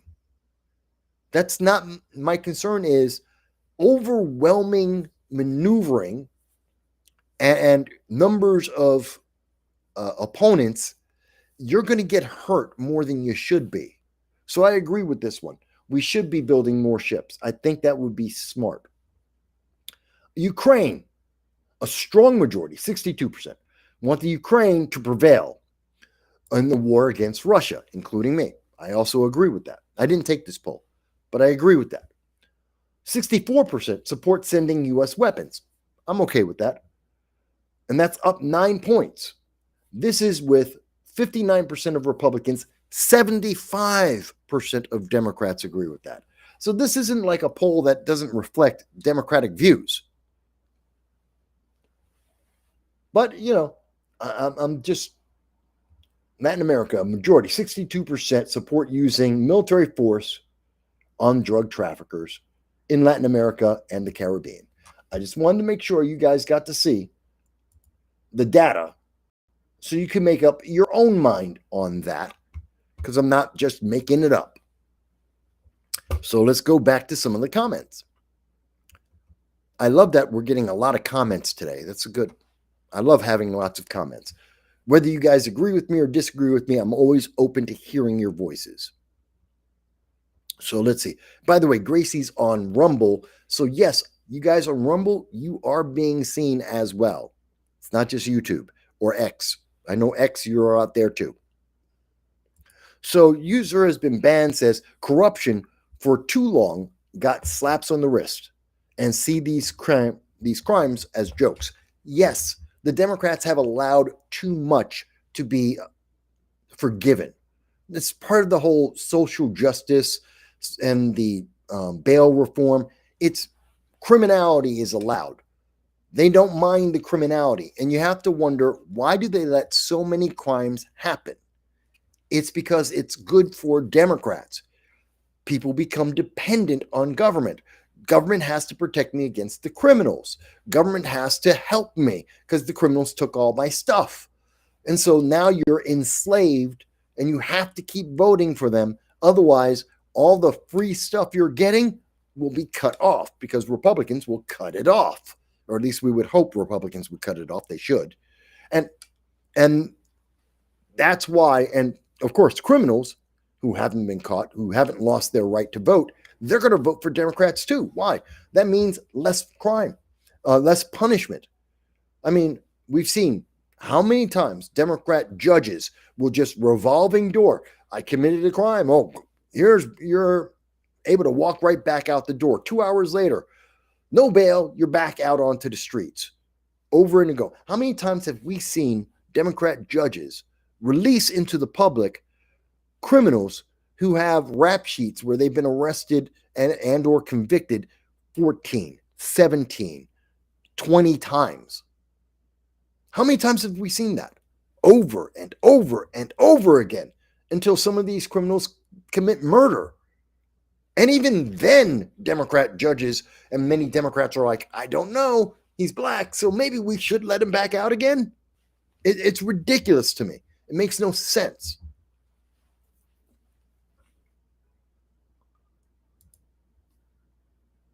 Let's see. Yes, but they dropped the story after the lies. Yeah, the entire lie about the no survivors. They ran with the headline. They attacked Pete Hegseth. They attacked the Trump administration. They tried to push this message of authoritarianism, and people who are low information voters that only seen the mainstream left-leaning news media headlines, people who watch CNN, and I know there's not a lot of them, but there's some, and people who watch MS Now or NBC, whatever the hell they call themselves, there's not a lot of them. but they exist. And the people who are watching ABC, CBS, NBC, they're seeing these headlines, but they never see the story that says, oh, and it wasn't true. Oh, there was no proof. The Washington Post, big headline saying, Pete Hegseth said no survivors. He wanted to kill everyone. Really tiny, not front page news saying, not true. We were wrong. The Washington Post, completely wrong. I'm not upset they got the story wrong. I'm upset that they're not giving as much attention to them being absolutely, abjectly wrong as they gave to making the accusation in the first place. Joel's with us. Joel says, there are far too many that believe the lies mainstream media put out, such as suckers and losers and very fine people. Again, it's the same thing like what we just saw with Hegseth. They put out the big headline with the lie, and then they put in the middle of their newspaper, or in terms of live TV, you'll see that they'll start and they'll have as their main segment in 5 shows in a row for 5 minutes each talking about a lie. Oh, it's not true. It's not true. Hegseth, he said no survivors. Trump said no survivors. They're being authoritarian. And it's on like all of their programs for a day or two. Then we find out it's a lie. And one guy will mention it on one of their programs in the 1.5-minute block. They'll spend 30 seconds saying, not true. But they covered it. They covered the news. It was only for 30 seconds. They only mentioned it once, but they corrected the record. They did admit they were wrong. They didn't spend nearly as much time explaining that or telling anyone about it. They said, oops, we got it wrong. Next story. Did you know that Pete Hegseth is also, and now they've moved on to the next story. Again, still demonizing Pete Hegseth. Because that's the target. That's the whole point. It wasn't about whether these guys lived or died. The Democrats don't care. They don't care whether those people are Venezuelans or, as we know, some of them are from Honduras, whether they were Mexican. They don't care. They don't care if they worked with a drug cartel or not.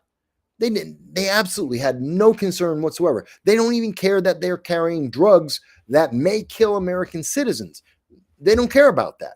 That it's funding the cartels that are involved in human trafficking, sex slavery, child slavery. They don't care about that. They care about, did it hurt Trump? Did it make it easier for Democrats to get reelected in 2026? That's all they care about. You may not like hearing that. Some of the audience may not like hearing that news.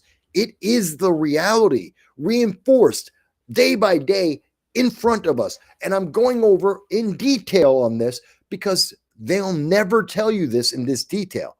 They'll give you 30 seconds and they'll move on to the next story, which is the same as the story before. They don't care that they lie to you because it means you vote the way they want you to vote. It means they get to have power. That's all they care about. At the end of the day, that's all they care about. Why did they not tell you about the Somali scam? Because they want power. They wanted Tim Walz as vice president, and they didn't want to tell you that he couldn't manage anything. He's a terrible leader. Let me move on. There's a bunch of comments I want to catch up because we still got more in the show. So these so-called journals need to face consequences for their lies. They should be fired. I understand as someone who deals with news media, we get stories wrong. It happens. You can screw up. It happened. I've screwed up once majorly, where I made a major mistake. Not just like I got a number wrong or I misquoted the exact percentage of something. No, I got something completely wrong. It was with Anthony Brindisi. This was back in 2017. And I got banned. I used to be on WUTQ every day. I was on their program giving commentary from Binghamton, from the Southern Tier, talking to Oneida, the talk radio news station, WUTQ, pretty much every day. And I got a news story wrong about Anthony Brindisi, who was the congressman for the New York 22nd district at the time. And I got the story very wrong, very wrong. I read a piece of legislation completely wrong, and I blamed Brindisi for it, and I was wrong. I apologized to Brindisi that same day because I'm the one who caught it. I did the research on my own story that I was talking about. I corrected that story. I went and contacted the Brindisi office and apologized directly to them. And then I went on the next day. I notified WUTQ that same day that I was wrong. And I showed them the article that I wrote that, again, acknowledged that I was wrong. And then I went on to their program the next day and said, I was wrong. This is what I got wrong. This is why I got it wrong. And I was then banned for 30 days. That's appropriate. But something of this magnitude on so many channels that is so fundamentally wrong, someone should be fired. But you're not going to see that. They're never going to do that. They should, but they won't.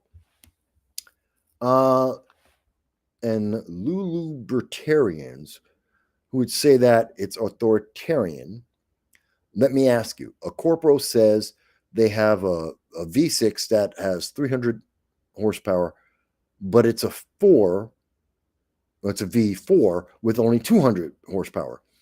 That corporal gets a consequence for lying. Journalist working. Journalists working for corporations with authority like CNN lies and get nothing. Yeah, I get it. It pisses me off on a regular basis, but that's why I have a job. That's why I do what I do, to call them out on these things, because they lie to the public on a regular basis.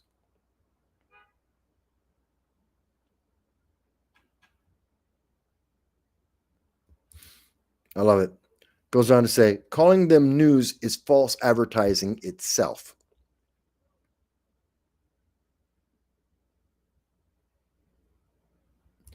And then he goes on to say, it could be argued, in fact, that so-called news corporations are really PR firms for parties and other corporations. There needs to be suits against them for this false advertising.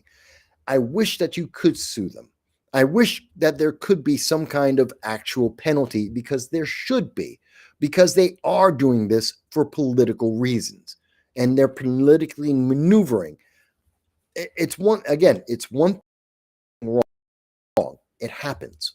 But we have seen that they have made up their own stories more than once.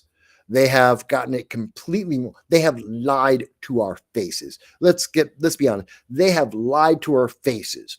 Oh, the Hunter Biden laptop, it's not real. It's Russian propaganda. Russia is real. And the Steele dossier, it's absolutely the truth. The Ukraine phone call actually took place. We've seen over and over again. They lied to our faces. They should be held accountable. And actually, we don't even need government to hold them accountable. The public should do what it's kind of doing. If this news media source, like the Washington Post, they lied to you, then CNN ran with that lie, and then every other news media organization ran with the lie. They all refer back to, and they go, well, according to what was said by CNN, and CNN says, well, according to the Washington Post. Okay, so Washington Post, CNN, guess what? They get punished. You should never pay attention to them again. You should completely disregard them. This is a big news story. This affects the way every nation looks at America. As I said last week, if our Navy was willing to commit no-kill orders, which didn't exist, but they did that, that would be a violation of naval tradition, global naval tradition. Every one of our navies, every member of our Navy would be in danger. The risk for each and every member of our Navy would go up exponentially. Every Navy in the world would turn on us. They were endangering American lives unnecessarily, recklessly. And that's why it makes me so upset. But that's why it makes me upset. Now, you may disagree, but that's why it makes upset. Hang on 1 second, folks.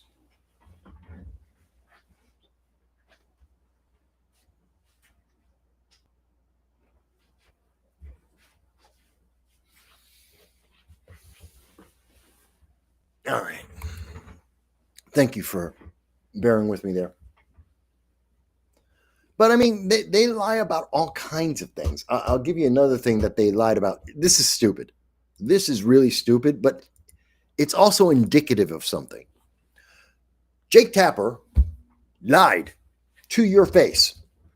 Jake Tapper, CNN, got on live and he said, and there it is, right there for you. That black guy is white. Bet you didn't know that. National TV, live. They caught the January 6th pipe bomber, and he's not a white guy. And Jake Tapper's like, he's a white guy. He's a 31-year-old white man. That's not a white man. It's got nothing to do with white man. Why? Why did he say? Why was a white guy in his mind? I know they had to have a screen up. He had to see what they were putting on the screen with him. It's kind of like me. I've got the screen you guys are seeing, and right to my left, that's the screen I'm actually projecting on here. I know what is on the screen, and I'm like, okay, yeah, that's a black guy. I'm talking to you in the news. I know what's being put up on the news. I know what that is. That's not a white guy. And a lot of people thought at first, well, this isn't real. He didn't actually say that. Yes, he did. And there's no way he could say that this black man is a white guy. Unless, and I think it's because he wanted it to be a white guy, because that fits the narrative the Democrats like to say to the public. They always love to say, well, it's a white guy. It's one of those radical white MAGA fascists. That's who did the bombing. It's part of the whole J6 storyline. Oh my God, they're so radical. They were going to destroy everything. It's a racist KKK member. It's a fascist Nazi. And that means he's got to be white. He's not. It's a black guy. And by the way, Joe Biden, or rather the Biden administration, apparently knew it. They knew this. They interviewed this guy, apparently, and they apparently had all of the records, all the documentation. The Trump administration came in, and all they had to do was go back over all of the information, all of the documents from the last administration. They just followed up on the news and the leads that was already there. It seems the Biden administration let this die on the vine. They thought everyone would forget. Apparently, because this alleged black man, well, excuse me, not alleged black man, he is a black man, this alleged bomber is black. And they didn't want, again, it goes back to what we saw in Minnesota. Oh my God, you can't say he's black. You can't say this about him. You're a racist. This makes you racist. How could you say that? But all the evidence says it's true. This isn't about black and white racism. The evidence says it's him. At least that's where the evidence, they say, at this moment, the evidence that they're saying that they have in possession that will show up in the courtroom says he's guilty. Now, he might be innocent and will go through the court, and he's got the same lawyer as I think Floyd had or something like that. And they're going to be all about, it's about the racism. It's about my racisms. You can't convict him. He's black, which makes no sense to me. He's black. Did he commit the crime? Yes. He goes to jail. They're Somali. Did they commit the crime? Yes. Okay, well, then they get punished. I don't care. I'm into law and order. It's the left that's concerned about what skin color you are. And then they modify the law based on that. If you're white, well, the law isn't strong enough and they have to punish you more. If you're black, well, then the law doesn't really kind of apply and they have to be super kid gloves gentle with you. I don't agree with that. This guy is the bomber, punish him like anyone else. If it was a white guy, white woman, do the same thing. I don't care. The law is the law. But they also want you to be convinced and they want you to believe. And by the way, before I even go further, but this is a trend that we see from them. Because remember, the Afghan foreign national who was trying to bomb or threatened to bomb Fort Worth, yeah, he's a white guy too. That guy, who's an Arab, is on the records, under documents, he's a white guy. Matter of fact, everyone from the Middle East, they're all white. Did you know that? I don't know if everyone in my audience knows that. According to the federal government, according to the guidelines created, I believe it was under the Obama administration. I may be wrong on that part. But for some time now, the federal government says that if you're Middle Eastern, if you're Arabic, you are white. That's it. You got black, white. That's it. I know. When you're filling out a form, you can go in and you can click Middle Eastern. Okay, or Arabic. That's a choice you can make. But in the federal system, in particular when it comes to crimes and filling out the crimes, apparently, as is being reported, you only get to be white or black.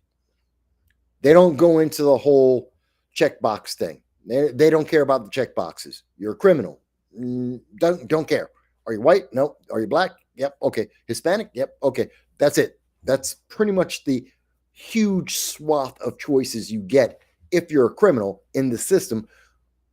But if you get to choose something for a program where you're going to get foreign federal funding, if you're getting grants and loans and money from free stuff from the government, well, then you have check boxes because then they can go and give you equity. See, if you're getting punished, you get no equity.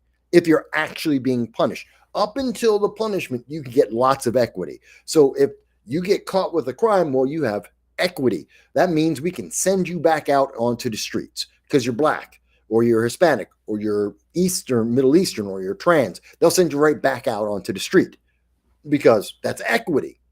You get convicted of the crime. They can lessen the crime because, well, you're black or Hispanic, you're, I don't know, trans or Middle Eastern or something. And so equity, they reduce the amount of time you're going to spend. But once you're a criminal, once you've been convicted, then that's it. Now you're white or black. Check boxes go away. No one cares. No one gives a damn. Maybe Hispanic. That's it. That's apparently how it works. A lot of people don't realize that. So why am I not surprised that if they're saying Middle Eastern people are white, that we also get to see that Jake Tapper says this guy's white too? He's darker than me. I know the light makes me look pale, but this kid in the picture, he's darker than me. There was something else about that picture that really pissed me off. Where is it? There it is. You know what else pissed me off? I don't know if everyone saw this. Simon Ateba, who's on X, he's a White House correspondent for multiple African nations. Most people probably don't know who he is, but he does a bunch of, if you're African, you've probably heard his name or you've seen some of his reporting. Or if you're like me and a political junkie and you follow the White House press corps, you follow a lot of things they say, you've heard of Simon Ateba. He wasn't very well liked under the Biden administration. They really did not like him because he actually asked questions and wanted to get answers. So he got some respect from me on that because he was always trying to get answers. And the White House press corps, they really, really, really wanted him to just circle back. I'll circle back with you. Jen Psaki, yeah, she hated this guy. She did not like talking to him. But Simon Ateba, he is African, and he does African news. And he asked this question, and it really, really pissed me off. He says, he shows this image of this allegedly white guy, Brian J. Cole Jr., and I don't know, somehow Jake Tapper Reeds saw this and said, yep, absolutely white guy to me. I don't know why. But he goes, be brutally honest. Are you shocked that Brian J. Cole, the man with the glasses, there's only one person in the picture, Simon. There's one person you are showing in this post on X. You don't have to tell me it's the man with the glasses. There's no one else there. How can you tell me anyone else? It's the only person you're showing us. But he goes to be explicit. So he thinks you are an idiot, that you can't look at this screen and figure out. He said, Brian J. Cole. That's a man's name. This is a man in the photo. He's talking about the man in the photo.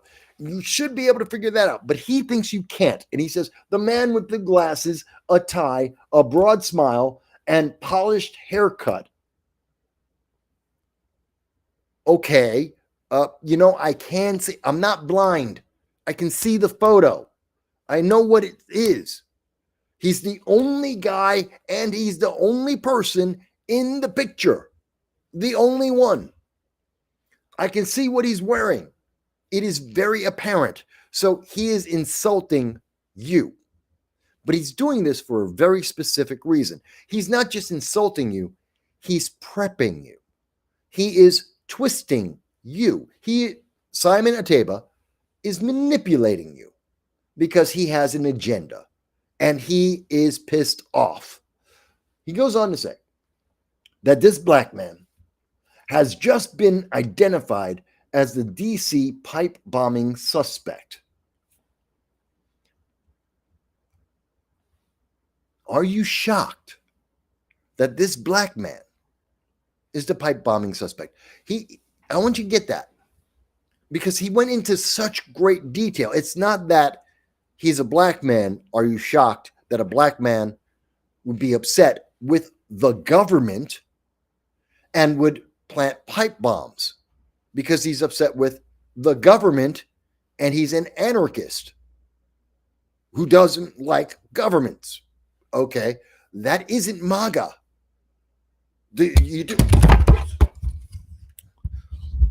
Sorry about that, folks. Sorry for your ears. But I want to be clear about this. This guy, as we have now come to understand, he's an anarchist. That doesn't make him Republican. That doesn't make him libertarian. It doesn't make him conservative. It doesn't make him MAGA. It doesn't make him America First. He is anti-government. Okay? And the mainstream media can't seem to get that. And that's not one of the boxes they have. They don't have a box for anarchists. They don't know what to say about him. So they're saying, oh, no, but he's MAGA. He's part of J6 and he's got to be part of the right. He's the right wing because there's only two things that exist. It's the left and the right. And in particular, if you're left, well, of course, you could be progressive or you could be a Democrat or you can be a socialist because the left has choices. But if you're on the right, well, then you're just the Ku Klux Klan. You're a fascist. That's it. There is no other difference. There is no other distinction. And by the way, no one else exists. The libertarians don't exist. The conservatives don't exist. Socialist Party doesn't exist. Green Party doesn't exist. Anarchists don't exist. According to the mainstream media, there's left and you have choices. And then there's the right. You're a fascist. And no one else exists in the universe. That's insulting enough as is. But here, Simon Ateba is trying to manipulate you. See this black guy? He's wearing a tie. A black man in a tie wouldn't do anything dangerous. See this black man with glasses? That means he's intelligent. Intelligent people wouldn't do something like this. He's wearing a button-down shirt. A black man in a button-down shirt, he's not a danger to you. Simon, a criminal's a criminal. Period. And just because he's black doesn't mean he is or isn't any more of a criminal. And just because he's wearing a button-down shirt or he wears a suit doesn't mean he is or isn't a criminal. White collar crime exists. You do realize that, right? Every black man isn't dressed up and trying to be a thug. You do understand that. Simon, I've seen you in the press corps, in the White House. You wear a suit, a shirt, and a tie. I'm not shocked. That's your job. You're a professional. You might wear jeans, you might have a hoodie, and you might let your pants hang around your ass. I don't know. That's you in your private life. I don't know you. But I'm not shocked either way. I'm more concerned about the actions. But this is manipulation. This is insulting. And I think I said that to him. Yeah, I did. And I said to him, why are you suggesting his clothing somehow conveys any impact on the actions or motivations of this alleged bomber? Media often uses specific photos to push empathy or hate on any individual accused of a crime. And that's what you're doing, Simon. You're saying he can't be the criminal. He's dressed too nice.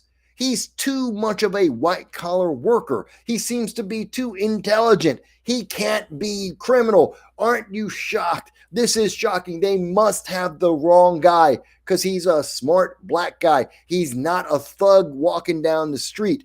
This has to be a crime by a white fascist on the right. It has to be. Otherwise, Democrats don't know what the hell they're talking about. All of their J6 stories don't make sense. It has to be a white, evil, racist MAGA who wants to blow up the government because they want Donald Trump to be the king of America. It has to be.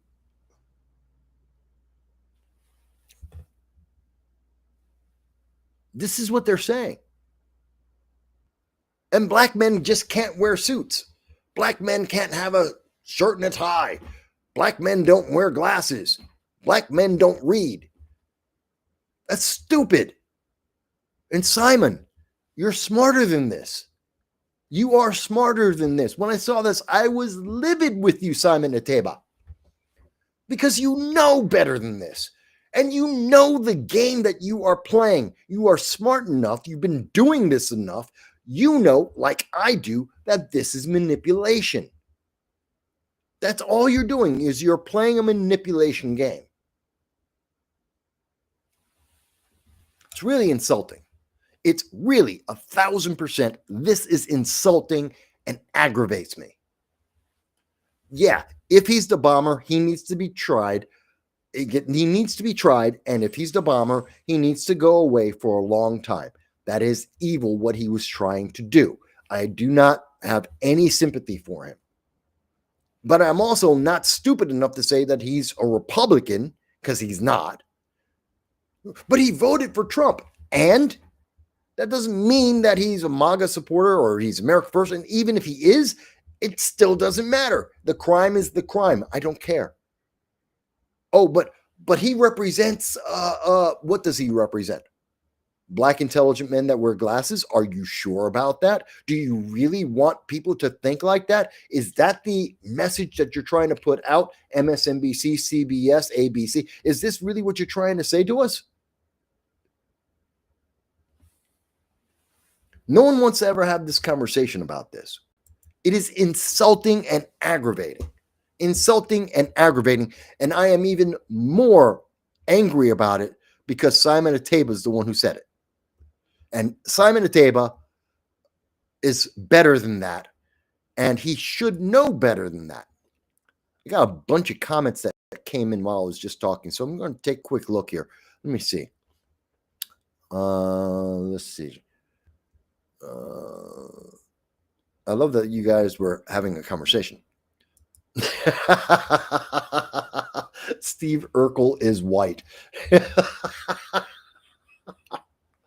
The guy does look kind of Steve Urkel-ish, doesn't he? He does kind of look like that. By the way, for people who don't know, many years ago, back in 2017, I actually interviewed that guy, Steve Urkel.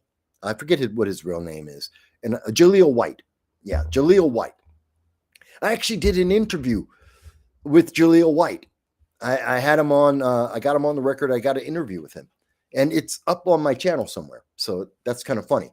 So the actual guy who played Urkel, I actually did an interview with, and yes, that guy does kind of look like him. So that's kind of funny. I like that joke.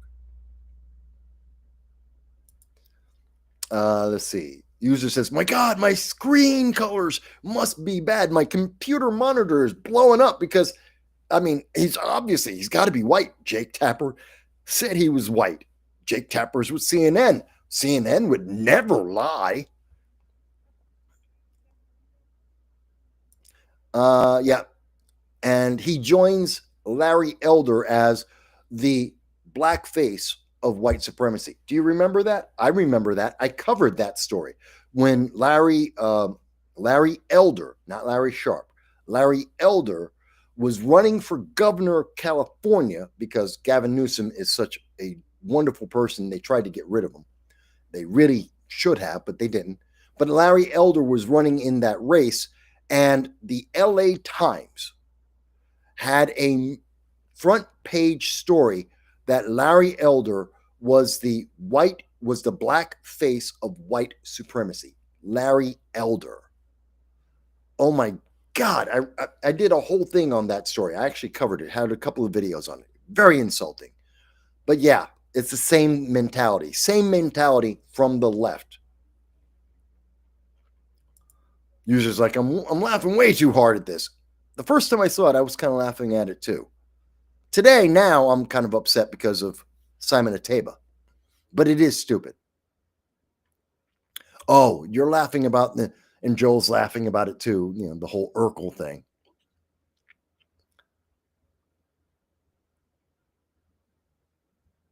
Let's see. Yeah. Joel says, well, they had a prepared statement already. They were just waiting for the day that someone would actually be charged. And it said, prepared, here's the prepared slot for the news segment. White male, Trump supporter committed this crime, insert name, insert crime. That's it. It's already set up. And they forgot to change, in the standard format. They forgot to take out, oh, but he's not white this time. It's true. We got a theory here. User has been banned says the theory on this is they want to inflame the racial tensions even more than they are. Yes. And they always do. Like I said, this was intentional. This is manipulation. They knew exactly what they were doing.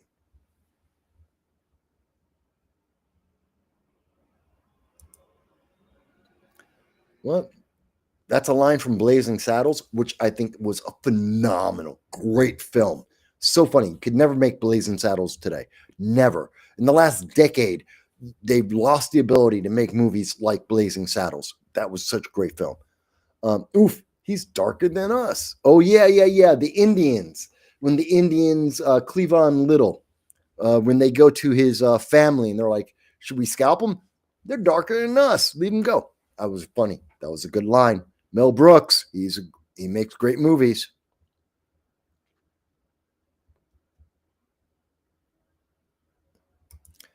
Joe goes on to say, he doesn't match the 97% matching white woman that we were supposed to believe planted the pipe bombs and was first to fire on the J6 crowds. That was from the Blaze, I believe, did that story. And the reason why I didn't cover it at the time, and I read the article, I read the news, I saw the story. And the reason why I never talked about it during the Sunday live streams, even though it seems to be a big story, is they identified the person based on the way that they were walking, their gait. So the way they walked is what was the recognition factor. Not just the way they walked, but there was also an image of that person as they bent over to pick up something.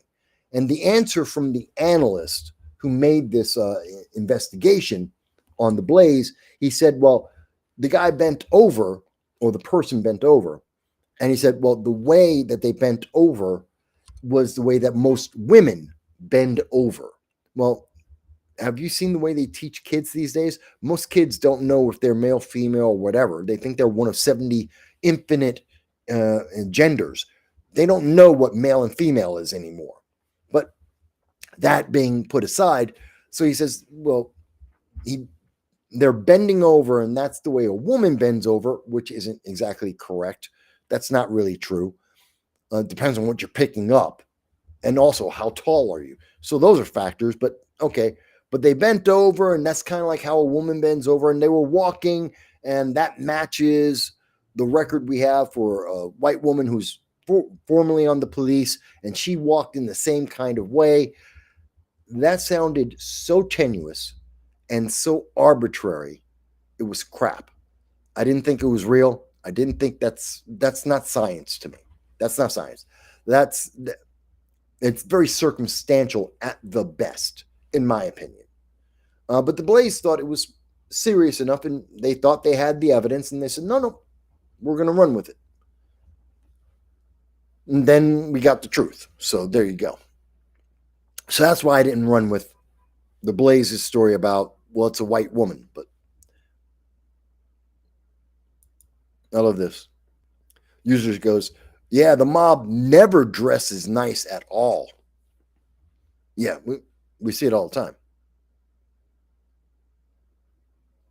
All right. So I caught up to some of the comments there. Again, folks, let me mention, if you've made it this far, we're almost 5 hours into the show, and I don't have that much more to go, but this is about the normal length of a show. Usually, if you're new to the channel, this is what I kind of do. And I just want you to know, if you've made it this far, please hit the subscribe button. I mean, obviously, I've done something right. I got your attention. I've informed you. I may have pissed you off. You may disagree. You may want to curse me out, or you may want to praise me. I don't know. But whatever I did, I got you to 4 hours and 50 minutes. Isn't that work worth a subscribe? Doesn't cost you anything. No one's going to hold it against you, or at least I'm not going to hold it against you. Your other friends, if you're a Democrat, a progressive, your friends might hold it against you that, oh my God, you're listening to Mike Voss, the Republican. And trust me, there are some Democrats out there that would lose their mind about that. So maybe if you're a Democrat, I could kind of sort of get that, but I don't get a whole lot of Democrats to watch the show on a regular basis. So there you go. I wouldn't mind, but hey, whatever. But please, if other than that one person who's worried about, their good friend who's part of Antifa seeing their YouTube list, other than that, hit the subscribe button. You got nothing to lose. It doesn't cost you anything. Now, mind you, if you can, maybe you're concerned about the homeless. Maybe you want to help the homeless, like I do, and veterans, and families. And maybe you're looking at, oh my God, Zohar Mandami, New York City, he's going to bring in socialism, and the answer from the socialist is let the homeless sleep in the park. Now we've got the fix. It's not going to be homeless anymore. Now they're going to live in the park, maybe with a tent. Maybe with a tent. Isn't that great? Now they're not homeless. We know where they live. They live in the park.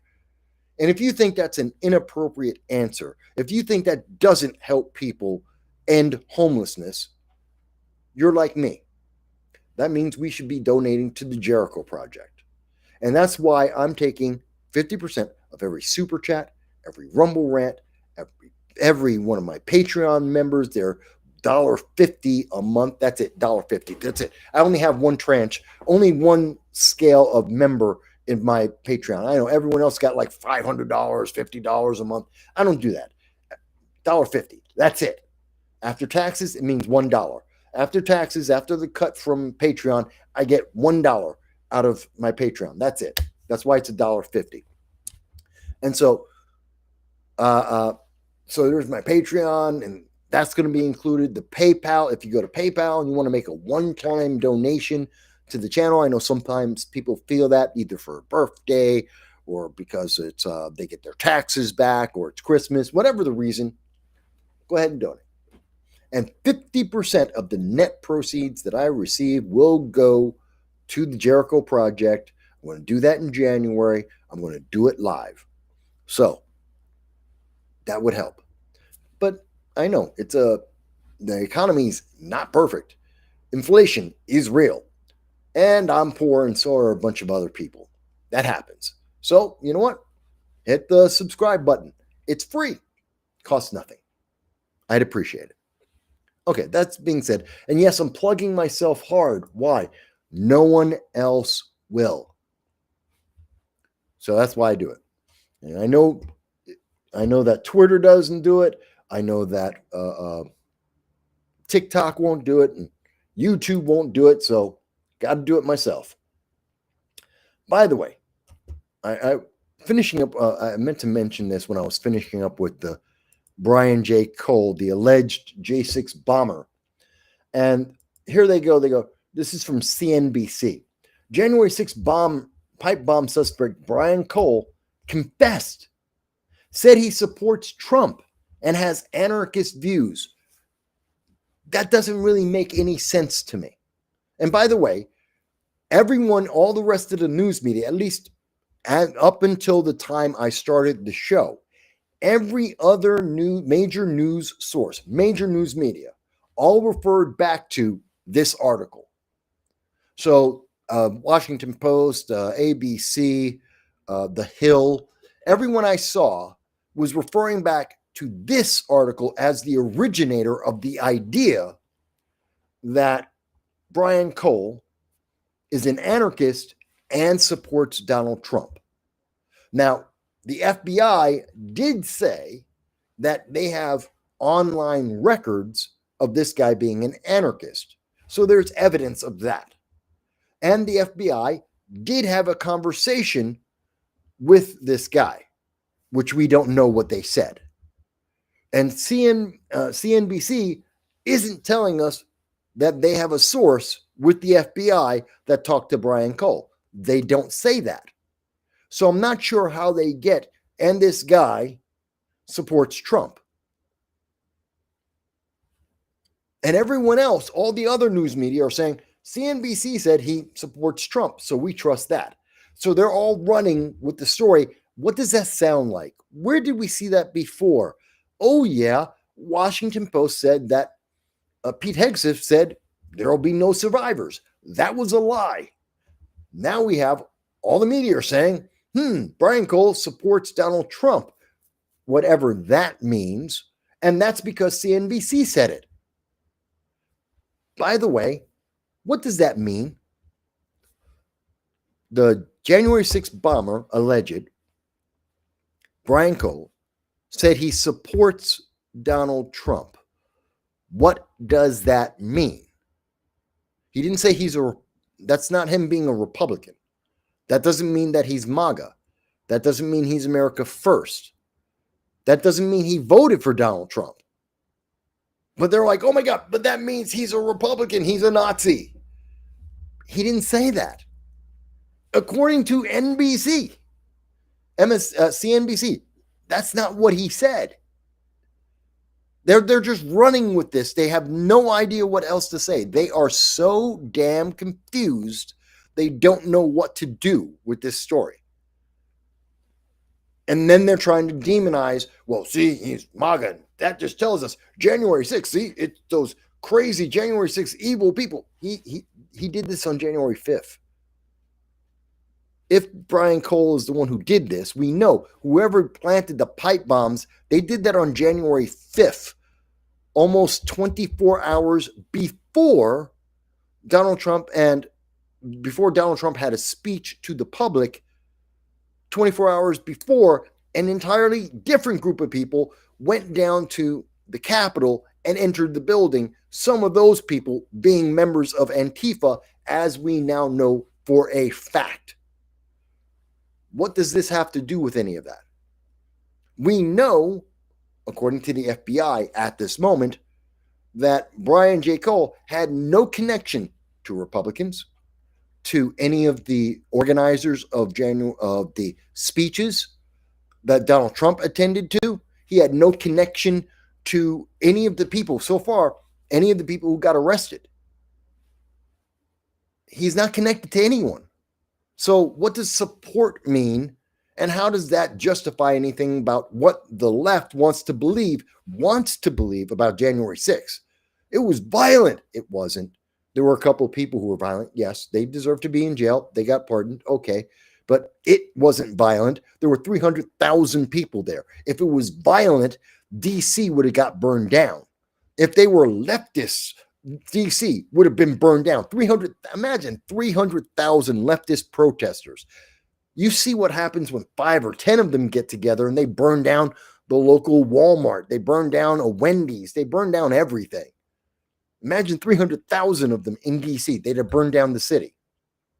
But that didn't happen. No police officer was killed. 5 American citizens were killed. Ashley Babbitt was set up to be killed based on the video, the uncut 7-minute video of what happened to Ashley Babbitt. She was set up. I know you saw the 1-minute 30-second version. There's a 7-minute uncut version of what happened in the room with Ashley Babbitt. She was set up. That's not an if. That is a fact. I think I've covered that in the past, and I've shown that video on this channel. The 7-minute version, not the one edited for CNN and the mainstream news media. Don't look at that one. That's not going to tell you the truth. Look at the 7-minute one that includes 5 minutes before she got shot and an extra minute after she got shot. That's the version you want to see. But anyway, I just wanted to bring that up because it's so ridiculous. And here's another one.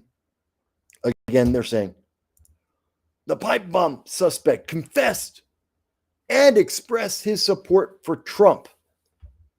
MS Now, MSNBC. These guys are so bad at doing the news that they got kicked out of NBC. NBC will not associate with them, will not let them use their name. They were kicked out of the entire organization on their own. They are that lacking in credibility. And they've lied to the public before. And MS Now tells you, you can believe us, we're MS Now. They've only lied about Russia, Ukraine phone call. They lied about Joe Biden and his mental health. They lied about the Hunter Biden laptop. They lied about Pete Hegseth.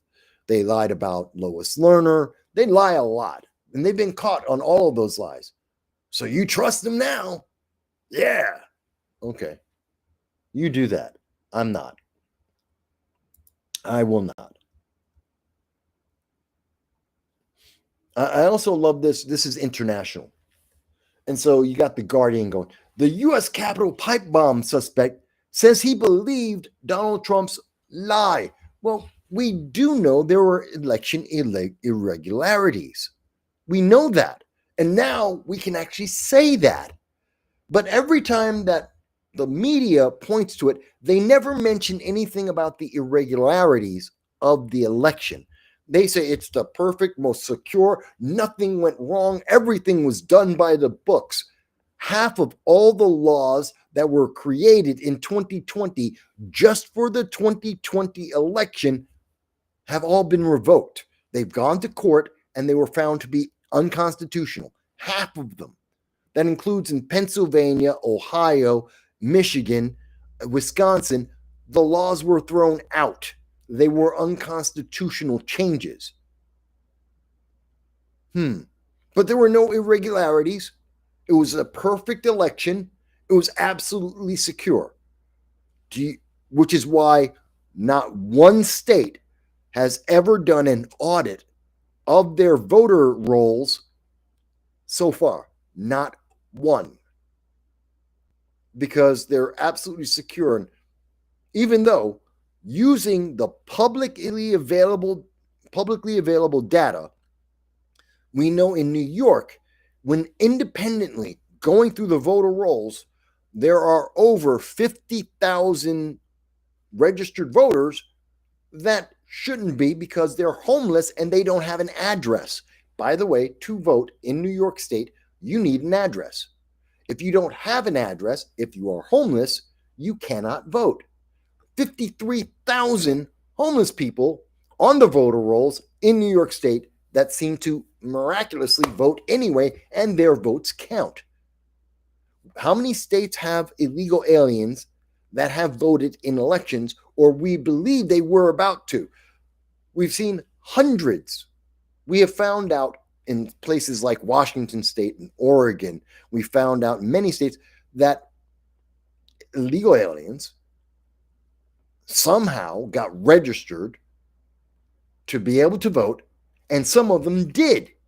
Now, you may say, Mike, but there's only like 10, 20 cases that we know of that's happened in, that they've been caught and they've been charged with voting in elections because that's illegal. There's only like 20, 30 cases that you can point to in the last 5 years. And the answer to that is that we know of that were caught. We don't know how many cases there are. Why? No state will do an investigation. Again, they won't do an audit of the voter rolls. They won't give anyone access to the statewide numbers.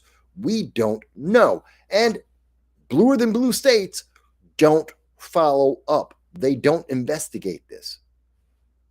So you can't tell me, oh, no, but that doesn't happen. We know for a fact it does. We just don't know how much it happens. We just don't know how big a deal it is. But we do know it is a deal. It is happening. Media loves to lie about these things. All right, now I'm going to go on to something completely different. Representative Adelita Grivala, and I think that's how she pronounces her name. I could be wrong. Seems to be Spanish. Not sure which location. But Adelita Grijalva.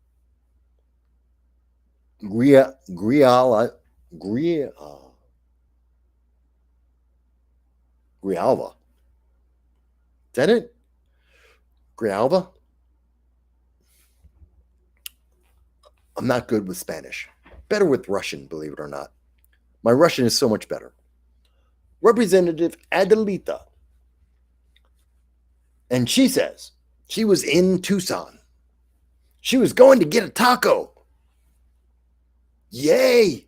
She's going out with her staff. She's going all across the street to her local taco place. And ICE is there.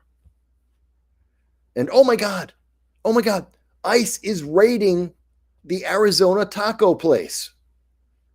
So she decides she's watching legal law enforcement, ICE, federal law enforcement, engage with a business that she knows of, and they are lawfully doing their job. And she, a congresswoman, decided to insert herself into that legal action.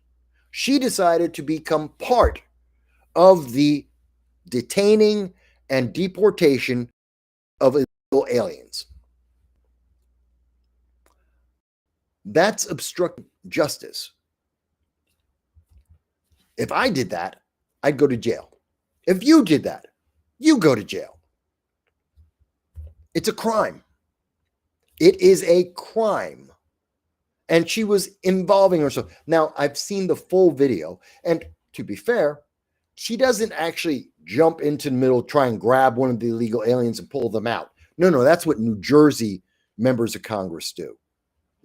People who are friends with Cory Booker, they go in and they try and grab illegal aliens and pull them away from ICE so they don't get deported. But in this case, she's just moving on up. She's trying to get in close to bug the hell out of ICE agents as they do their job with someone they don't know, might be armed, might be crazy, might want to resist. You have no idea what this person is going to do because they're being detained, they're being deported. And they may not want to be deported. And they may want to fight about that. So for the safety of the public, they're keeping the public back. ICE agents are saying, stay back. Don't interfere. don't get involved in this because they're in the middle of detaining and capturing and acquiring these individuals for deportation. Your time to be involved is not when they're putting the handcuffs on the migrants, the illegal aliens. This congresswoman says, no, that's the perfect time to be involved. Let me distract them while they have the unknown illegal criminal and they're trying to put handcuffs on them and bring them in. Let me go right now. That's the perfect time to get in their face and distract them so that this person might be able to pull out a weapon and kill everybody. Isn't that a great idea? Yeah. And so they are there. This is insane to me. And she's complaining now because they pepper sprayed her. I say they should have arrested you and pepper sprayed you. If it were me, I would have arrested you, put you in handcuffs, then I would have pepper sprayed you because you broke the law and you endangered people's lives. She doesn't think of it that way because she's not thinking. And she didn't feel like it was a problem because she has a feeling. And she thinks she's entitled to do it because she's a congresswoman and a Democrat. But the fact is, she's an American citizen, period, full stop. She has no rights above and beyond anyone else. And she was breaking the law and she should have been arrested. And people are like, oh my God, but she got pepper sprayed. And that's not the worst thing that could happen to someone.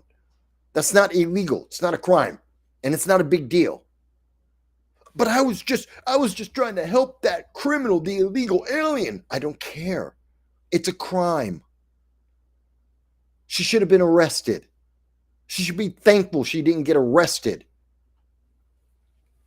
I hate these Democrats with their privilege. So much privilege. And by the way, of course, Washington Post like, oh no, Representative Grivala, she says, ice pepper sprayed her. Oh my God, don't you have the feels? Have all the feels. She got pepper sprayed. She's a woman and a congresswoman of color. Don't you have the feels? Don't you feel something about that? Yeah, pretty happy, actually. I feel great. I'm actually celebrating that. I think it's a good thing. I don't think that's exactly what the Washington Post wanted me to feel. The dog's there. My dog wants to go back out once we're done with the show, so we're almost done. All right. So, here is, come on. There it is. So I covered this on Wednesday, and I think it's really interesting, but I'll go, if you want to see the whole thing, check out my Wednesday live stream. I think it was the Midweek Madness. But basically, this week, Elise Stefanik, who is she's currently a congresswoman. She's going to be running for the governor of New York. Okay. And Elise, who I've met before, okay, intelligent woman, not picking on her for that. Elise came out and she announced that there would be a $150 million chip deal, computer chip being made. A new factory will be made in New York. Except that's not exactly the truth. It's a deal that she announced it. So you should thank her. She's taking credit for this incredible deal, bringing in $150 million, jobs, going to help America. It's going to employ people in upstate New York. This is a win-win-win, except it's not true. Elise, you're exaggerating for political benefit. I'm going to hold you accountable. I ripped apart Chuck Schumer and Andrew Cuomo and Kathy Hochul when they did this same crap. Also, Assemblywoman Donna Lopardo. I ripped each and every one of them for what they did. And on Wednesday, I ripped you, and I'm going to rip you again for it. It's not true. First of all, this was done by the Department of Commerce, not Elise Stefanik. She deserves none of the credit. She announced it to make you think that she deserves the credit so that you will vote for her because she's losing by 20 points to Kathy Hochul, which is embarrassing. I get that. I get it. It's just not going to fly with me because that's just disingenuous. Second thing, this deal from the Department of Commerce is a letter of intent. Intent. It's not a deal. There is no contract that says they're going to build a factory in Clay, New York. There is no such contract. It is a letter of intent. They're thinking about building a factory in upstate New York until they get a better deal from Texas, where they have a stable climate. They don't have to worry about New York winters and New York snows, and Clay, New York gets a hell of a lot of snow. And that makes it difficult to run a factory. It's a lot more expensive. It makes it harder for people to get to and from work. It is a lot more difficult. You can go to Texas. It's a lot more temperate. No one ever worries about having 12 inches of snow blocking the roadways on frozen ice in the middle of winter in Texas. That just doesn't happen. Just doesn't happen. But anyway, so there's this letter of intent, which is not a contract, that says that they might eventually, at some point in the future, build a factory in Clay, New York. And it only cost $150 million of taxpayer money to convince them to do that. $150 million is what's being paid by you for this factory. Now, the payoff is, well, once we do that, then they're going to build the factory, which is worth at least $150 million. And that's why they gave it to them, to stimulate the jobs. They're going to build the factory, and it's going to employ a couple of hundred, maybe 1,000 people. Yeah, see, that would be really great if I actually believed it would happen. Because, again, there's a reason why I ripped Chuck Schumer when he said the same exact thing. This is from Syracuse.com. It was just a few years ago, 10 years ago, almost 10 years ago, that Chuck Schumer ran around and was telling everyone that here's the home run. Here's the home run. Micron, under the Biden administration, Micron is going to build a factory, actually 2 or 3 factories in upstate New York. Home run. Biden got them to Micron to come to America, and Chuck Schumer got them to come to New York. They're building 3 factories. This is worth like $500 million. This is the home run. It will transform New York State. The economy of New York State will never be the same. It will be so much better. We are going to be the high-tech sector of America, not just the Northeast, but all of America, is the promise that they made to us. Did you see a headline? It's going to be delayed 2 to 3 years. We're not going to get a factory. They won't even start to build the factory until 2032. 2032. This deal was announced back in 2022. It'll be 10 years before they actually build anything. Home run, it's going to transform New York. Big win for America. Won't exist for a decade. Will not exist for a decade. Chuck Schumer got votes. He got donations. He got lots of love. Biden got donations. He got lots of love. Huge credit. Doesn't exist. Not one job has been created. So when I hear that, and then I look back, and I have to tell you, Elise, you're promising me there's going to be all these jobs. The factory's going to come. It's going to transform the economy of New York. It's the same thing that Joe Biden said. It's the same thing that Chuck Schumer said. And it's just crap. It is meaningless. This is about you getting votes and donations. That's all it is. Let's be honest. That's all it is. I'm a Republican. I have no problem attacking and picking on Chuck Schumer, Joe Biden, but I'll pick on you too, Elise, when you say the same crap that they said. And it is crap. Has nothing to do with Larry Sharpe, has nothing to do with the fact that he's my friend, has nothing to do with the fact that I support Larry Sharpe running for governor in 2026. And yes, Larry is a libertarian, and I back him, not just because he's a Marine, not just because he's my friend, it's because he has solutions. And you know what else? Larry doesn't lie to me like this. He does not lie. He doesn't say, I'm building a factory, it's going to be there next week, and you are going to have a job, and you're going to have a job, and you're going to have a job. And New York's going to have all the money, and everyone will buy these, and the entire world will be transformed, so elect me governor. Larry doesn't say that. And if Larry was ever so foolish as to say something like that, I would go I would be live with Larry, go straight to his house, and I'd smack him in his face and say, stop lying to people like that. Because that's just not you, and that's not true, and you know it. But see, the mainstream doesn't think about that. Because, again, this is big news. It got all the headlines. When Elise said this and lied, because it's not a deal, there is no contract. And we have no idea of when it will happen. If at all, could be a decade, could be longer. And we don't know how many people it will employ, could be completely automated for all I know. That's assuming if it gets built in New York, because it might go and probably will go to Texas, because the weather's better in Texas than it is in upstate New York. So you're lying to people.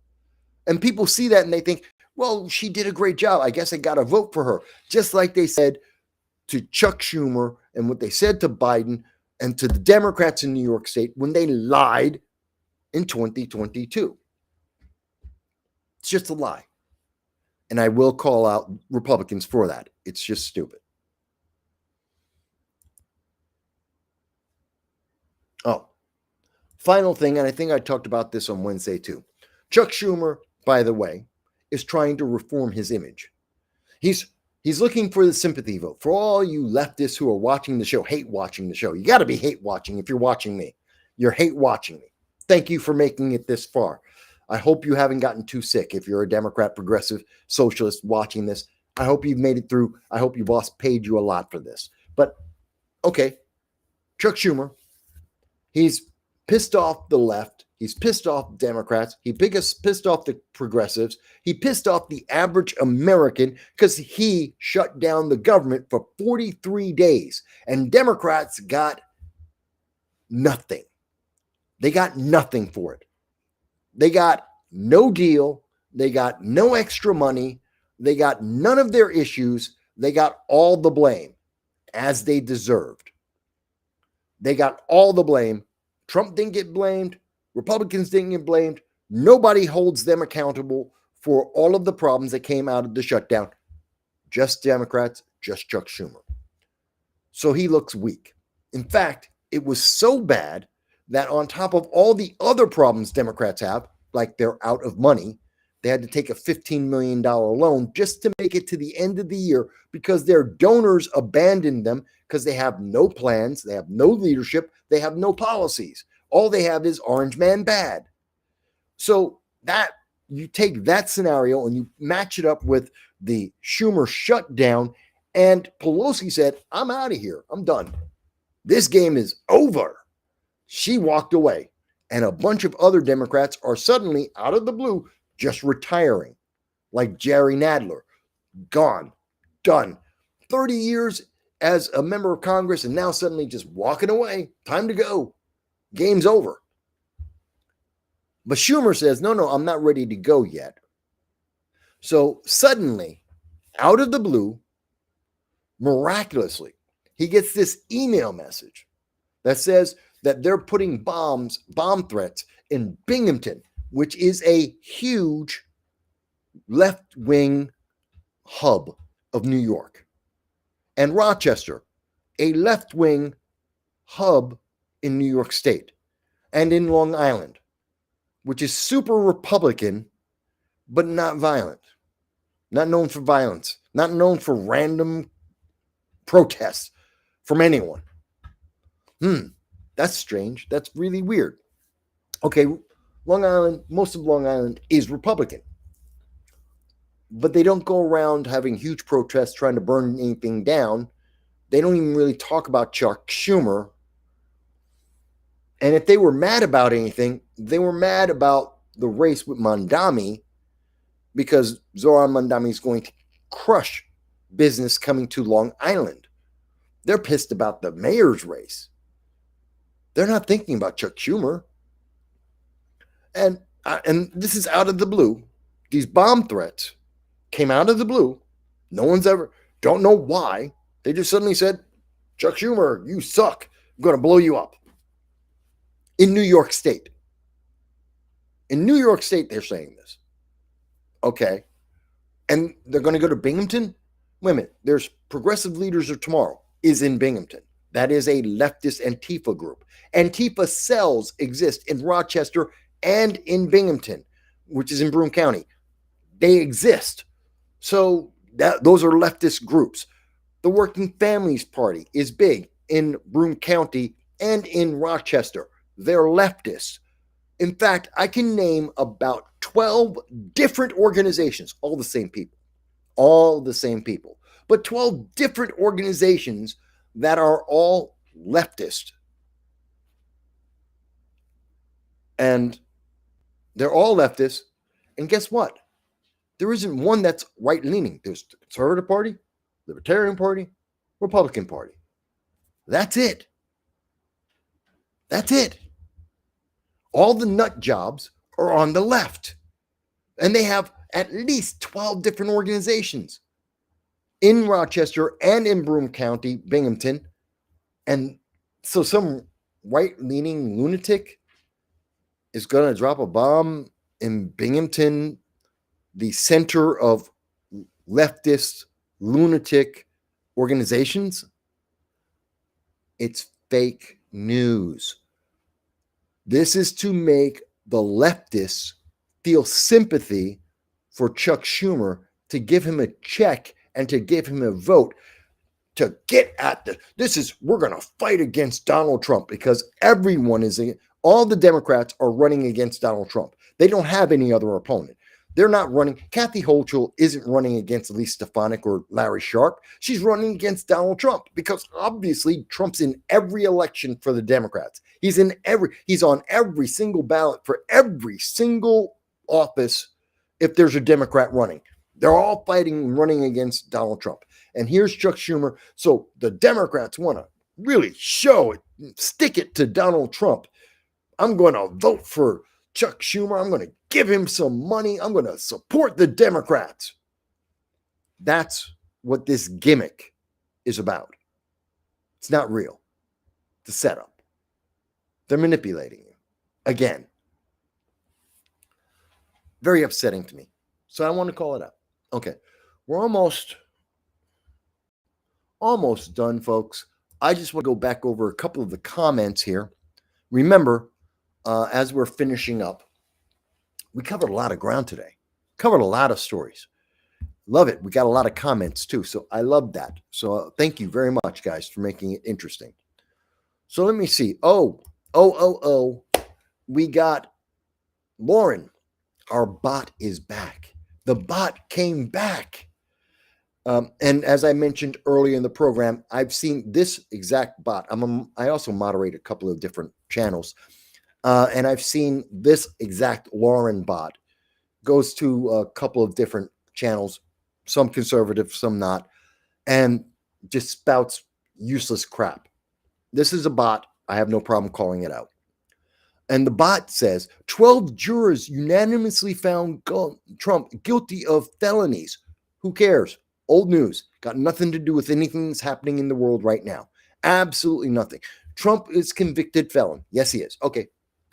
And no one cares. That doesn't mean anything to the Ukraine, to Russia, to China, to Japan. It has nothing to do with what's happening in the Sudan. It has nothing to do with Venezuela. It doesn't change inflation. It means nothing. This is just another way to say that Lauren, the bot, whoever wrote this bot, doesn't know anything. They've got nothing else to offer. They've got nothing else to talk about. Trump got, but he's a felon. And been there, done that. He got 77 million votes as a felon. Next story. Old news, meaningless. No one considers this to be legitimate. It's unimportant. Going on.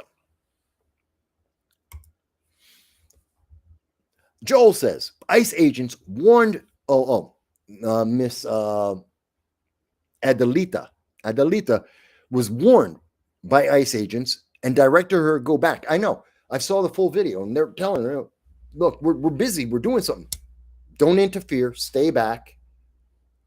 We'll talk to you after they get these people handled. Stop. And she's like, no, but I'm a congresswoman, so I can interfere with the law. I can interfere with officers doing their job. I can endanger my life and the life of other people around me because I'm a congresswoman. That's what she did. That's the full video. It's her doing that. Notice she didn't put that video on her channel. Why? Because then you would see her breaking the law and you'd say, why isn't she arrested? Oh, she's a Democrat. And she's a member of Congress. And she's a woman of color. And the law does not say, okay, interfering with law enforcement, except if you happen to be a Hispanic or woman of color and a member of Congress. Then you can break the law. That's okay. But everyone else, they're going to get arrested. That's not what it says. So again, if it were me, I'd have arrested her, put her in handcuffs, then I'd pepper spray her. But, I'm a mean guy. So what can I say? Joel goes on to say, the main chip plant at Luther Forest Technology Campus in Malta is Global Foundries, full of H-1B visa holders for workers, not New Yorkers. That is yet another problem. So that's not the Micron plant. But yes, it is yet another problem that they will go and they will ship the jobs out because Democrats love H-1B visas. So do Republicans. And they are happy to have H-1B workers doing these jobs. So even if they built the factory in less than a decade, which they're not, even if the Micron factory and it's actually X-Lite is the one that at least Stefanik is talking about.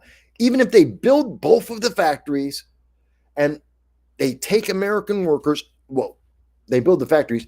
Now you got to get American workers in there. Oh yeah, it's 500 people working in each factory. Are they Americans? Are they New Yorkers?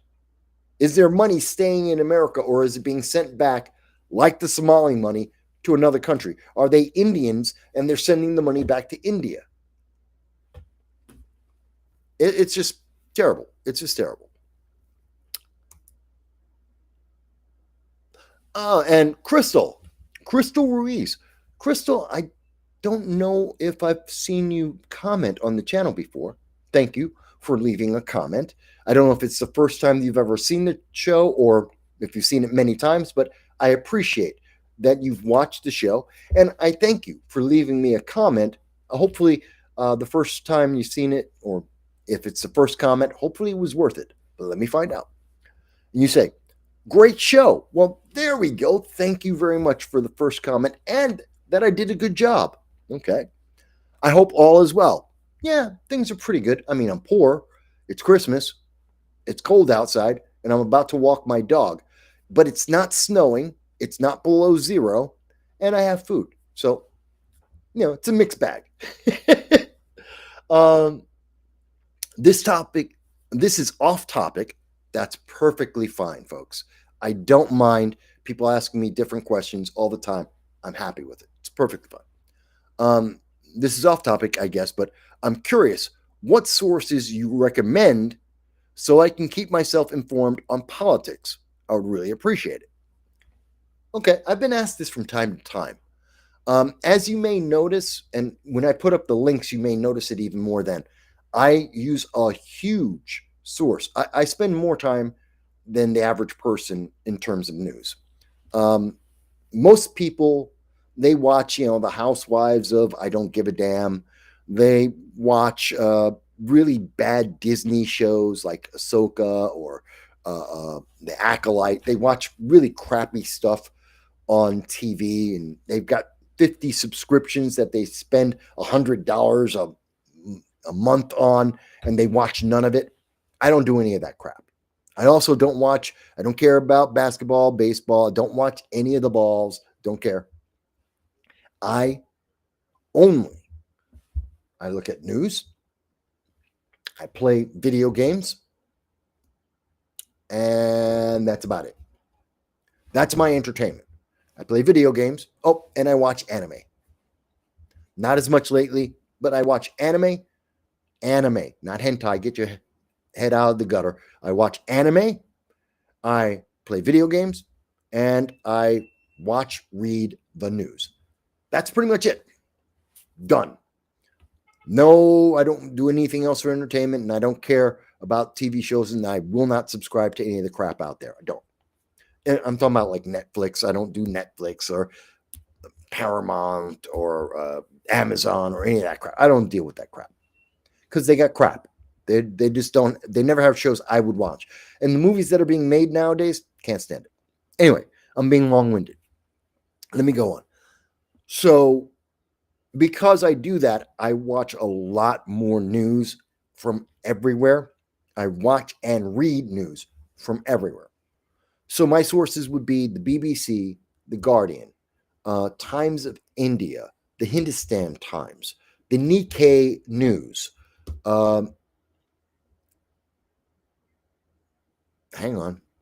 Times of Israel. Occasionally, I read the Tehran Times just because I want to know what Iran is lying about on any given subject sometimes. Specifically, I'll go to the Tehran Times if it's Iran specific. I will sometimes check out CBC, which is the Canadian news network, their national news. In the United States, the New York Times, The Hill. I used to watch Breaking Points on YouTube, but Sager just got cucked. He just got completely cucked once he had his kid, and he lets Crystal run the whole thing. They went from being informative and back and forth to just being TDS. Crystal's just the Crystal TDS show. That's what it basically is, with Sager on the side saying, yup. It's horrible. But Breaking Point used to be one of them. Hardlands Media. Give a shout out to my friend there, Kit Cabello, even though he's a leftist. But it's good to hear from leftist voices about their issues, what they do. Sometimes I listen to Sabby Sabs. Again, leftist, out of her mind. But it's good to hear her message, hear what they're talking about, hear the language that they're using about the various issues. And I'm sure she would say the same thing about me, that I'm some crazy nut. So it's not meant personally. It's about the politics and the category. I also check out, oh God, there's more. And I'm just going blank at the moment because I'm being asked. I have like over 20 different sources that I routinely look at on a regular basis. Also, the New York Post, which is right-leaning, but I read right-leaning stuff. I'm a conservative. I'm a Republican. I don't mind reading stuff from the right. I just don't use it a lot in my show. I do occasionally check out what's going on with the Blaze. I'll check out those young guys, Epoch Times. Occasionally, I'll check out some of their work. I try to keep a balance, mostly left-leaning. Obviously, ABC, CBS, NBC, of course, because you can't avoid that. I'm in America, so obviously all those guys. So I follow a lot of that. And then from there, I branch out into when I'm following the story, then I'll track down other articles. So every time I show you one article, I probably have read through or read into at least three, trying to understand that story. Not necessarily a left, a right, and a neutral, because that doesn't really exist. What I really do is I may look at three different ways, like CBS said this, and then there's CNN had a take on it, and The Guardian had a take on the same story. So I'll read all of those stories, and maybe I'll use all three of them when I'm doing the show, or sometimes I'll use one, or I'll use two, or I'll use someone else who had another way of saying it. So it depends. So again, a little long-winded. I get like that sometimes. I'm a little tired. But I have at least 20 Deutsche Welle, DW News, the news station for Germany, and France 24, of course. I look at that as well. So that gives you an idea. I have a pretty strong mix of international news, U.S. news, and U.S. sources. And whenever possible, the original source. I go to the government and I look up government data. I follow congress.gov. I follow Real Clear Politics. I look at various databases like the BLS.gov, the Bureau of Labor Statistics. I go directly to their database. The Fed, St. Louis Fed online. I look up their databases and look at the data there as well. So I hope that kind of answers your question. There's at least 20 or 30 sources I use daily, depending on the topic, depending on the issue, depending on how people are reporting on it. So, but there's about 30 of them that I'll cycle through as I'm reading through the day. And then I just accumulate a whole list of things that I want to talk about throughout the week. And then I weed that down until I have the show for the day. So that's kind of how I do it. I hope that answers your question. I know it's long, but that's my nature. But that gives you both the sources and the thinking behind it. And Joel says, I appreciate Voss boiling down into the info to present. Also, that he doesn't fall for any of the sexy clickbait stories until he's satisfied it's true. Well, I try to. I'm not perfect. And privately, I may be like, when it's just me, I'll chase oh my God, this sounds such a great story. It's so much feels. Oh, I'm all over it. And it's like, yeah, but it's not a credible story.